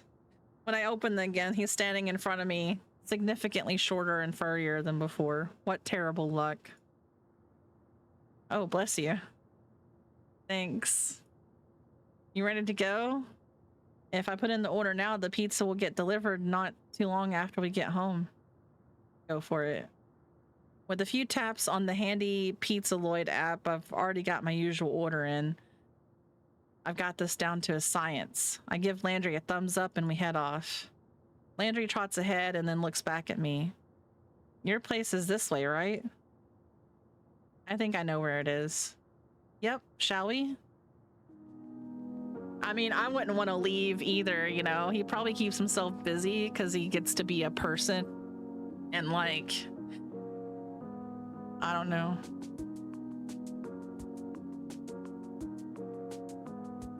I hope we don't run into that creep from the other day. Maybe I'm overreacting. It's not like leather jacket wearing punks lurk around every corner. This neighborhood has changed so much since I was a kid. There used to be a huge quilting shop here, but now the building's gone. I barely even recognize the place. Did you grow up in the city? Born and raised. My parents met here and haven't budged an inch in like 25 years. I can't even imagine what that's like. I'm from such a little backwoods town. There's only one bus and it goes approximately nowhere. That sounds so nice though. It's nice to get away and get some quiet for once. It must have been lovely. I guess I moved here for a reason. Yeah, maybe I'm a bit spoiled by city life. Yeah, there's nothing to offer in those little woodsy towns. There are some good things from little woodsy towns, you know? Like you. Hey, yo. Why is my heart skipping a beat for a cat? A cat is flirting with me. Is he flirting on purpose or just trying to kill me? That said, I'm glad you left and came here because otherwise we would have never met. He's trying to kill me.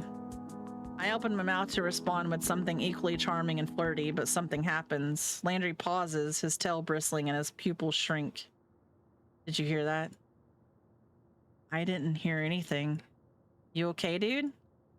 There it is again. We better get going, Avery. Why? What's wrong? Something happening? Not something. Someone. There are footsteps, distant but approaching. My heart pounds now for a much less pleasant reason. I knew we shouldn't have come this way. Gotta get out of here. Hurry. You go ahead and I'll distract him. The footsteps get closer.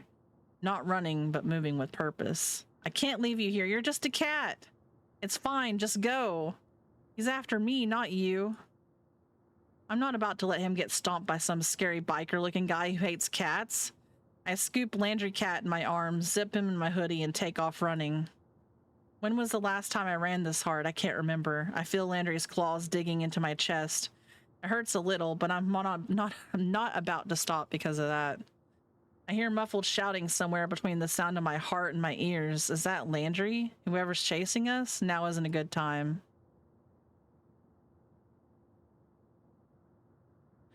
I don't stop until I reach the apartment. Even then, I can't relax until we're inside. I slam the door and lock it behind me before the rest of my energy gives out. My lungs are on fire. I double over, coughing as I try to catch my breath.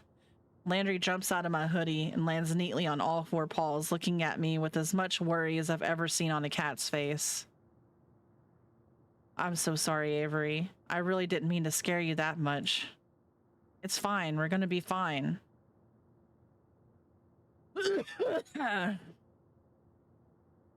Deep breaths. Take deep breaths. It's okay. I'm so sorry. What was that? It's a long story, but it's okay now. I don't know about that. Is that an axe murder? Are you guys being chased by the mafia? No, I'm sorry. It's not as big a deal as I made it sound, okay? Just someone I don't want to see. Even worse than those other two things. An ex? It's gonna be fine now, though. It's not like I'm being followed or something, so don't worry about it. You scared the crap out of me, though. I'm not gonna just not worry about it. I'm really sorry. Tell you what, if I give you a shoulder massage, will you forgive me? Like right now, as a cat? It's like, sometimes Mochi makes biscuits on my back while I'm trying to sleep, and that's not really a great massage. Oh no, I mean later, as a person, if that's okay. Yes, that sounds fine to me. Good. I give really good massages, I'm told. I almost forget all about getting chased stuff, suddenly occupied by thinking about how strong Landry's hands must be. I'm gonna hold you to that. Well, hello there. I don't forget promises, and speaking of, I believe I was promised pizza. Well, we ran here, so it's probably gonna take a while still. The place is around the corner and they know me, so not that long though. Are you on a first name basis with your local Pizza Lloyd people? Well, delivery guy does know my birthday. I better watch out before you run off with the pizza delivery person and leave us all. You jealous? Of course I would be. Oh. After all, we make such a great team on the floor. Yeah, we do. Man, even though my intentions were noble in inviting him over, now I'm wondering if I should talk to him about other stuff too. Like, is he flirting or what? I can't tell if he's messing with me or if he's that dense. If only I could tell the me of a year ago that I'd move to the city and have a will they won't they thing with a Maine Coon. Wow. I guess I shouldn't dwell on it, or I'm gonna make this real awkward for us. He's probably just here to humor me. So you want to start looking at the book now? I got it right over there on top of the pile of DVDs. Oh, you got any good movies here? Nah, it's all my aunt's movies. She likes rom-coms and heist movies, but there aren't really a lot of movies where you get both of those at once. Though there's Drifting Heart, the movie about the street racers who... Wait, no, we aren't here to watch movies. We're here to talk magic. You're right. I just got sidetracked. I don't really get to watch a lot of movies anymore, so I got curious. This guy, he really almost had me that time. I need to stay on my toes to keep him from changing the subject. When we were finally about to get to it, I never thought I'd be so disappointed by pizza delivery. I run to the door to retrieve it, shooing the delivery guy away before he notices the talking cat in my living room. All right, food's here, so no more delays. You eat, Irene. And also eat. I dump the pizza on the coffee table and settle into my usual spot. I can see Mochi's gross, flat little nose going wild at the smell of cheese, but I shoo him away with my hand.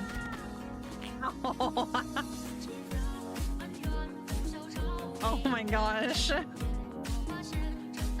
Vesper.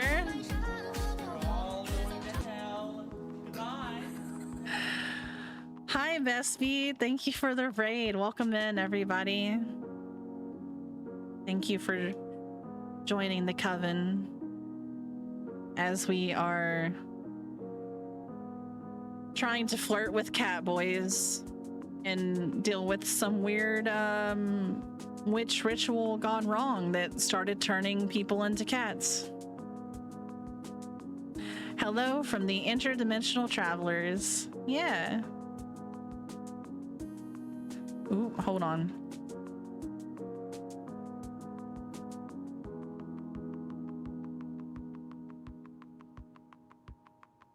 Ooh, what is that you were just playing?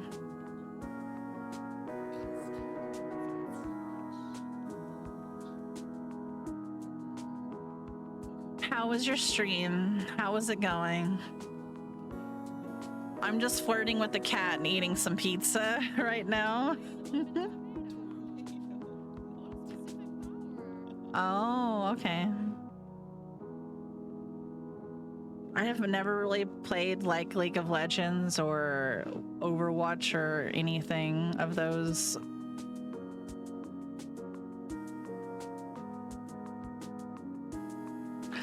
But hi, you meet little demon cat version of me tonight.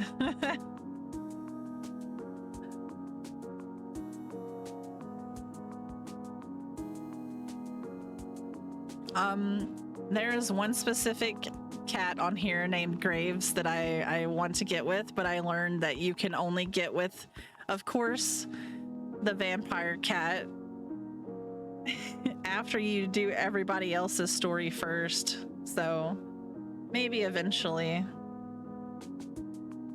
That'll take a while to get through all the love interests. Yeah. I can only get with the one that I want if I date everybody else first.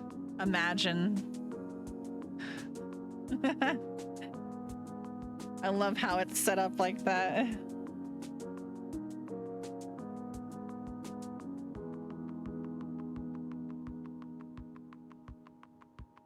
Hey, buddy, what's your name? Oh, that's Mochi. Don't let him eat any cheese. He gets the worst gas. Mer. I can't tell who's more disgusted, Mochi or Landry. Oh, noted. Also, because people food's bad for cats and all that, but he's an unstoppable beast. Is he your aunt's cat? This is her place, right? Nah, he's mine and I brought him with me, but how'd you know this is my aunt's place? You said it a few minutes ago about her DVDs. Oh yeah, right. Wow, I'm such a space case.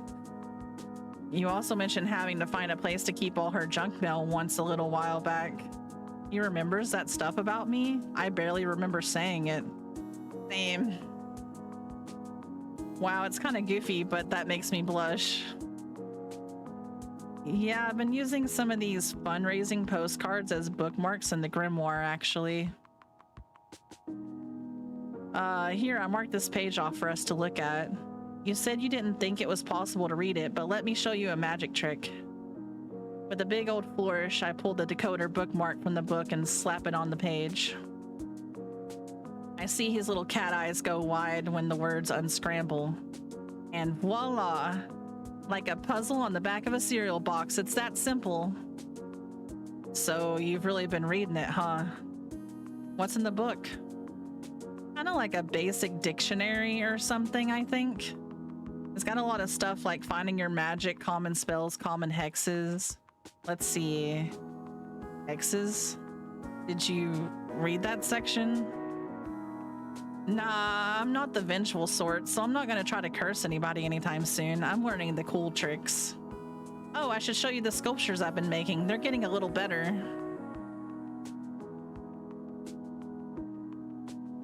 Oh, sorry for anyone that came in that has to deal with ads. But I appreciate you again for joining me. And if you need to take a break or whatever, I totally understand.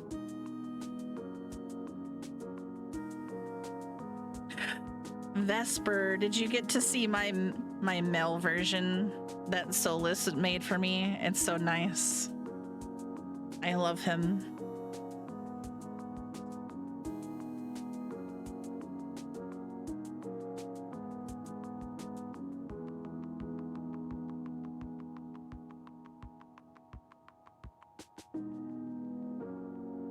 I'm glad to hear that. I mean, not that I thought you'd be doing curses or hexes, but I don't know. I'm relieved. So, is there a section about breaking them? Oh, you mean like for the cat curse? Nah, I thought the same thing and sort of skimmed it, but I didn't see anything like that. Yeah, I guess that wouldn't be in there either, huh? Either? Maybe we should look through that section anyway, you know, just in case there's something you looked over. Not saying you're bad at finding these things. Yeah, okay. Want me to read it out loud while we eat?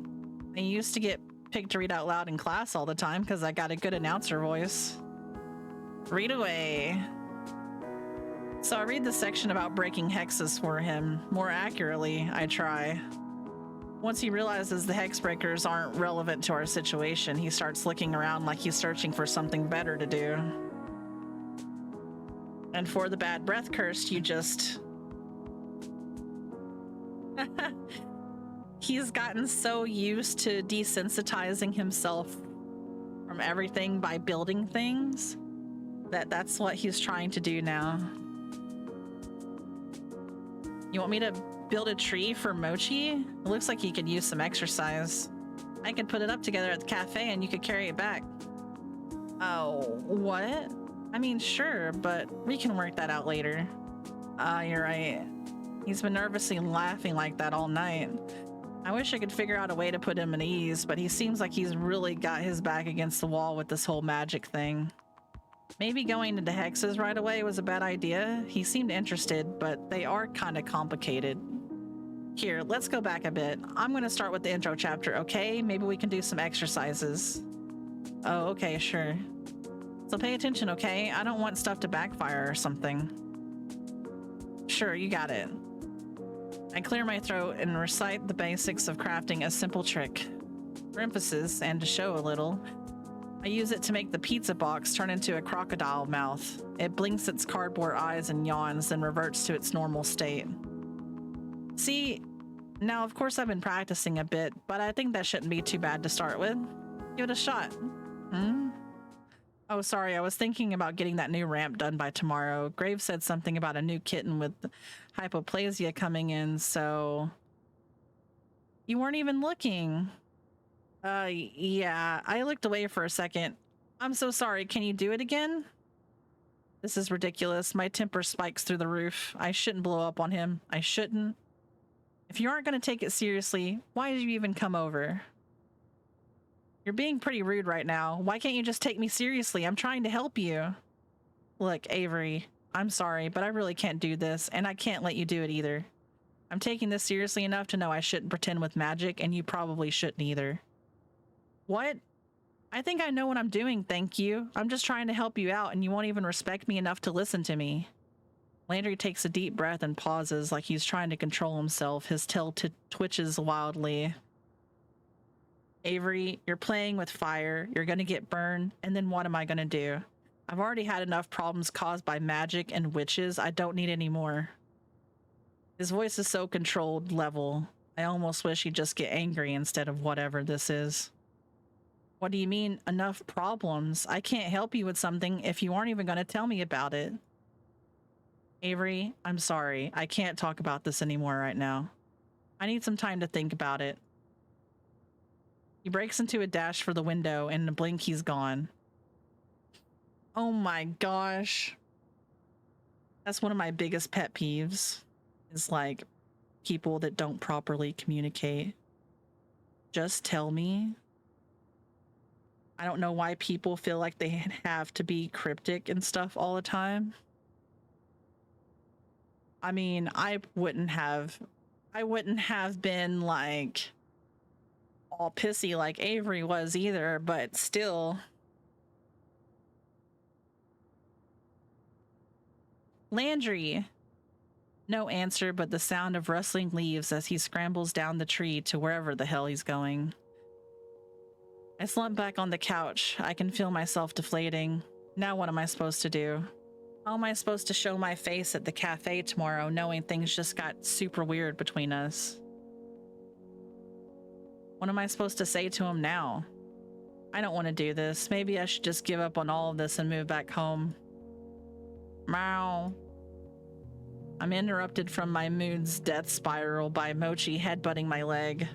I wave my hand to shoo him, then curl up into a little ball to ward him off. I already fed you. Go away. Meow.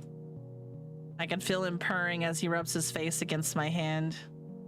He's never this affectionate. Is he trying to comfort me? I'm not going to question it. I throw my hands around him and hug him to my chest. Thanks, buddy.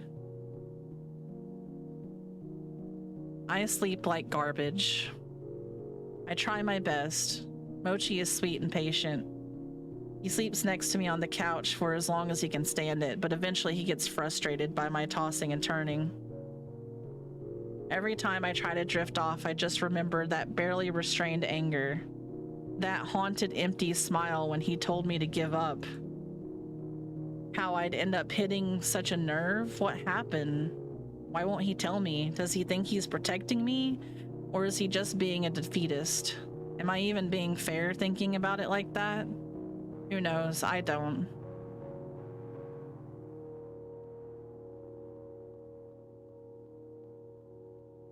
I sleep like garbage too. That's not a good thing. I am so sorry.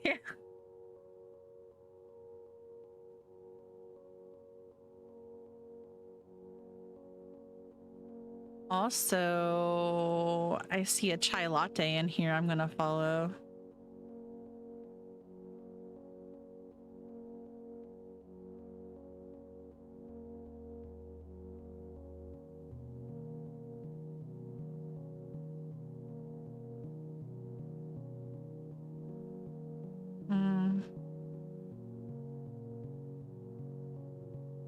I start hearing those crappy birds shriek, which tells me the sun will be up soon. Did I seriously do this all night?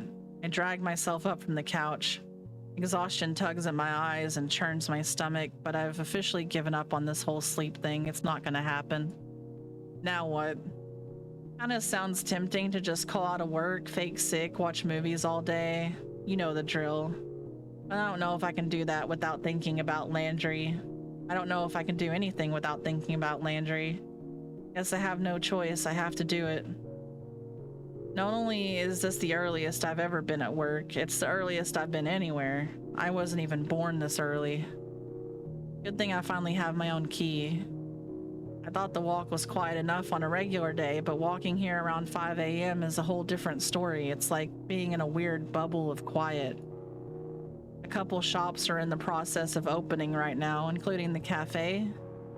The lights are already on. I know Mason comes in early, but this early? Inside there's carpet and tools sprawled all over the place, so my hunch was right. The floor looks like there was a tornado in a hardware store. There's tools and carpet squares sprawled everywhere. There are traces that he's been around all over the place in the form of discarded staple guns, some wood glue, and other tools, but I don't see him at all. The cats pile around the new whatever this new structure is supposed to be, so that means he hasn't been here in a while either. Did he leave already? No. I hear something in the basement. Sure enough, the light's on. It sounds like someone sanding something. Hey? Landry? Ah. Wood clatters to the ground. Crap, I hope I didn't make him fall or something.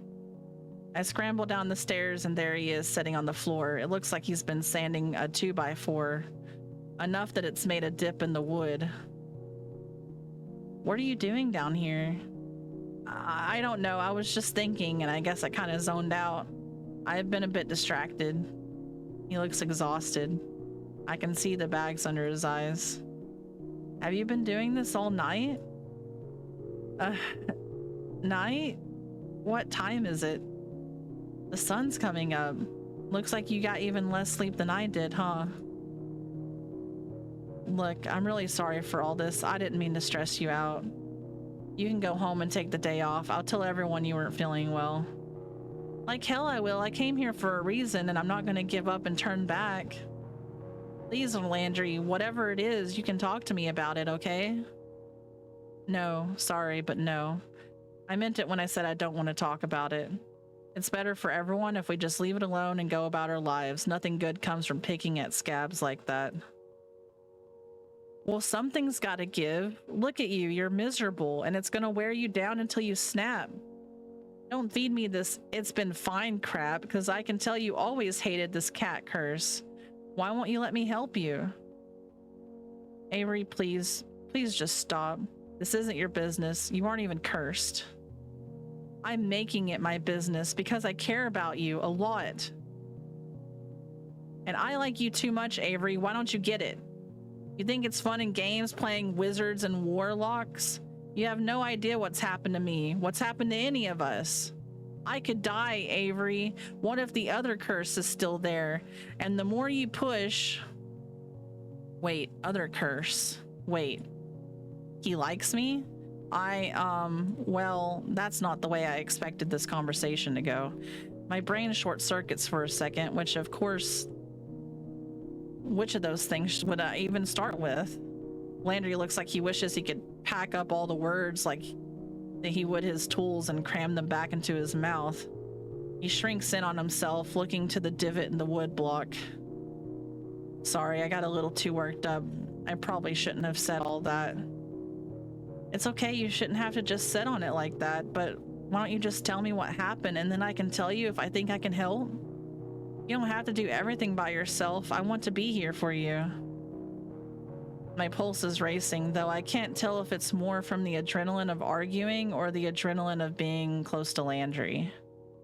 I take a gamble and reach out to take his hand. I hope my palms aren't too sweaty. His hands are rough, but warm. He weaves his fingers between mine, but looks in every direction besides me. Which is fine. I think I'd explode on eye contact. Alright. It might sound a little hard to believe, but... Landry, I spent all last night trying to teach you magic. Nothing's a little hard to believe anymore. Point taken. Okay, I'll try to start at the beginning.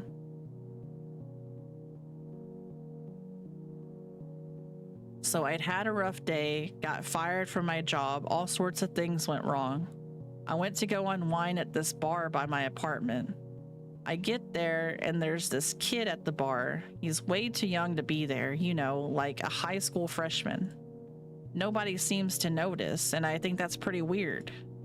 So I tell the bartender, hey, is everybody okay with this kid being in here? Isn't that illegal? And he's like, what kid? The only kid. And I point to the kid next to me.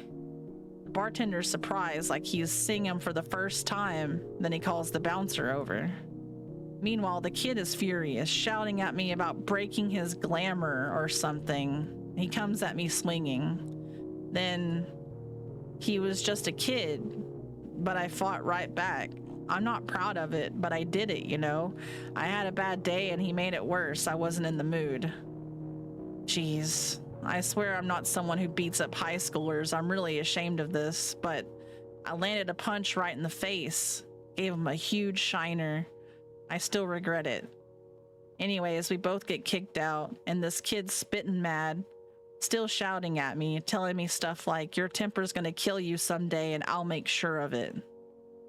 He points right at my chest and he says he's putting a curse on me. It says that if I ever lose my temper at someone again, my heart will explode. Damn, bro. Okay. Literally. And that sounds ridiculous, right? But my chest starts hurting and it doesn't stop. It's like it catches on fire. So I ran. I didn't know where I was gonna go. I just had to get away. It's funny, while I was freaking out, I ran into Graves. I had no idea who he was, but he was really nice and soothing, asked me what was wrong, gave me a bottle of water and all that. He said I reeked of magic and he could see what this kid did to me. He told me he and the kid were both witches and that the kid had marked me, made me a target or something like that. Now, normally you don't believe someone who tells you a witch cursed you, right? But I could feel it.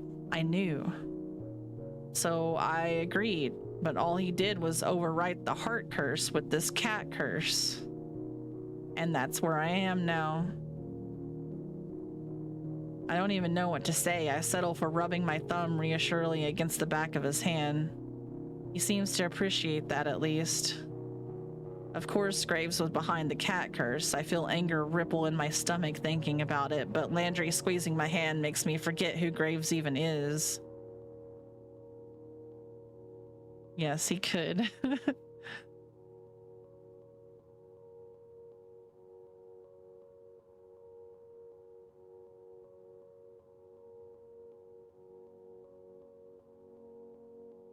Is that why you got all scared about being chased last night too? Like the bratty kid was coming back to finish the job?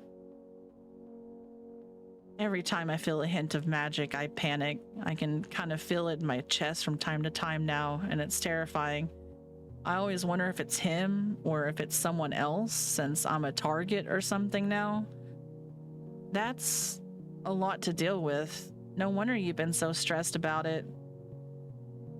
When I look up, our eyes meet. He looks even more tired than before, but somehow it seems like he's had some pressure lifted off of him too. It feels pretty good to just tell someone about it. Only Graves knew before, and even then he's barely around anymore. It doesn't sound like he's much good for this anyway if his solution is just to put a cat on everything. I guess not. It did seem like a really weird way of approaching it, but who am I to question? I don't know anything about magic. Maybe magic isn't the way to go about this. Maybe we just need to go find this kid and talk it out. Then he can fix whatever he did. If we find him, maybe. But how? He could be anywhere. He could have left the city by now. Well, you won't know unless you try, right? Have you tried to find him before? Besides, where's a teenager gonna go on their own? I know I sure couldn't have just run off somewhere at that age. True, I haven't exactly tried. So maybe this is something you guys can work out. I mean, if you haven't even tried it, who's to say it won't work? I can't really refute that, I guess. After all that, we can go make Graves talk. I've got a lot of questions for that vampire-loving weirdo. For what it's worth, I don't think it's the same curse for everyone else. Nobody else had a previous run-in with magic, as far as I know. At least you didn't, right? Unless you count the magician at my birthday party when I was 6. See? No, I still have one remaining question about all this. What's wrong? What was that you said about liking me? He inhales a sharp breath, a tiny little gasp. He's so fun to fluster. I don't know. Does it have something to do with you saying you care about me? He's got this real sly smile on his face, and I feel my face heating up. When he rests his palm on my cheek, I'm pretty sure he can feel it too. I guess I also get flustered easily. It's not a bad thing. I think they may have something in common. Hey, yo! I have to crane my neck up a bit to kiss him, but that's certainly not a bad thing either. I also have to get on tiptoes a bit, so I guess that's gonna take some getting used to. Fortunately, he leans forward when he returns the kiss. That makes things a bit easier. I'm so tired, but I feel so relieved. It's tempting to just fall asleep right here. Maybe Landry wouldn't mind either. I mean, they're drawn kind of like cats too.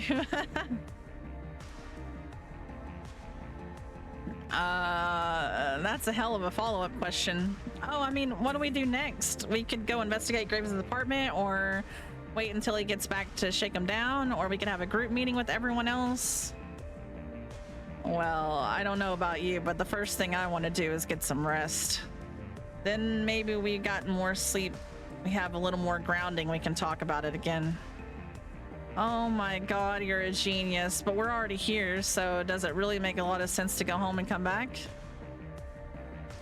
You aren't really working till the afternoon shift. How about you get some rest in Graves' place? I do that sometimes. His couch is pretty comfy. That feels so weird to me. I mean, sleeping in my boss's place? Aren't there, like, laws about that? Not that I'm aware of, and he isn't there right now anyway. I think you're making it weirder than it is. Though I guess if you really wanted to, you could sleep down here. Yeah, right among the coffee beans. You can make a nice little bed out of 4 sacks and hope Mason doesn't need any of them while you're down here.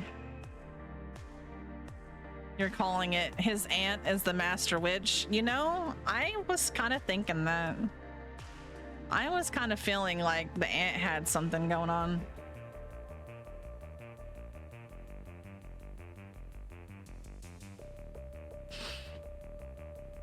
Nah, I'll just take the couch.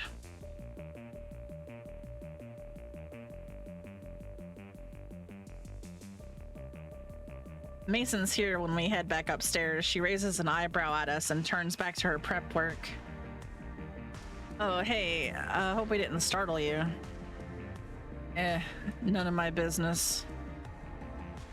I can help with some of that if you like.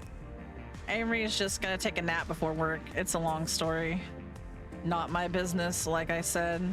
But chop some lettuce for me. Sure, you got it. Be down in a second. Come on, Avery. I wouldn't sleep at any of my boss's places either. But I like his place. It's nice. I feel so weird every time I come up here, like I'm in some museum or furniture store. Like Graves is gonna pop out from a corner at any minute. He keeps spare pillows and blankets around here somewhere. Ah, here we go. He hands me a couple of overstuffed pillows and a nice knit blanket. I feel my whole body enter shutdown mode at the thought of sleeping on them. You can rest as long as you want, okay? Just come down whenever you're ready. I flop down on the couch and boy does it feel amazing. Okay, but what about you? Oh, don't worry about me. I don't mind the occasional all-nighter. I promised to go help Mason and I have a couple of other things to take care of, but maybe I'll swap places with you later. Wow, yeah, it's amazing how quickly sleep catches up with you. I feel like I just got hit by a tired train. Or something like that. I don't know. I'm sleepy. Okay. Take care, okay? Sleep well. He leans forward to press a kiss to my forehead, then out the door in a few long strides. Not that bad in here. You can't really hear the noises from the cafe below, only the soft hum of the fan somewhere in the distance. I think it's quieter than my place since it's not on the street. It smells nice too, or at least not like old pizza. I see why Landry takes naps here. It's really nice.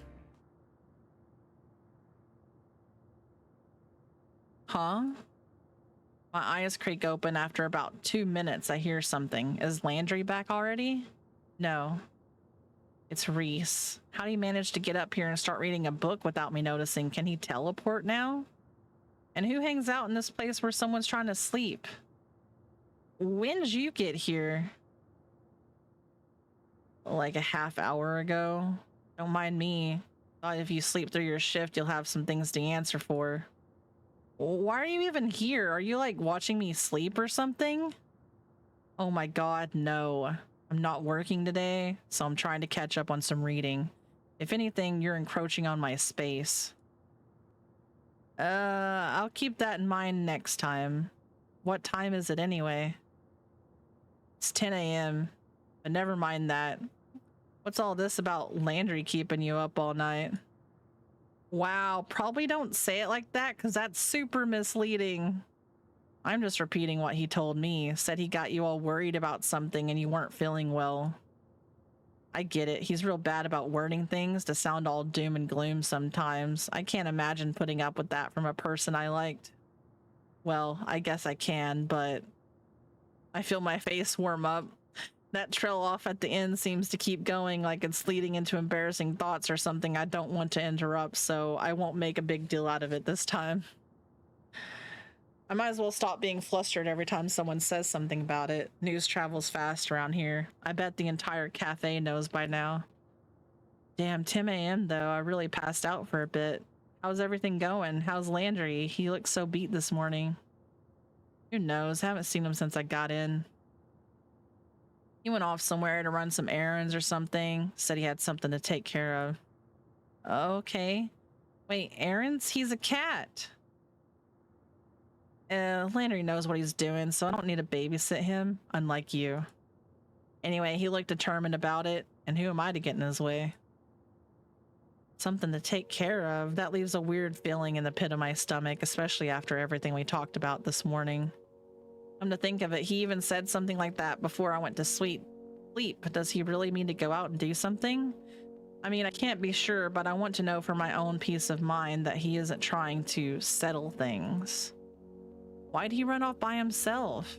I thought we'd go talk to this kid together. Is he planning to start something ugly? What if the kid hurts him? Did he say where exactly he was going? Didn't ask.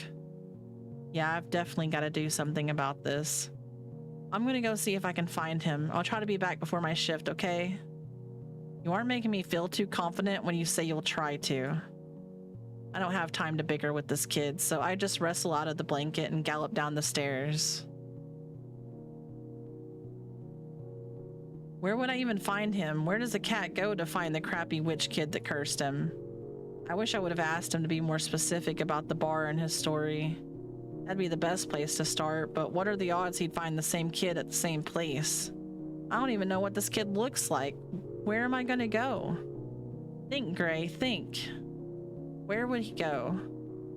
Did he say the bar was by his apartment? I just gotta figure out where that is, then easy as pie, hopefully. I stopped for a second to remember which direction I've seen him go in to get home. I've never been to his apartment, but I think Hayes said they live near each other? This way, I hope. I have no idea when he went out. He could be there already. Hell, he could be done and on his way back. Or if it didn't go so well, he could be... Okay, I better not get ahead of myself. One step at a time. Figuring out where I am is probably a good start. I thought I was heading in a direction that seemed approximately like where I think I've seen him go home, but I have no idea where I am now. This alley looks familiar, but all alleys kind of do. Ooh.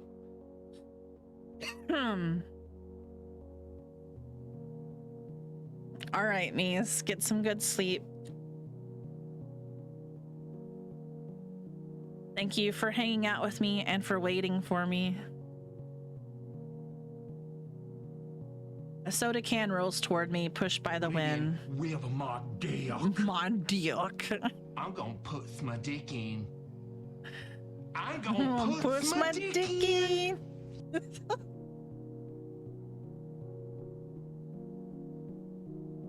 A soda can rolls toward me, pushed by the wind. I wind back and kick it as hard as I can, as if that's gonna help. I got some good air on it though. It launches on impact, sailing towards the end of the road. Ladders to the ground with a sloshy clanking sound. I see a big furry brown cat jump and dash away, no doubt startled by the noise. Wait, Landry? Landry! I take off running. If I'm wrong, whatever, but I'm willing to take that chance right now. Landry, wait! Is that you? Come back! It's just me! Landry! To my relief, the cat slows, then stops. It turns its head, eyes blown out, staring at me. I run closer, and the maybe Landry cat makes a strange mumbling sound.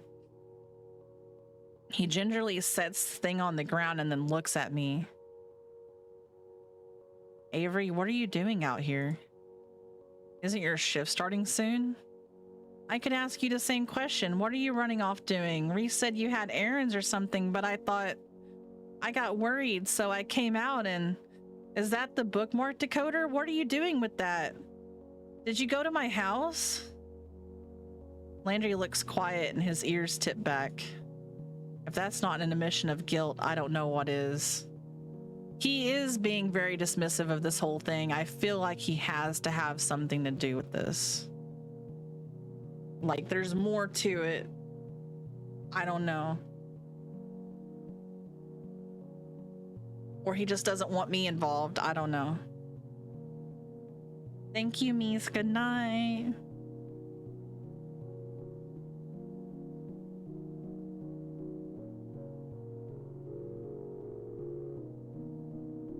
Landry. Oh my god, why?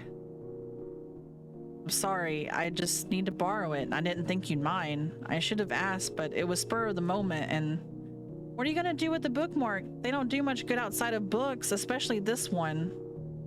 Well, it's imbued with magic, and sometimes enchanted objects can be used as a divining rod for other magic, so I thought I'd try some dowsing, and oh, that was in the book too. You read the book? When did you do that? And how the hell did he turn the pages? Just now. I headed out to search for something, but I kept hitting dead ends, so I figured since it was kind of rude of me to tune you out last night anyways, I might as well go do some reading. Then an idea hit me, so I was gonna try this real quick, but I don't know. Maybe I don't know what I'm doing. Maybe I'm too tired. What are you trying to douse anyway, and what made you decide to try magic? Well, like I said, you need magic to find magic. Does that mean... What are you trying to find? I'm not following. It won't work anyway, so it doesn't really matter. No, we aren't doing this again. I throw my hands around Landry's little middle and scoop him up to meet him eye to eye. No. I thought we were done with this hiding things and pretending to be stoic thing. You gotta tell me what's up and stop leaving me out. He mules a frustrated noise, not unlike the one Mochi makes when I pick him up. You're right, sorry. I thought... Well, we talked about finding that kid, right? I first went to the bar where I saw him, but no bar in the world's open before noon, so that didn't work. And besides, what would the odds be of finding him in the same place twice? So if I can't find him by chance, I'd find him by enchantment. I mean, I can't really argue that, but what the hell do you think you're gonna do after that? Especially as a cat, you could get hurt. I hadn't really thought about it, I guess. Thank goodness you're here to put my head back on my shoulders. You're right, I am. Now give me that bookmark and tell me how to do this dowsing thing. What? What are you doing? I'm coming with you, of course. Let me do it. No, you don't have to come with. I don't want you doing everything for me. Put me down and I'll take care of it. I'm gonna shake you until the bricks in your head come loose. We're in this together and I'm here to help you. Now I'll let you do the dowsing thing, but you have to let me tag along. I don't care about my shift or whatever. I'm not going anywhere until you get your stuff worked out. His ears flatten and he looks down at the ground, looking both conflicted and defeated. Neither of us say anything for several moments. Thankfully, he sighs and looks back up. Good, my arms are getting tired. Okay, you win. Let's go together. I douse and you follow. But you're gonna have to put me down first. Oh yeah. I set him on the ground and he trots over to pick the bookmark up in his teeth. He looks up and holds it out in front of himself. Isn't it gross to carry stuff around in your mouth like that? Doesn't it taste gross? It occurs to me about a second later that he can't answer with it in its mouth. He makes a sound like a muffled, I don't know, and trots ahead. Of course I follow, and follow, and follow some more. Alley after alley, street after street, he saunters along and I shuffle behind. Once in a while his ears perk up and I see a brief glimmer on the bookmark, but before I can even say anything, it's already gone and he's back to walking. We've gone in circles a few times and it's starting to get late. How long have we been doing this? I'm so hungry and my feet are starting to hurt. I'm sure he's not enjoying this either. Landry, are you really sure we should keep doing this? We can try again tomorrow after work. Landry shakes his head and makes a little noise. I think he's starting to lose his patience too. He sets the bookmark down and glances over his shoulder to me. I told you it's okay. You can go back if you want, but I'm going to keep going. And I told you I'm not going to stop until you do. Well, tell you what, we could take a dinner break, then get back to it. Yeah, sounds good to me. Want to go back to the cafe? Sure, let me just grab the... Yes, I fucking knew it. Someone walks past us, the first person we've seen in like an hour or two. Once they passed us, they seem to pick up their pace, head down all the while. They're wearing headphones. The music they're listening to is loud enough to leak into the air. I look down to say something, but he's frozen. Our gazes fall to the bookmark. It's glimmering. It's him. Chase him. Holy crap. Go get his attention. Okay. Hey.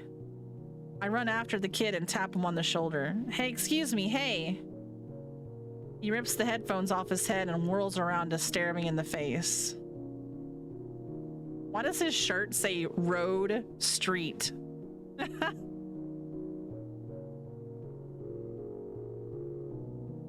The hell do you want? We've been looking for you. My friend needs to talk to you. I don't know any of your crappy friends. Leave me alone. You do, though. It's important. Buzz off. He's the guy you cursed. The kid lifts his head and looks me in the eye. He's about my height, even though he's a lot younger than me. I thought I smelled magic around here. Want to start something? Because I'm not afraid to fight. I'll curse you too. Look, I'm not here for a fight. I just want you and my friend to talk this out. Like I give a rat's ass. I've cursed so many people, I don't even know who they are. What a brat. I can see why Landry lost his temper. Though from the look of it, it seems like he's losing his temper right now. It's hard to tell because his face doesn't show it, but his body's gone stock still. Then you are a menace. Eh? Who said that? You use your weak-ass magic to change your voice to threaten me? Hey, my magic isn't weak, and I like my voice the way it is. Down here. Are we gonna fight this teenager? Landry steps in front of me right up to the kid and sits down to look up at him with narrow eyes. What the hell? Who are you? Why are you a cat? From the bar. I saw you through your disguise and we got in a fight. I punched you in the face and you ruined my life. Oh. Oh, you're that crappy adept. You caused me a lot of trouble that day, jackass. What's the matter? You piss off another witch? You double curse now? Hell, I want to punch this kid too. It seems tempting to give him the business, but this is Landry's struggle, not mine. Landry is restraining his anger so hard, I'm worried he might pop a blood vessel. I'd hold his hand for support, but he doesn't really have any of those right now. I ain't got nothing else to say about it. Bye, idiot. The bratty witch turns to leave, but Landry rushes between his legs and stands in front of him. Do you know how much you've put me through? I could die. You tried to kill me, and if I died, that blood would be on your hands. I had to get counter-cursed to keep myself safe, and that's why I look like this now. All because you were trying to sneak into a bar. So tell me, are you proud of yourself? This could get ugly if he keeps going like this. I hold my hand up to say something, to mediate, but the kid interrupts before I can. He just starts laughing. It's an ugly, loud laugh, and I get the impression he's half doing it for show. What an idiot. A freaking moron. You think I was trying to kill you? Is your brain the size of a cat's too? What? Dude, I put a freaking heartburn hex on you. It was gonna wear off in like an hour. You seriously got some witch to counter curse you because of that? What a dumbass. Maybe I should curse you again, for real this time. Or maybe I'll give you a head cold, not like you can tell. I can't... Oh. It's like a tire blowing out, or an earthquake. The ground shakes, a shockwave hits the building beside us, and the windows shatter in succession, like lines of dominoes. Glass explodes everywhere, and I duck to cover my head. When I look up, I see the kid, looking like the devil himself, erupted from the ground to come for him. When I turn my head, I see he's not wrong. Damn. Landry was like, bitch. You wanna play? Great, let's do it. The voice booms around us. It sounds glowy, like there's more to it than what I've come to know as Landry. He's crackling like lightning coats his body. I've never seen anything like it before. Is this his magic? Maybe this time you'll learn something when I'm done with you. Landry stomps his foot next to the kid. The asphalt beneath crunches like he's stepped on ice in March. I can see the kid crying. I feel bad for him. This is a little too much. I try shouting to him, but my voice fails. I don't know what you want from me. What do you want? I want you to understand what it feels like to get terrorized by magic. Not a great feeling, is it? Stop it! Landry, stop! Before I realize what I'm doing, my legs are moving, pumping as fast as I can, and I'm between them. I put my hands on Landry's chest to hold him back. My hands tingle when they touch him. I look into the cold fury burning in his eyes. He isn't looking at me. He's looking through me, at the kid. You're scaring me. Is this what you wanted, to terrorize some poor teen? Was that your plan? His eyes soften, but the glow remains. Energy crackles against my fingers. I hate how it feels. Just stop it and calm down. This isn't like you. You're not that kind of person. You're a good, kind person, Landry, not a bully. So just stop it. Then who's gonna stop him? He's the one causing problems for everyone, and I have to stop it before he hurts someone else. No, you don't. It's not your responsibility, and even if it is, this isn't how to do it. I curl my fingers into his shirt and step closer. My hair is starting to rise from the static. I can feel it all over my body. He tenses beneath my hands, but I feel some of that awful energy begin to dissipate. Please just calm down, okay? He's just a kid. Breathe.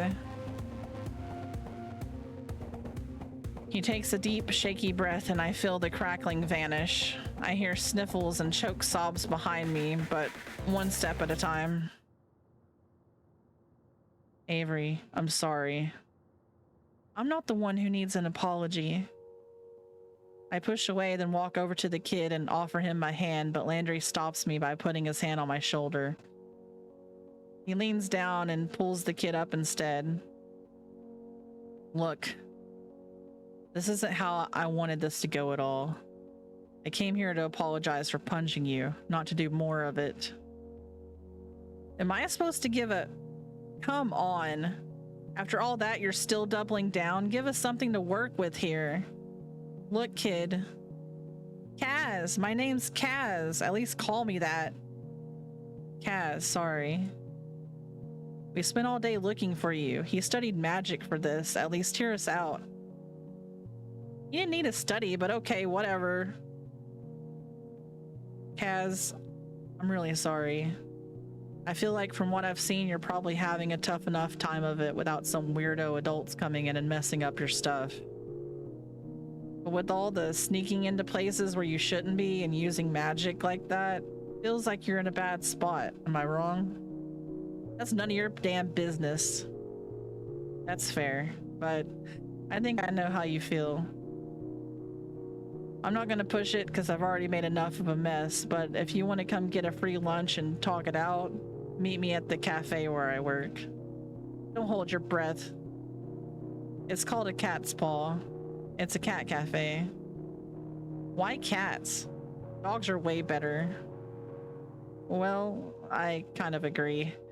And that's why he acts like a dog. Please don't tell anyone at work, Avery. Well, whatever. I don't really give a damn. Maybe I'll come wreck the place. I sort of feel like you won't. You'll see, won't you, you loser?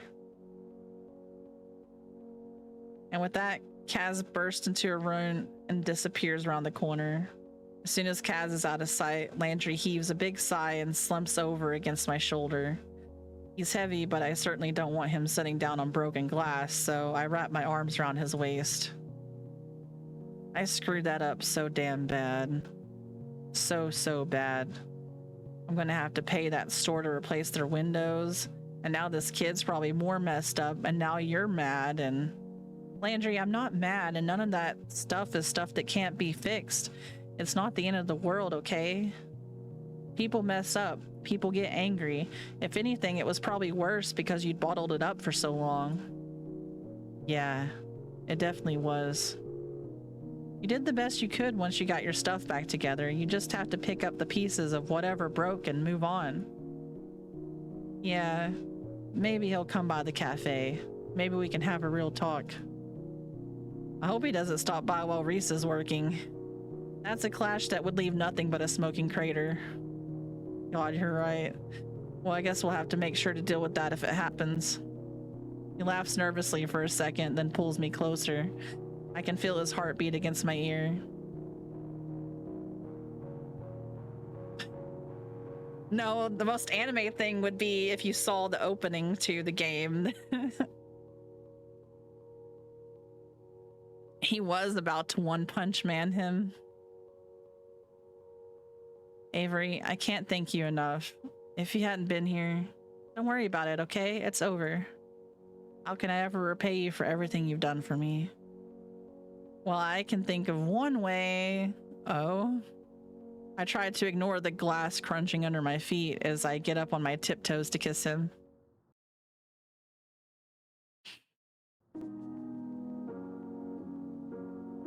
I'm walking on the sun with the stars on my shoulders and the wind in my hair, or some other complicated metaphor. I don't know. I've been so happy lately, it's great. I mean, work is still work and mochi is still mochi, but I got a real cute crush I can spend my time with, and I'm starting to get to the bottom of this magical curse thing.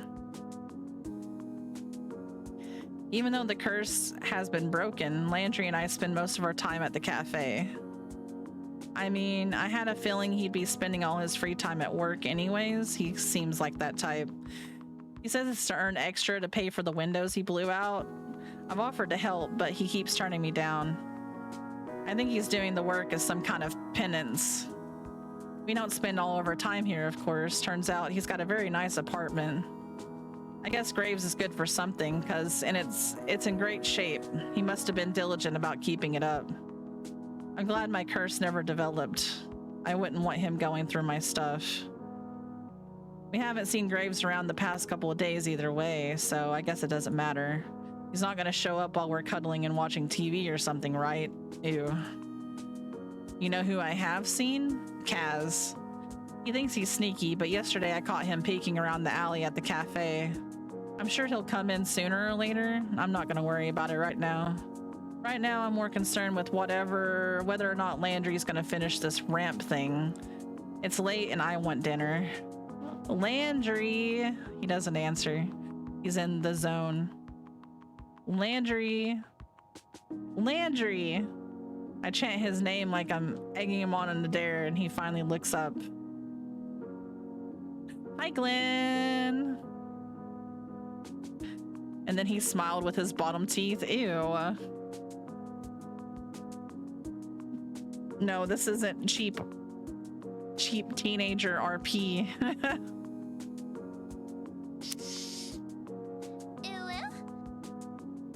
Thank you for the hug.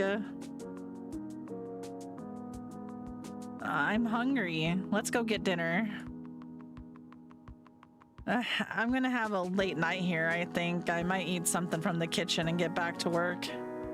You can stay if you want, but nope, no thanks. I gotta go check on Mochi anyway. I'll come over after I'm done, okay? If you don't mind, of course. Of course I don't mind. I better get going before Mochi finds his way here instead. Alright. I give him a quick kiss and gather my stuff and head out. It's way later than when I usually leave. Usually the sunset's still peeking through the city skyline, but tonight the moon's already high. Back home, the crickets would be chirping full force right now. They get super busy this time of year. Car noises echoed from the main roads are close enough. I can see Landry's broad back leaning against the cafe window. If he isn't done in an hour or two, I'll have to come back and drag him out.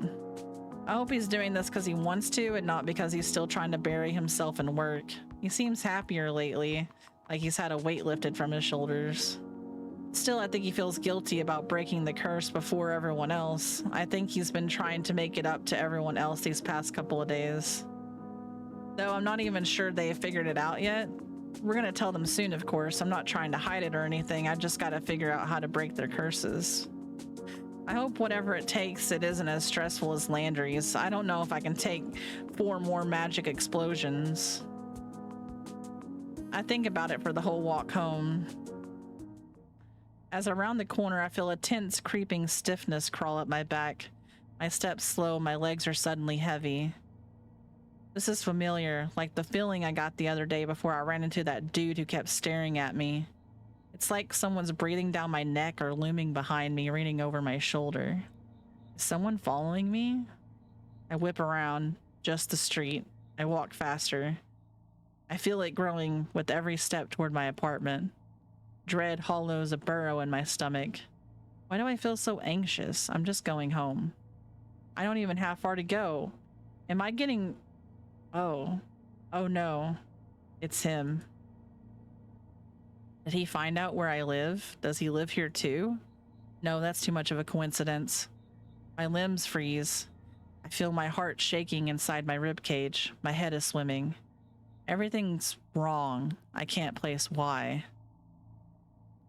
Howdy. Good evening? Good night. My voice feels small and foreign, like it's thrown by a ventriloquist. I try to beeline for the door, but he sidesteps and blocks my way. Now, why the hurry? Won't you answer a couple questions, kiddo? Drawling voice is like a saccharine venom. Oh no, he definitely has to be someone that Graves knows.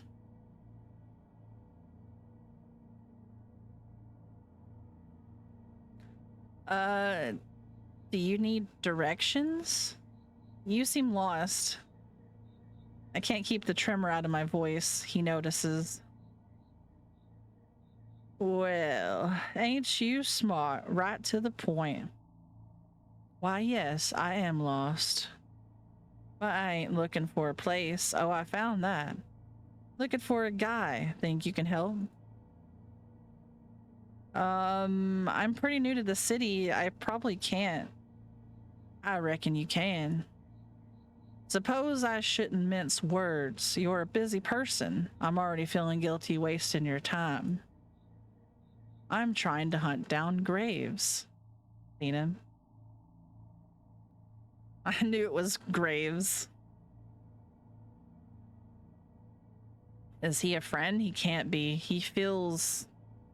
Yeah, I've been looking all over for my old buddy, and it's like he don't exist. Ain't that a shame? Oh, yeah, I haven't seen him recently either. Anger flashes over his face like an eclipse, vanishing as quickly as it come. Too bad. We got so much to talk about. I suppose his apprentice will do. That'll send the message. Intent reaches my feet before it hits my ears. I'm running before I know it. I'm not dumb enough to stick around and find out what he means by send the message. I don't look behind to see if he's following. That would slow me down. I have to get to the cafe. I just have to run like I'm being chased, even if I'm not. I hear a sharp noise behind me like a metal bat hitting a home run. My foot gets stuck. On what? I don't know. But it hits the ground and stays there. Oh. He's the rust guy.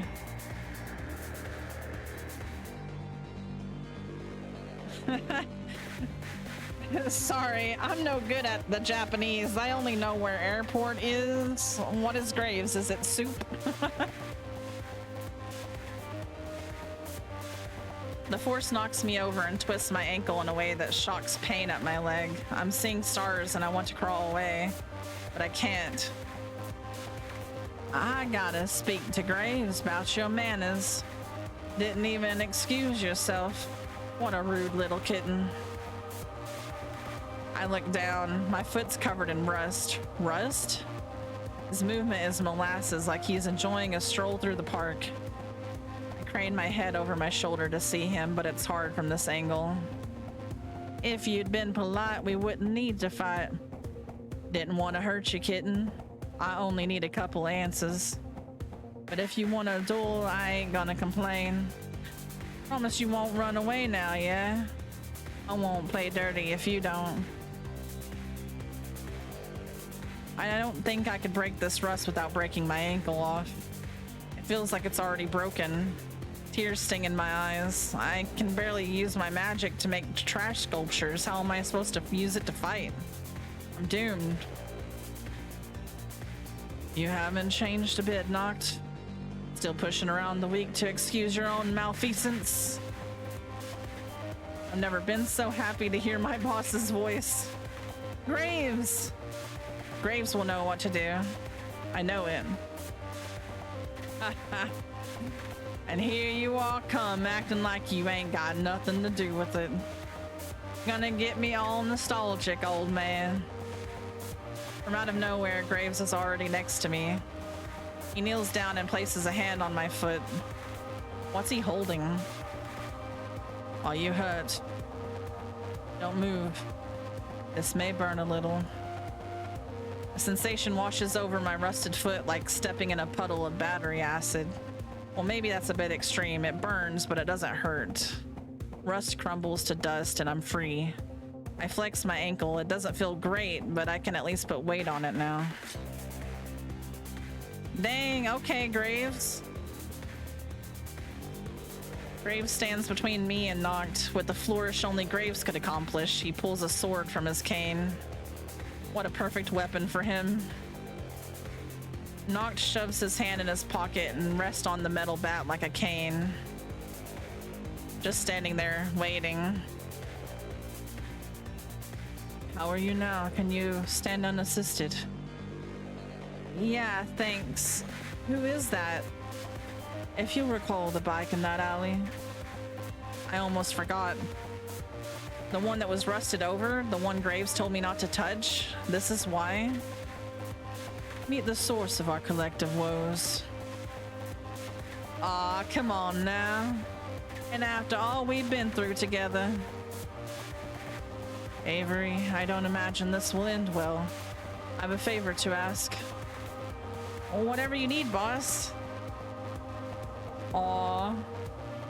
He drops the cane sheath and takes my hand. His eyes are fierce, fire and ice, staring into mine. I feel like I shouldn't blink. I give it to you, all of it. Take care of it for me, Avery. What? All of what? Don't be telling me you're gonna give me your power and I have to run this cat cafe now? And you're sacrificing yourself? Don't do that to me. Everything of mine. You'll understand. Now go as fast as you can. Go to the cafe. You'll be safe there.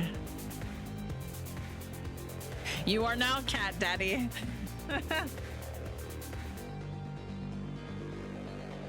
What was that all about? I don't feel any different. Why are you dawdling? Go.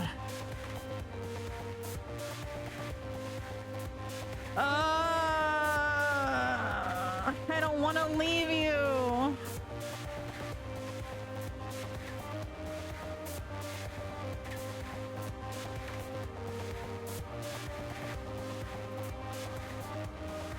I don't want him. No, I don't want to see you.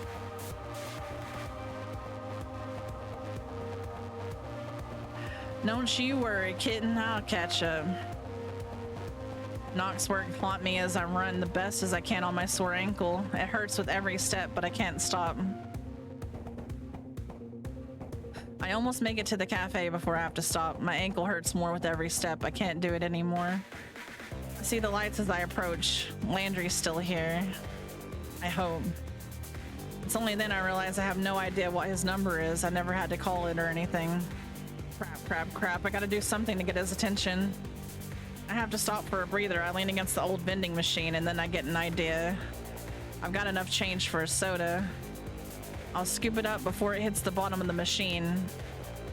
I give it a good shake and focus all my magic into it. I lob it as hard as I can. Don't tell me you're gonna bust open the doors. The can hits the ground and explodes with a pop. Sparks fly like illegal fireworks. It worked. I was worried I was gonna make a colorful Molotov cocktail. Landry notices and comes out to investigate. Thank God Knock didn't get here first. What the heck? Is this a prank? Kaz, is that you? Landry! Avery? What the heck? I need your help. I twisted my ankle. Someone's coming. What, Avery? Oh my God. He bounced towards me, covering the distance between us in no time at all. You okay? Did you slip or something? Never mind that. Just help me inside. Hurry. He's coming. What? Who's coming? I mean, hurry. It's Knocked. He effortlessly lifts me in his arms. I wrap my arms around his neck and he hurries back to the cafe. I could get used to this. I'll ask him to pick me up some other time under better circumstances. But it's not time for that right now. Okay, so now I'm understanding why he was calling my character the Apprentice and why he gave my character the bookmark. He wanted me to learn the magic and learn all the things because he knew it was going to have to come to a head sooner or later and he was going to have to pass everything on, I think.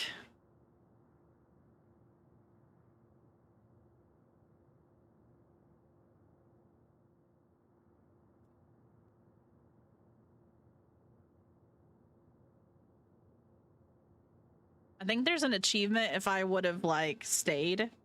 I would have became rusted or something. But I don't. I'm like, I'm okay. I want a good ending right now. I wrap my arms tighter around him. Avery, I can't breathe. Oh, sorry. I let go and he gently sets me on the couch. He's already fussing over my ankle. I'm so glad you're still here. I don't know what I would have done if he caught up. If who caught up? Were you being chased? Yeah, this guy Knocked attacked me and Graves fought him off, so I ran. He's the one who hurt you? I feel static run up my spine. I think it's from Landry. The light goes out of his eyes. Oh, he's mad. I didn't mean that metaphorically. There's actual literal static crackling off of him. He's like a lightning rod when he's mad. I can feel the hairs on my neck raising. Hope the windows hold out. I twisted my ankle trying to get away. I mean, I guess I got it caught in his magic. I don't know. Oh crap, I shouldn't have said anything about magic. He's already halfway out the door. No, Landry, come back. Grace will take care of it. I don't want you getting hurt too. This is like talking to an electrically charged brick wall. I'll go see what's happening. Will you be okay here? No, just stay here. I don't want to be alone. Please, Landry. Come sit down with me. Yeah, you're right. Sorry I got worked up. Let's stay here for a bit. I just want to lock the door and take a few minutes to catch my breath, okay? Yeah, you're right. At least he's calmed down enough to stop crackling. I'll get the door. Now let me. I want to try my foot again. Holy crap, now that I've had a few minutes to let everything catch up, my ankle hurts like hell. I try to hobble to the door, but it flies open before I have the chance. I ready myself to fight a murderer armed with a bat, but it's... Finley? You guys, oh my god, the curse! She grabs my hand and does a little dance, but stops when I wince in pain. Oh, sorry, sweetie. You okay? Did you twist your ankle? Yeah, what's this about the curse? It's broken. We're all human again. Of course, I'll miss my jelly donut fame, but I'll live. I'll start a new vlog. What's wrong? You look real messed up about it. It's Graves. The curse must have been broken because something happened to him. Graves. What happened? Where is he? And suddenly everyone is here. The curse must have been broken for everyone at once. This should be good news, but... Oh, Reese. It's bad. He's still out there, I think. Still out where? He lunges, but Mason intercedes. Stop. They're injured. What happened to him? You have to tell me what happened. Someone attacked us. I have no idea who he was, but he had a grudge against Graves. His name was Noct, I think. I don't know who that is. What happened then? This Noct guy, I think he beat Graves.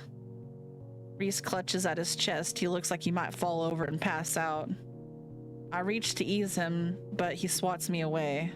I knew it. I knew he was going to get in over his head. I knew another witch was on his tail, but he told me to stay out of it. Damn it. I could have helped. Why didn't he let me help? Reese sinks into the couch and slams the armrest with his fist. Beating on the furniture isn't going to do anything, but if that helps him feel better. He sinks his fingers into the cushion and looks hard at the floor. His eyes gloss over. He's holding back tears with everything that he's got.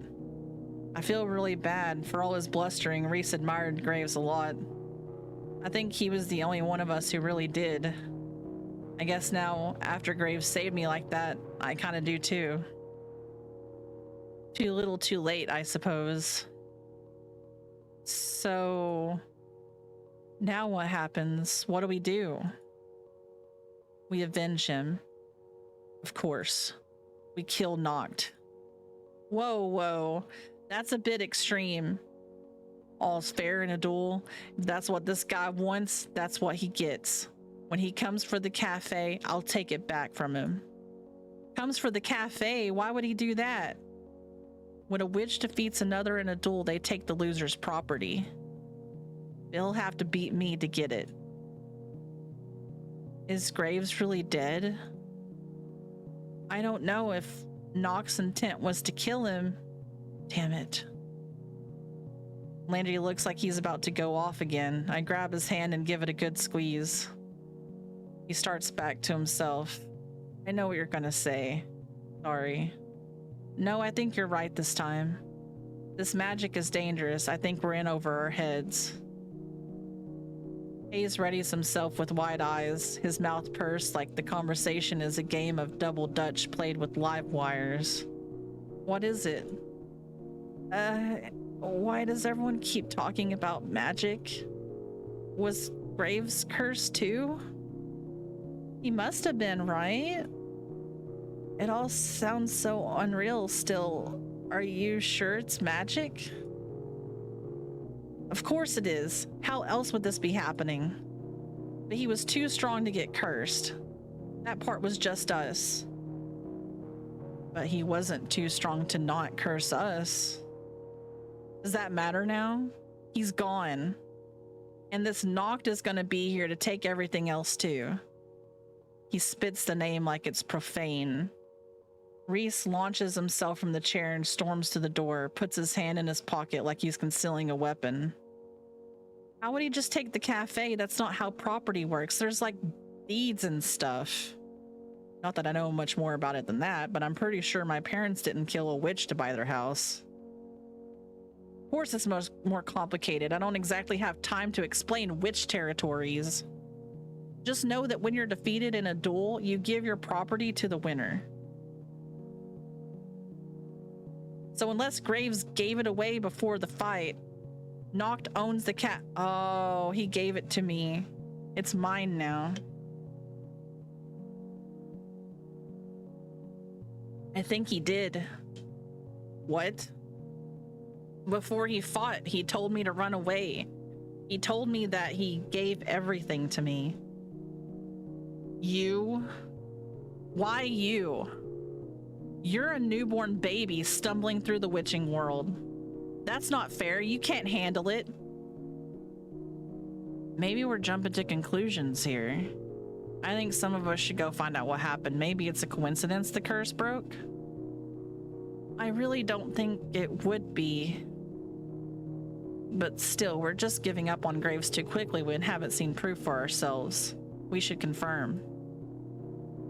Reese, would that make you feel better? If on a slim chance you were right, obviously. And if not, Landry and Reese seem so ready to fight. I'm a bit worried for them. Why don't you come with me? Nobody should go out alone. We can watch out for each other. You read my mind.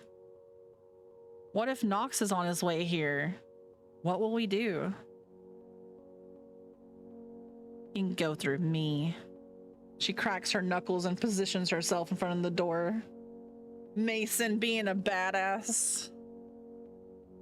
I'm so glad to have all these bruisers on my side. He said he'd come after me. What if he's waiting in my apartment? What about Mochi?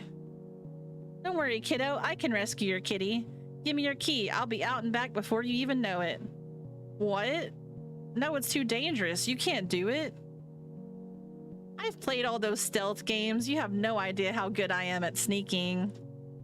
Guys, I'm just some screw-up kid. You don't have to do this for me. Of course we do. Yeah. You're our screw-up kid. We stick together through thick and thin, us cursed cats. Tears of gratitude sting my eyes. I never thought I'd have friends like this who'd endangered themselves for me. My high school friends would have run off the moment someone said curse. I love these guys. I vigorously scrub my face, don't want to get too mushy. I hobble back to the couch. Okay, we can do this, right? Yeah. Promise me nobody's gonna get hurt, okay? Please, give us more credit than that. Yeah. This guy will be sorry if he underestimates us. Then we enact our plans. Reese, Landry, and Finley all head out together. It's so weird to see them walk away from the cafe as humans. Hay vanishes into the bathroom for the first aid kit. Mason dips into the kitchen and I hear a horrific screeching noise like metal against linoleum. What is she doing? She returns triumphantly. She smirks at me, or more accurately at the dumb gawking face that I'm making. Lock the door. With what? An industrial range? She gives me this self-satisfied smirk, then paces in front of the door and the windows like a sentry. Oh my god, who needs magic? She can snap that knock guy in half with her hands. Hayes is back with bandages and a bag of ice. Gingerly, he removes my shoe and rolls up my pant leg to get a better look at my ankle.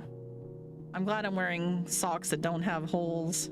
Oof, my ankle doesn't look great, but it could be a lot worse. I don't think it's sprained, just twisted. You just need rest. He slowly, neatly wraps my ankle with one of the stretchy bandages. When he pins it in place, it's like a pro's work. A professional ankle wrapper? Do you know a lot of first aid, Hayes? You're way calmer than I expected. I studied in scouts. Injuries and things that don't bother me, never have. Not everything makes me feel anxious.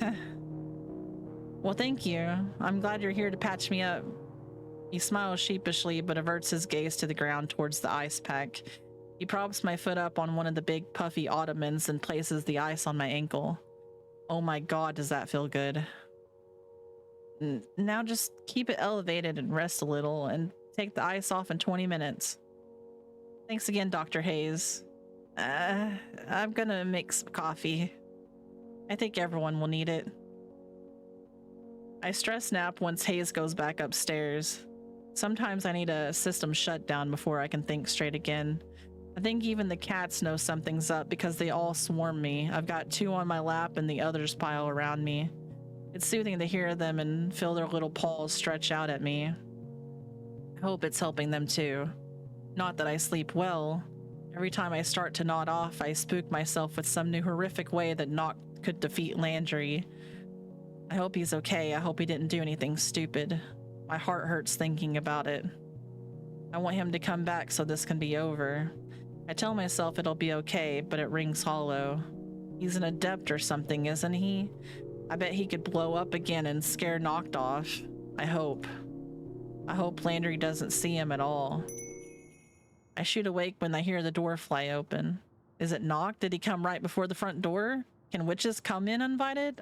Or is that vampires? Oh, it's Finley again. She bounces the door open against her hips since her hands are full of cat carrier. The fussy lump inside is unmistakable. Meh, meh. Wow, you are so whiny. Hold your pants on, baby. Mochi, did you have any trouble? Is everything okay? It's fine, though I had to lure him in the carrier with treats and he hated every moment of being in there. So, same as always? That's good. How about it? Should I unleash the beast? Meh. Yeah. Mochi, if you cause any trouble with the other cats, you're going right back in. Got it? Like he's gonna choose now to start listening. Finley opens the carrier and he shoots out like a furry cannonball. Then he stands there dumbstruck. He's got his own troubles now and playing nice with cafe cats, but at least he's here. That's one less thing Knocked could use against me. I see movement in front of the cafe. Is it? No. There's too many people for it to be Knocked. Anyway, I know that hat anywhere. It's Reese and Landry back already with Graves, or what used to be Graves. Now he looks like a forgotten statue, flaking bits of rust off as they haul him up on the sidewalk. Are their hands glowing? I squint to get a better look. Oh, they look like garden gloves? Glowing garden gloves? They set Graves in front of the cafe, then come inside. Reese peels his gloves off, then helps Landry with his. Nobody touch him unless you're properly enchanted. The rust spreads easy. Are you gonna leave him out there? He looks like a huge, ugly yard gnome. Not that I'm gonna say anything. We can't risk the cats coming over to investigate. They might touch the rust, and Reese said it could spread to them too. I can't just take him upstairs. Dracula would be at risk. Or Dracula. I know she'll be heartbroken. Aww.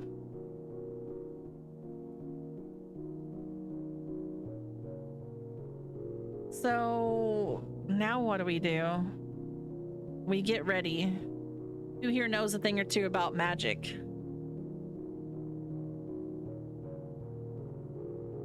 I mean, I know the two of us have learned a thing or two, though we're hardly experts. I guess we'll do the best we can to teach you, though. Speak for yourself. You can't teach me anything I don't already know. Wait, yeah, Reese, how do you know so much about this? I've learned a thing or two in my time. I'm not assistant manager just because I'm good at accounting. I have no idea what kind of magic you've been learning, Avery, but I won't let you steal the spotlight. I'll beat him. Haven't you been listening? He beat Graves. We gotta team up and come up with a plan. We fight alone, he picks us off. We all jump in, we have a chance. See, Mason gets it. Well, what do you propose? Haven't you ever cram studied before finals? We'll do that using the tried and true Gray method. We shove enough magic in our short-term memory to beat him. We probably forget it 5 minutes after, but who cares by then? We'll be done. That's the dumbest thing I ever heard. You got a better one? See, it'll be fine. I'm basically an expert here too. I got through half my book reports without even opening the book. Just take the time to study properly. All right, someone get me the book and I'll get this started.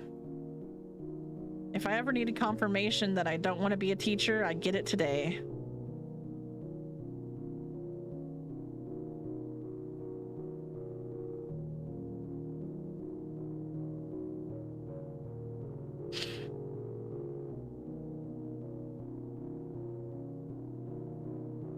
Reese keeps correcting me. I think Mason fell asleep. Landry gets distracted and wandering off. Finley's interested, but she's also interested in her phone. Hayes is too shy to actually try anything. Hell, it looks like Mochi is paying more attention than they are. This is important, so I keep trying, and I think they do too, but I'm exhausted.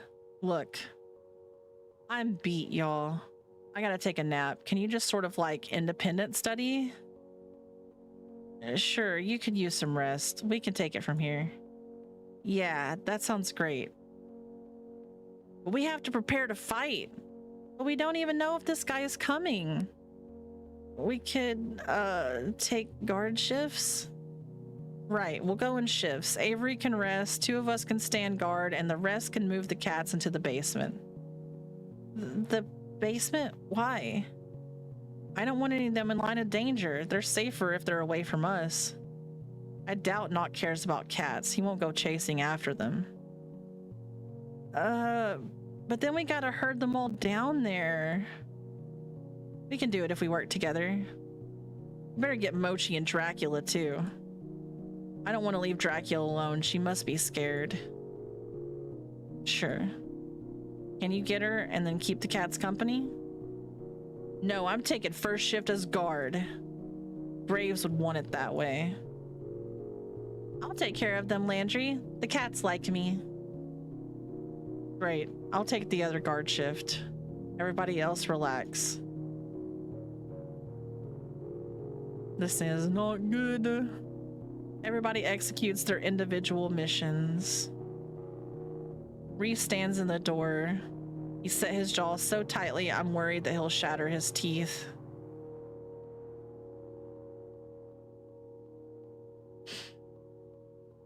Landry sits next to me and wraps his arms around me. Are you worried? Of course I am. Don't be. We're all here. It'll be okay. Easier said than done. I bury my face in his chest and he pulls me closer. I can hear his heartbeat. I focus on it like it's my lifeline. I hear Finley and Mason chasing the cats around, herding them to the basement. I don't even care if they see me furiously snuggling on Landry. I'm so tired. Landry isn't going to do a great job of guarding if I'm hanging on him, but I don't care. Nock can go through me first to get to him. He's really on edge. Even if he doesn't look it, I can tell by the pounding of his heart. It makes me feel better that he's nervous and it's not just me, but that doesn't exactly make for a better situation. After a while, I feel him gently lift me off of his chest. I'll be just a minute. I need to ask Reese something, then take care of something else. That's all. Okay. You know what he did the last time he told you shit like that?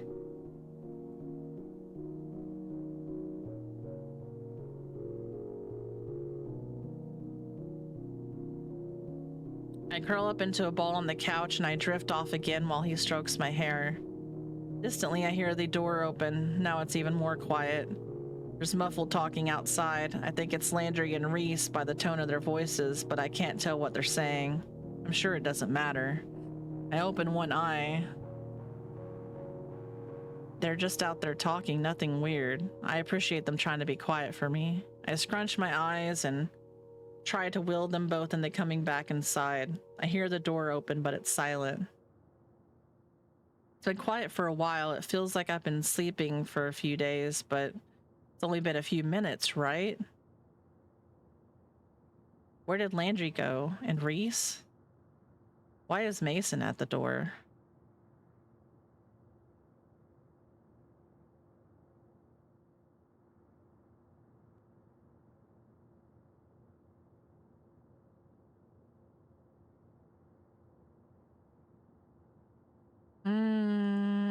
Where is everybody?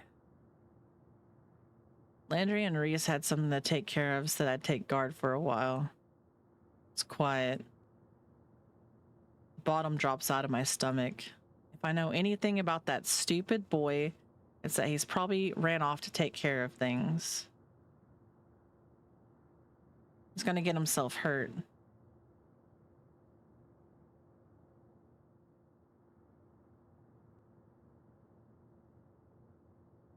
Where'd they go? I've got to find them before they get in trouble. Mason shrugs. How helpful. Luckily, some of the swelling's already gone down to my ankle, but it hurts to jam my foot back in my shoe. Hold down the fort while I'm gone. I'll be right back. Hopefully I'm wrong about Landry. Hopefully I'm right about coming back. There's no sign of him, Reese, or Noct. Maybe I'm being paranoid. Maybe I'm setting myself up for trouble. Only one way to find out. I make it all the way back to my apartment. There's rust stains on the ground, but otherwise it doesn't look like anything out of the ordinary. I guess they weren't here. It's no use. I don't see anybody. Maybe they really did just run an errand. Maybe they're getting supplies or something. As I approach the cafe, I feel the hairs on the back of my neck stand on end like static electricity. Landry? Landry! There's a muffled voice around the corner. It sounds like him. Avery, no! Get inside! Hurt! His voice gets drowned out by a slam like something hitting the asphalt. My heart stops. There's another slam, much louder. Suddenly, Landry's in front of me. His back hits the ground hard.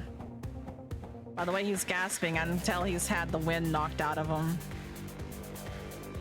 He sputters and coughs. Noct is on him before he can get his breath back. I can't breathe either. Noct grabs a fistful of Landry's hair and drags him up until they're face to face. Hi, Ito.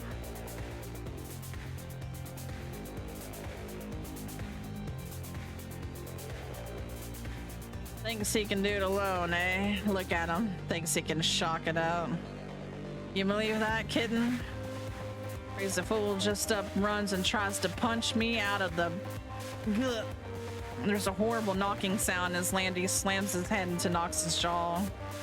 He crumbles to the ground. Landry scrambles away towards me. His ears must be ringing. Hell, I feel like my ears are ringing. I think I can hear it now, like the bass line of a song playing far away. I throw my arms around him, but he's absolutely crackling. He looks like he could tear a building in half with his bare hands. Landry! Landry, you idiot! I can't believe you ran off by yourself again. Promise after this I'll be good. He looks like he's been hit by a car. I can't believe he's still standing. Just this last time, Reese and I thought we could do it together, but now he's... Oh my god, Reese, where is he? Back by your apartment. Sorry, Noct got him. By now, Noct has recovered enough to stand back up. I think I see blood on the corner of his lip, but he wipes it away. I ain't a patient fella, and I hope you don't take this all personal, but I'm gonna wrap it up now. I got places to be, territory to claim. You get me, yeah? Come over here, kitten, and I'll cut you a deal. You give me the cafe and nobody gets hurt. Well, nobody else, but you can't blame me for self-defense. Doesn't that sound better? Why are you doing this? Leave us alone. How many times you gonna strike out? Should know how this goes by now. I'm not leaving without taking what Graves owes me, and he owes me everything. You get me? Ain't gonna half-ass that.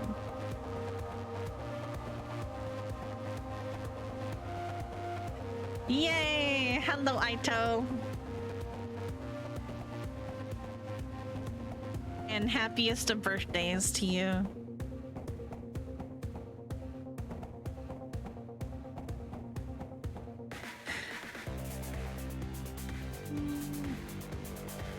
I had you up on my phone.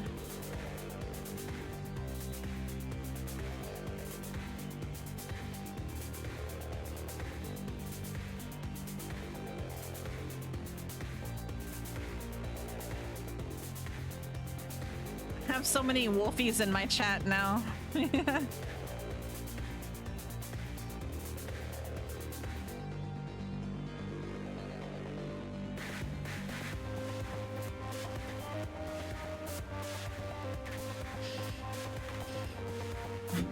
Landry's on his feet again, but he's not steady. He lifts to the side and his breathing's heavy, but he curls his hands into fists and steps back up to Noct. Over my dead He doesn't even get to finish the sentence. Noct pushes into his chest with the tip of the baseball bat like he's breaking a game of pool. Suit yourself, tiger. Rust blooms from Landry's chest like a wound. Landry! He falls to one knee and clutches a hand over the rust. It's spreading slowly, but not slowly enough. Soon his hand rusts to his chest like it's been there for centuries. I run to him, but he holds up his free hand to push me away. Sorry, Avery. This is it. Noct is gonna rust us in place, just like Graves. And poor Reese. The others don't know magic. They aren't gonna put up a fight. I mean, maybe Mace, but what about the others? This is how it goes. I stand in front of Landry and ball my hands into fists. Noct is so slow in approaching, he hasn't lifted his bat yet. Just get it over with. I think I hear footsteps like someone's running to us. Reese? No, it can't be. The sound of bass is getting louder. Oh, it's that Kaz kid. It's got to be. You're welcome, Ayato. I hope that your stream went well.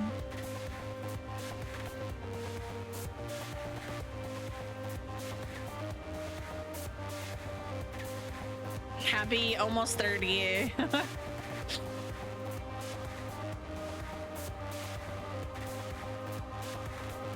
The bass is perfectly timed to the beat of the footsteps running closer and closer. I see the lights before I see his face. Neon arrows light ground where his feet hit. A heavy bass drop slams out with each step like aftershocks from an earthquake. Should have come by earlier. Look at this jackass. Thinks he can take down my free meal ticket? Kaz, what the hell? What are you here? Why are you here? Thought something fell off. Feel that moron's magic from a mile away and it got sour. He points at Landry as he spits that moron. Landry definitely doesn't appreciate it, but he's hardly in a place to retaliate. Can't believe it, you took one of the big guns of witching? Really? The Rust Witch? You idiot. Aw, you recognize me? Appreciate that, kid.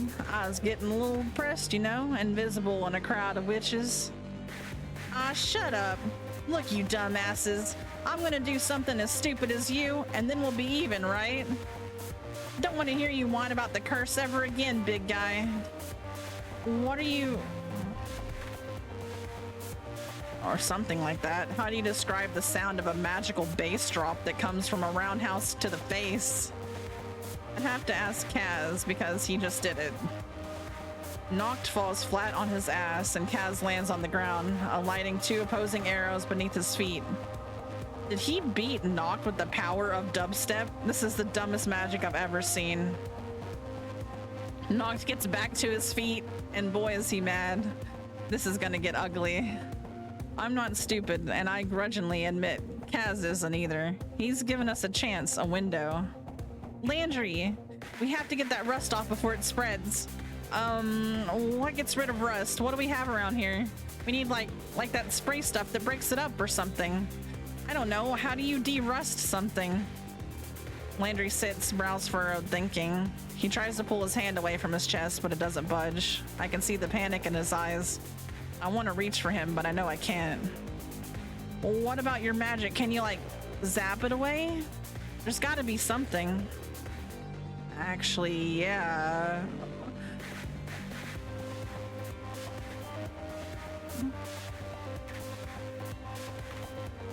You're inching your way towards it. Probably sounds like Skrillex, yeah. Sprites and scary monsters. That's awesome. Go buy a 12-pack of Coke. That takes care of rust. Oh man. And we had some kind of electrolyte in a sheet of metal. Electrolytes and metal, got it. I spring to my feet before Landry can even finish. I've got a boyfriend to save. Electrolytes are like the stuff in sports drinks, right? That vending machine's right around the corner. I dash for the machine as best as I can, mindful to avoid neon sound waves and rust spikes happening. I've got just enough in my pocket for 2 sports drinks. And here's the metal. I break the lock off the machine and shove it in my pocket. I dive back to Landry like I'm sliding into third and present him with the spoils. Okay, great. Well, I didn't mean electrolytes like that, but you know what? Let's try it. He pours the sports drink on himself, and oh. Now's not the thing. Now's not the time to think about wet t-shirts, guys.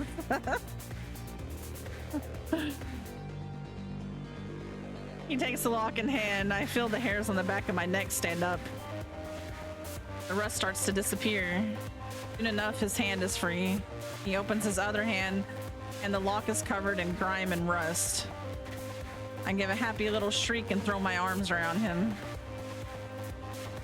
I mean, to be realistic, that shouldn't work at all, but who cares? It did. To bangarang, yeah. What if we just did that and saved graves? Can we save graves that way too? We figured out how to beat the rust. And now the root of the problem. See, working in a team is way better than running off on your own. Here's what we do. As it's getting tired and the arrows are dimming and the music sounds tinny, like it's being played from the thrift store headphones. To say nothing of the sweat pouring from him and his heavy breathing. I was expecting a lot more. Never met a weak sound witch till now. You a dud? Shut up! You're just taunting me. It's working, ain't it? Look at you. Noct, however, is as rusty and smarmy as ever. But that's okay, it won't matter much longer. Kaz! The cavalry has arrived.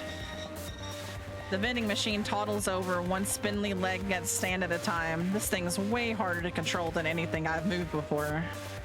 I concentrate enough, I can do it. I have to. Noct looks at it with amusement and confusion. That pause is just what I need. I will the front panel to fly open, and sports drinks and soda tumble out, spraying everywhere. Noct is drenched, so is Kaz, but there was bound to be collateral damage. I'll get him a new shirt.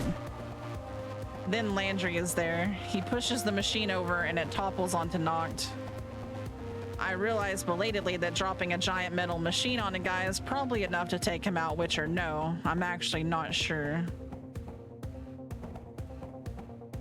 Surprisingly, or not surprisingly, I guess, Noct isn't even hurt. He starts to get up, but Landry grinds his foot into Nox's shoulder to push him back down. Landry places one hand on Noct, then one on the machine, then electricity. Ah! What are you doing? Rust removal. Noct struggles, but I warp the plastic from the bottles to latch them to the machine. The machine rapidly cakes in rust and grime. I'm definitely gonna have to pay someone back for this.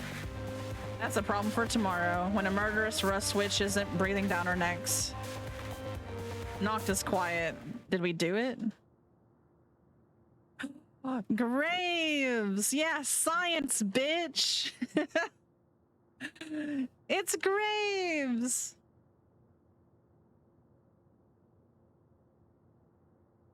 She blinded me with science. Bow, bow, bow. She blinded me with science. If only.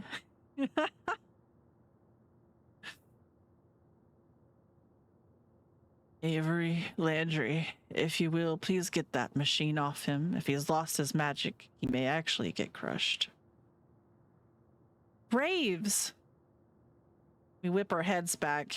Graves is there. The rust flakes off him like he's shedding an exoskeleton.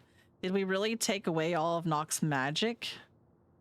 He's right, though. First things first. The vending machine's a bit easier to move now for some reason. It looks disgusting, like it's been underwater for decades. Noct doesn't look any different aside from exhausted.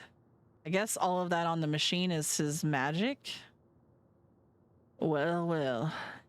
Knew you gotten yourself some ducklings, but who knew they'd be such strong little baby birds? I don't want to hear it, Noct. Just go. Leave before I lose my generosity. You're clearly not welcome here.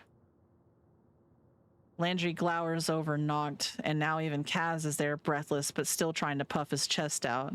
Nox slowly, shakily stands. He looks smaller somehow. His metal bat appears clean and new. He doesn't bother picking it up. That's that then. But I ain't gonna forget what happened, Graves, and I don't think you are either. Think of me when you do it again. See you in hell, Noct. Ah, don't you know it? I'll save your seat. He gives us all a smarmy, theatrical bow and then oh so slowly strolls down the alley past the rusty vending machine. Once he's out of sight, I realize I've been holding my breath this whole time. I finally exhale in relief. We did it. Oh my goodness, we did it. Did we really wipe out all of his magic, like, forever? Not forever, but enough to give him a good scare. He'll think twice before coming back. What was all that about any... Graves! Reese thunders down the road to the cafe and tackles Graves with enough force to almost knock both of them over. That's right. With Nox's magic gone, he'd be better now too. Oof. Reese, please don't worry. As long as you're alright, I am as well. With Reese making that much of a fuss over Graves, I probably won't get any answers anytime soon. Not that it matters, I guess, as long as Landry's here and we're both safe. I copy Reese and throw my arms around Landry. Don't you ever scare me like that again, okay? I promise, for real, that next time I'll talk to you. Oh god, no, there won't be a next time. This magic stuff, we aren't ever gonna piss off any witches again, you hear? I think we can manage.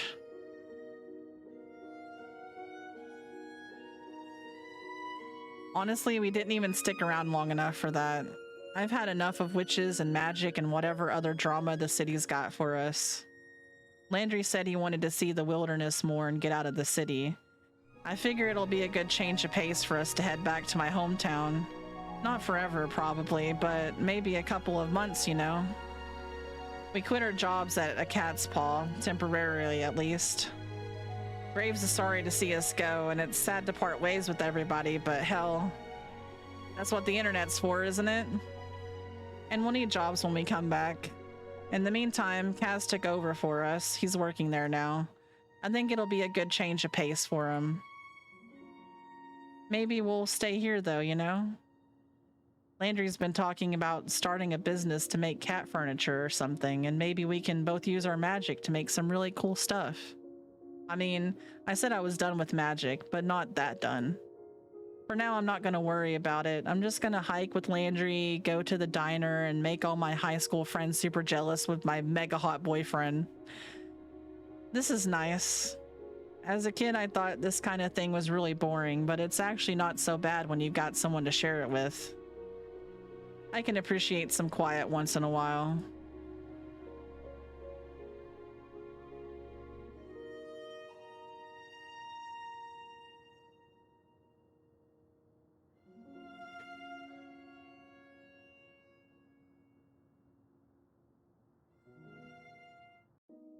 Bruh. That was a really good game. And that's just one ending out of like 6. But that was a very good ending. Oh my gosh. You know, it was kind of cheesy at parts, purposely so, and it also kind of made fun of itself, which I really like. The story was really good and interesting and kind of had a few tricks up its sleeve. I bet the romances with the other people will be just as good, especially if you get the Graves ending. I'm curious. Yeah, you... Oh, look, it's Landry on there now. That's cute. Yeah. I guess I just flirted more with Landry. But see, this run says I completed the Landry route and I passed the interview. The other achievements are I can choose to wear the uniform. I can do Finley. I can choose to date Finley. If I wouldn't have ran away whenever Graves told me to, I would have been rusted and that would have been a thing. There was another one where you could quit your job, apparently. There's Hayes, Mason, Reese. And then you can't do the Graves thing until you do everybody else. That's what I really want to do. But I also didn't expect the game to be like 6 hours long. But it was really good. But yeah, you can choose like 5 other love interests. Yeah, there's like 6 love interests. And I just happened to go with Landry, which I like. 6 hours for one path, yeah. I mean, you know, Landry is a good boy.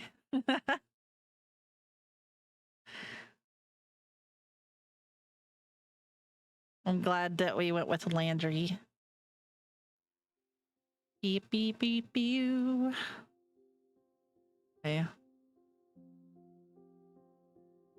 Also, I think it's pretty fitting that if I play this again on stream, I'm totally gonna just keep my chibi because it's cute.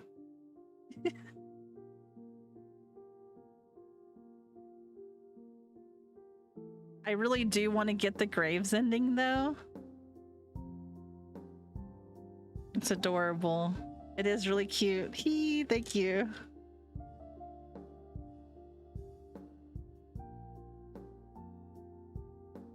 I even gave myself a little tail.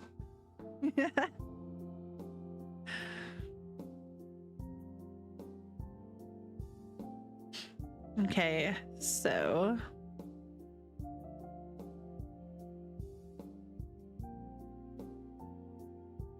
you know what's even cuter? Hold on. My favorite part is the little feet whenever you move. And the little feet move. Little feet.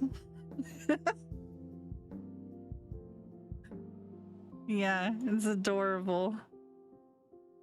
Happy, happy,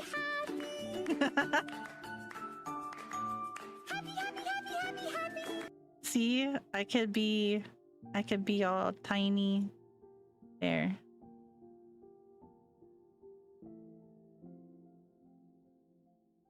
It just got 100 times cuter.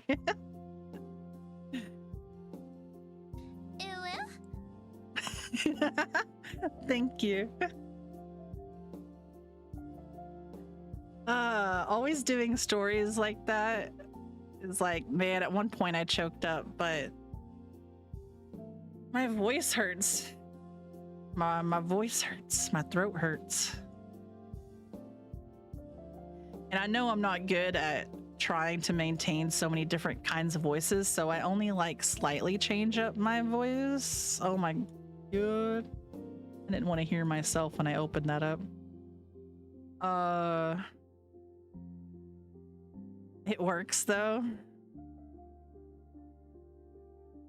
Yes, commentary for visual novels. It's a lot of work when there's no voice acting involved and you have to do it. Yeah, I was starting to get burnt out, but I was like, I really want to get through at least one of the story lines. Like, I want to play all of the different endings, but I don't know if I want to do it on stream and have to read all of that all over again for another 6 hours per person. You know what I mean? Like, holy cow. You ever accidentally get stuck in those voices? There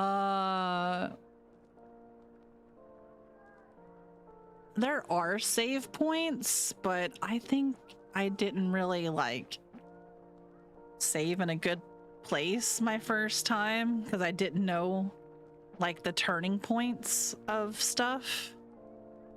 But I can maybe get there the second time or something. I would have to like make multiple saves. Yeah, I don't think I'd have to go through the whole game, but maybe just because I didn't have good like save files. I think I did it after I got like stuck on being with Landry.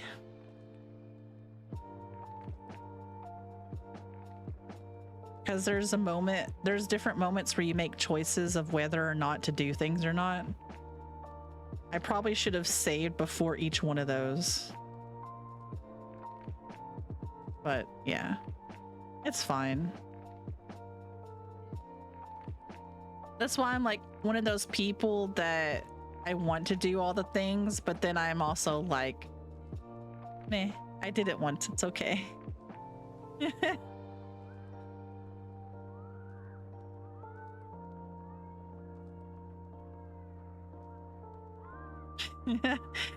But you do have multiple saves. I see you when you play games, you have multiple saves and go back to do things and whatnot. I want to be a completionist, but fuck that. Exactly. It's so much work.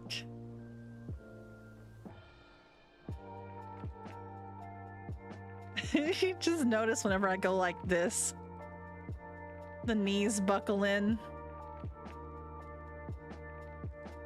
I can give it a little sad face too.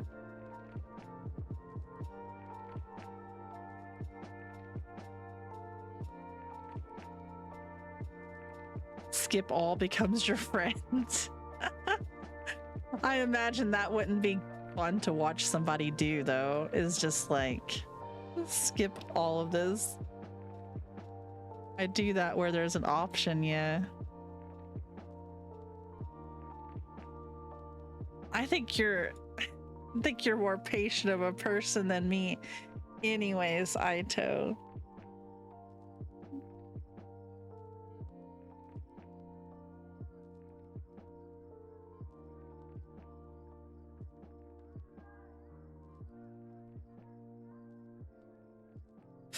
I am somebody that like, I think one of my biggest red flags that remains to be seen. I don't know, man. Talking about if you go through it off stream, you skip past the part. Yeah. Yeah, definitely off stream. I could do that. Just to get the ending, but like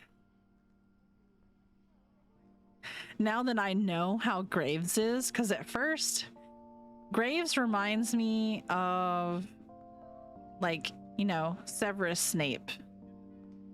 At first you're like, this guy's an asshole and he's doing some shady shit, but then you realize that everything he did was actually like protecting you,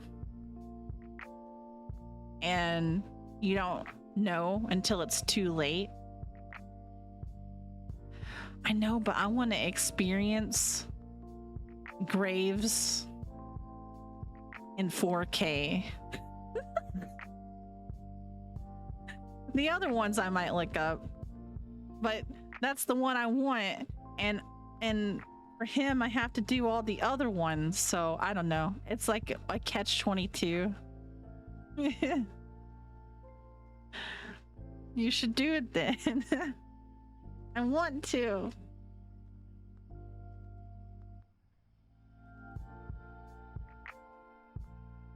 You're the one that I want. Ooh, ooh, ooh.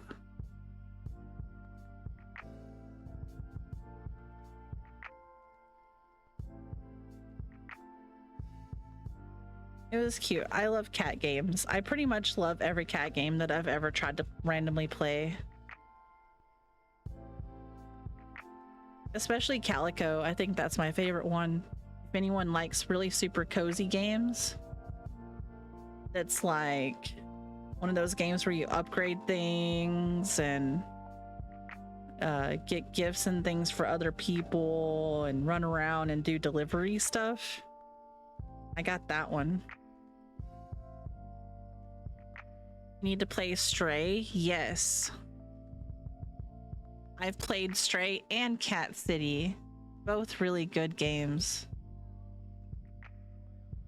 I have a lot of random cat games, guys. I don't know why. It's just like, if I'm gonna pick a cozy game, I'm like, it has to have an animal in it, like that Farewell North game with the boat, you know? It's got a doggy.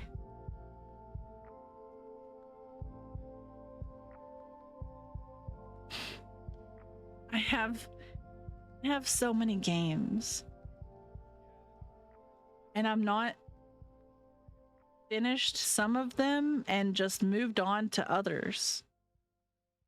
I don't know, is there a thing that shows me all of my games all together?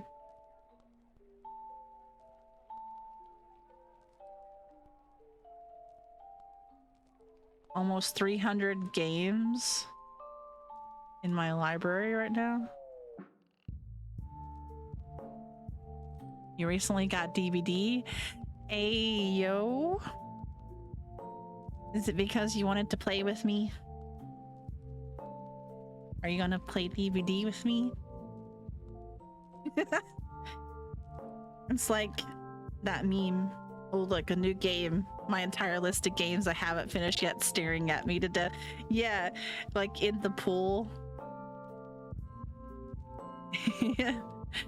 Like everyone's drowning in the pool and the one kid you've been picking up.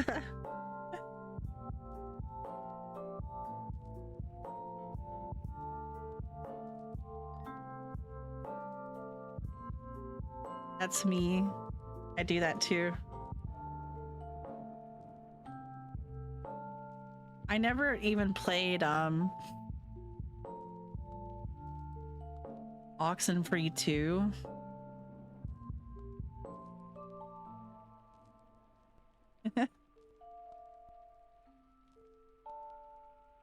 There's other things that I don't know if I can actually like play them on stream, because they're like visual novels, but I don't know if they like get into some funky stuff or not.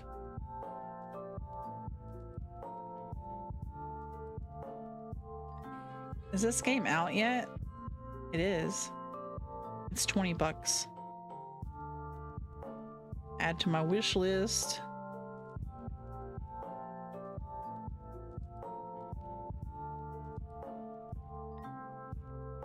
Red Dead 2, yes.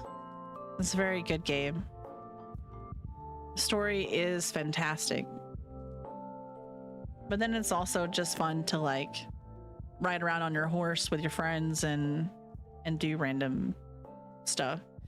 After a while it sucks because you finish all the story missions and then you kind of just have like, you know, the same radiant missions over and over again.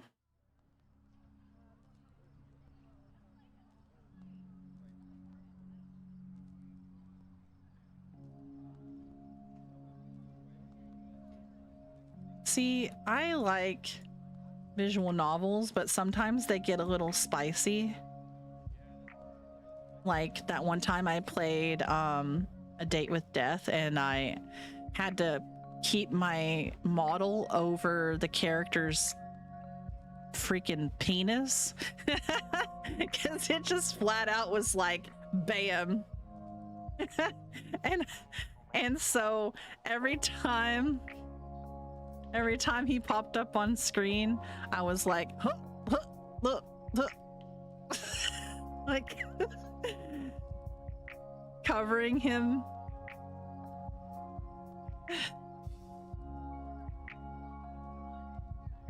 There is a DVD dating game. It's called Hooked on You. I've actually played it before, like a long time ago on stream.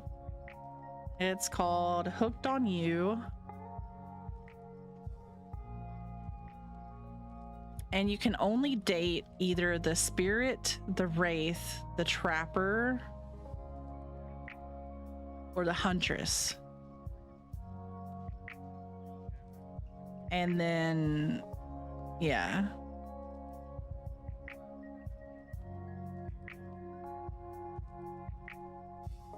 You won't play games like that on stream. There's too much risk. But I love those types of games. I've not gotten in any trouble with them yet, but I've seen some screen grabs of some of these and I'm just like,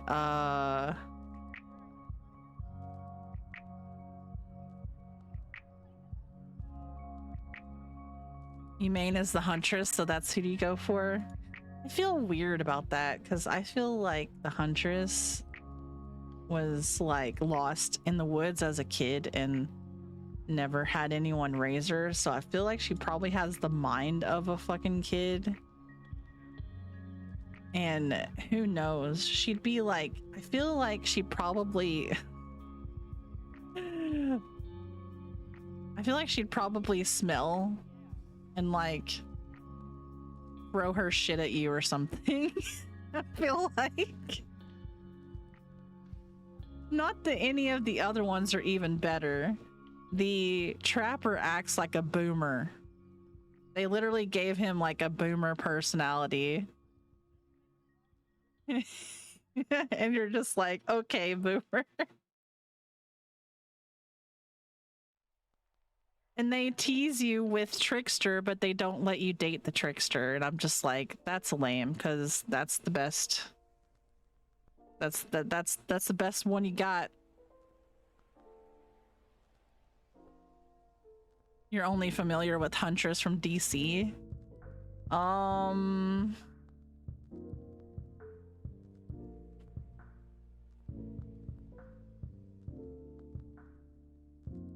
The Huntress on DVD is like that Russian folklore of like the humming woman.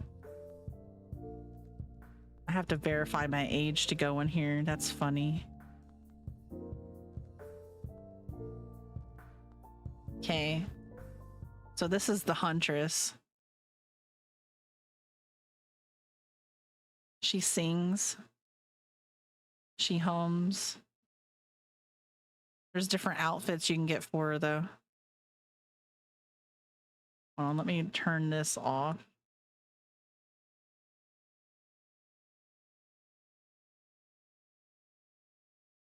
She has the Baba Yaga skin.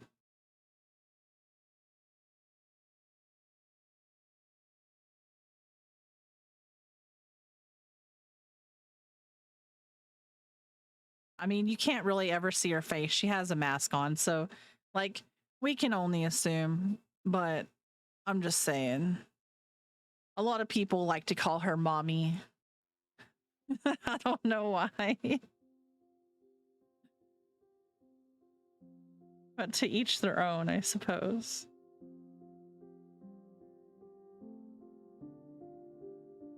Okay, guys, tomorrow I am going to be on here doing Hades. I've never touched the game before, but it was gifted to me and I really wanted to try it out. So I'm going to try playing that tomorrow. I don't know why either. I love Hades. It looks like Greek Diablo or something. I've not ever played it, but it looks cool. I like the art style.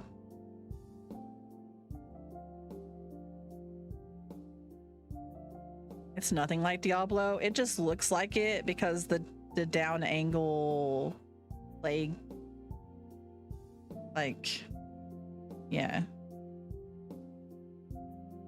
Hacky, slashy, whatever. Yeah.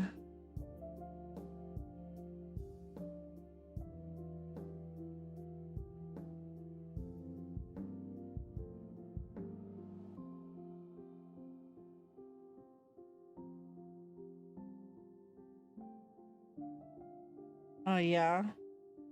I was worried about it because of that angle, like the same perspective and everything. But I'll see.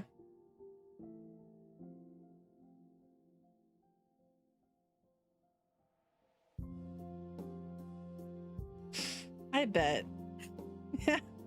It probably won't be nice to me, but that's okay. At least I can give my voice a rest if I play it. It's fine. I can always switch games if it doesn't work out for me. I don't want anyone in here yelling at me and telling me that I suck.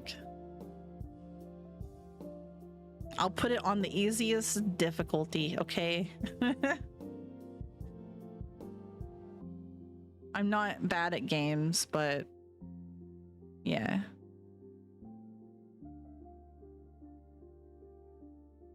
I love a good story. I'm a whore for a good story.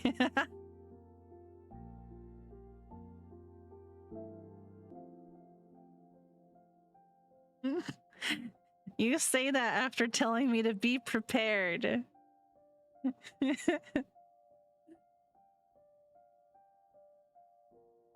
I don't like it when people think it's dumb to play games on easy. If it's not. You should want to be able to like enjoy yourself without getting frustrated, and mostly you're supposed to be here as entertainment, not as like we're not entering an esports tournament or something. So, you know, if I'm gonna play a game, I want to enjoy it first, and then later I'll play it to hate myself. Exactly. Oh, you're not gonna cry, are you? Gilly, I'll beat your ass.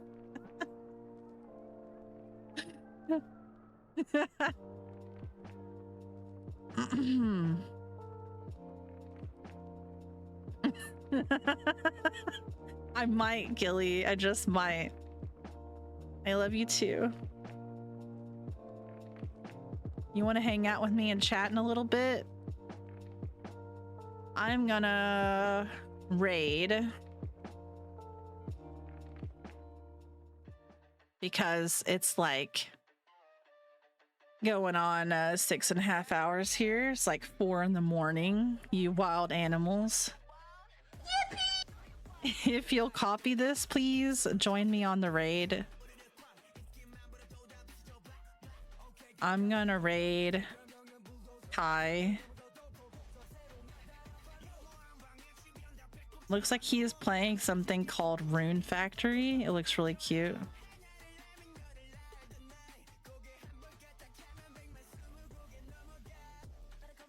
Thank you guys for being here with me.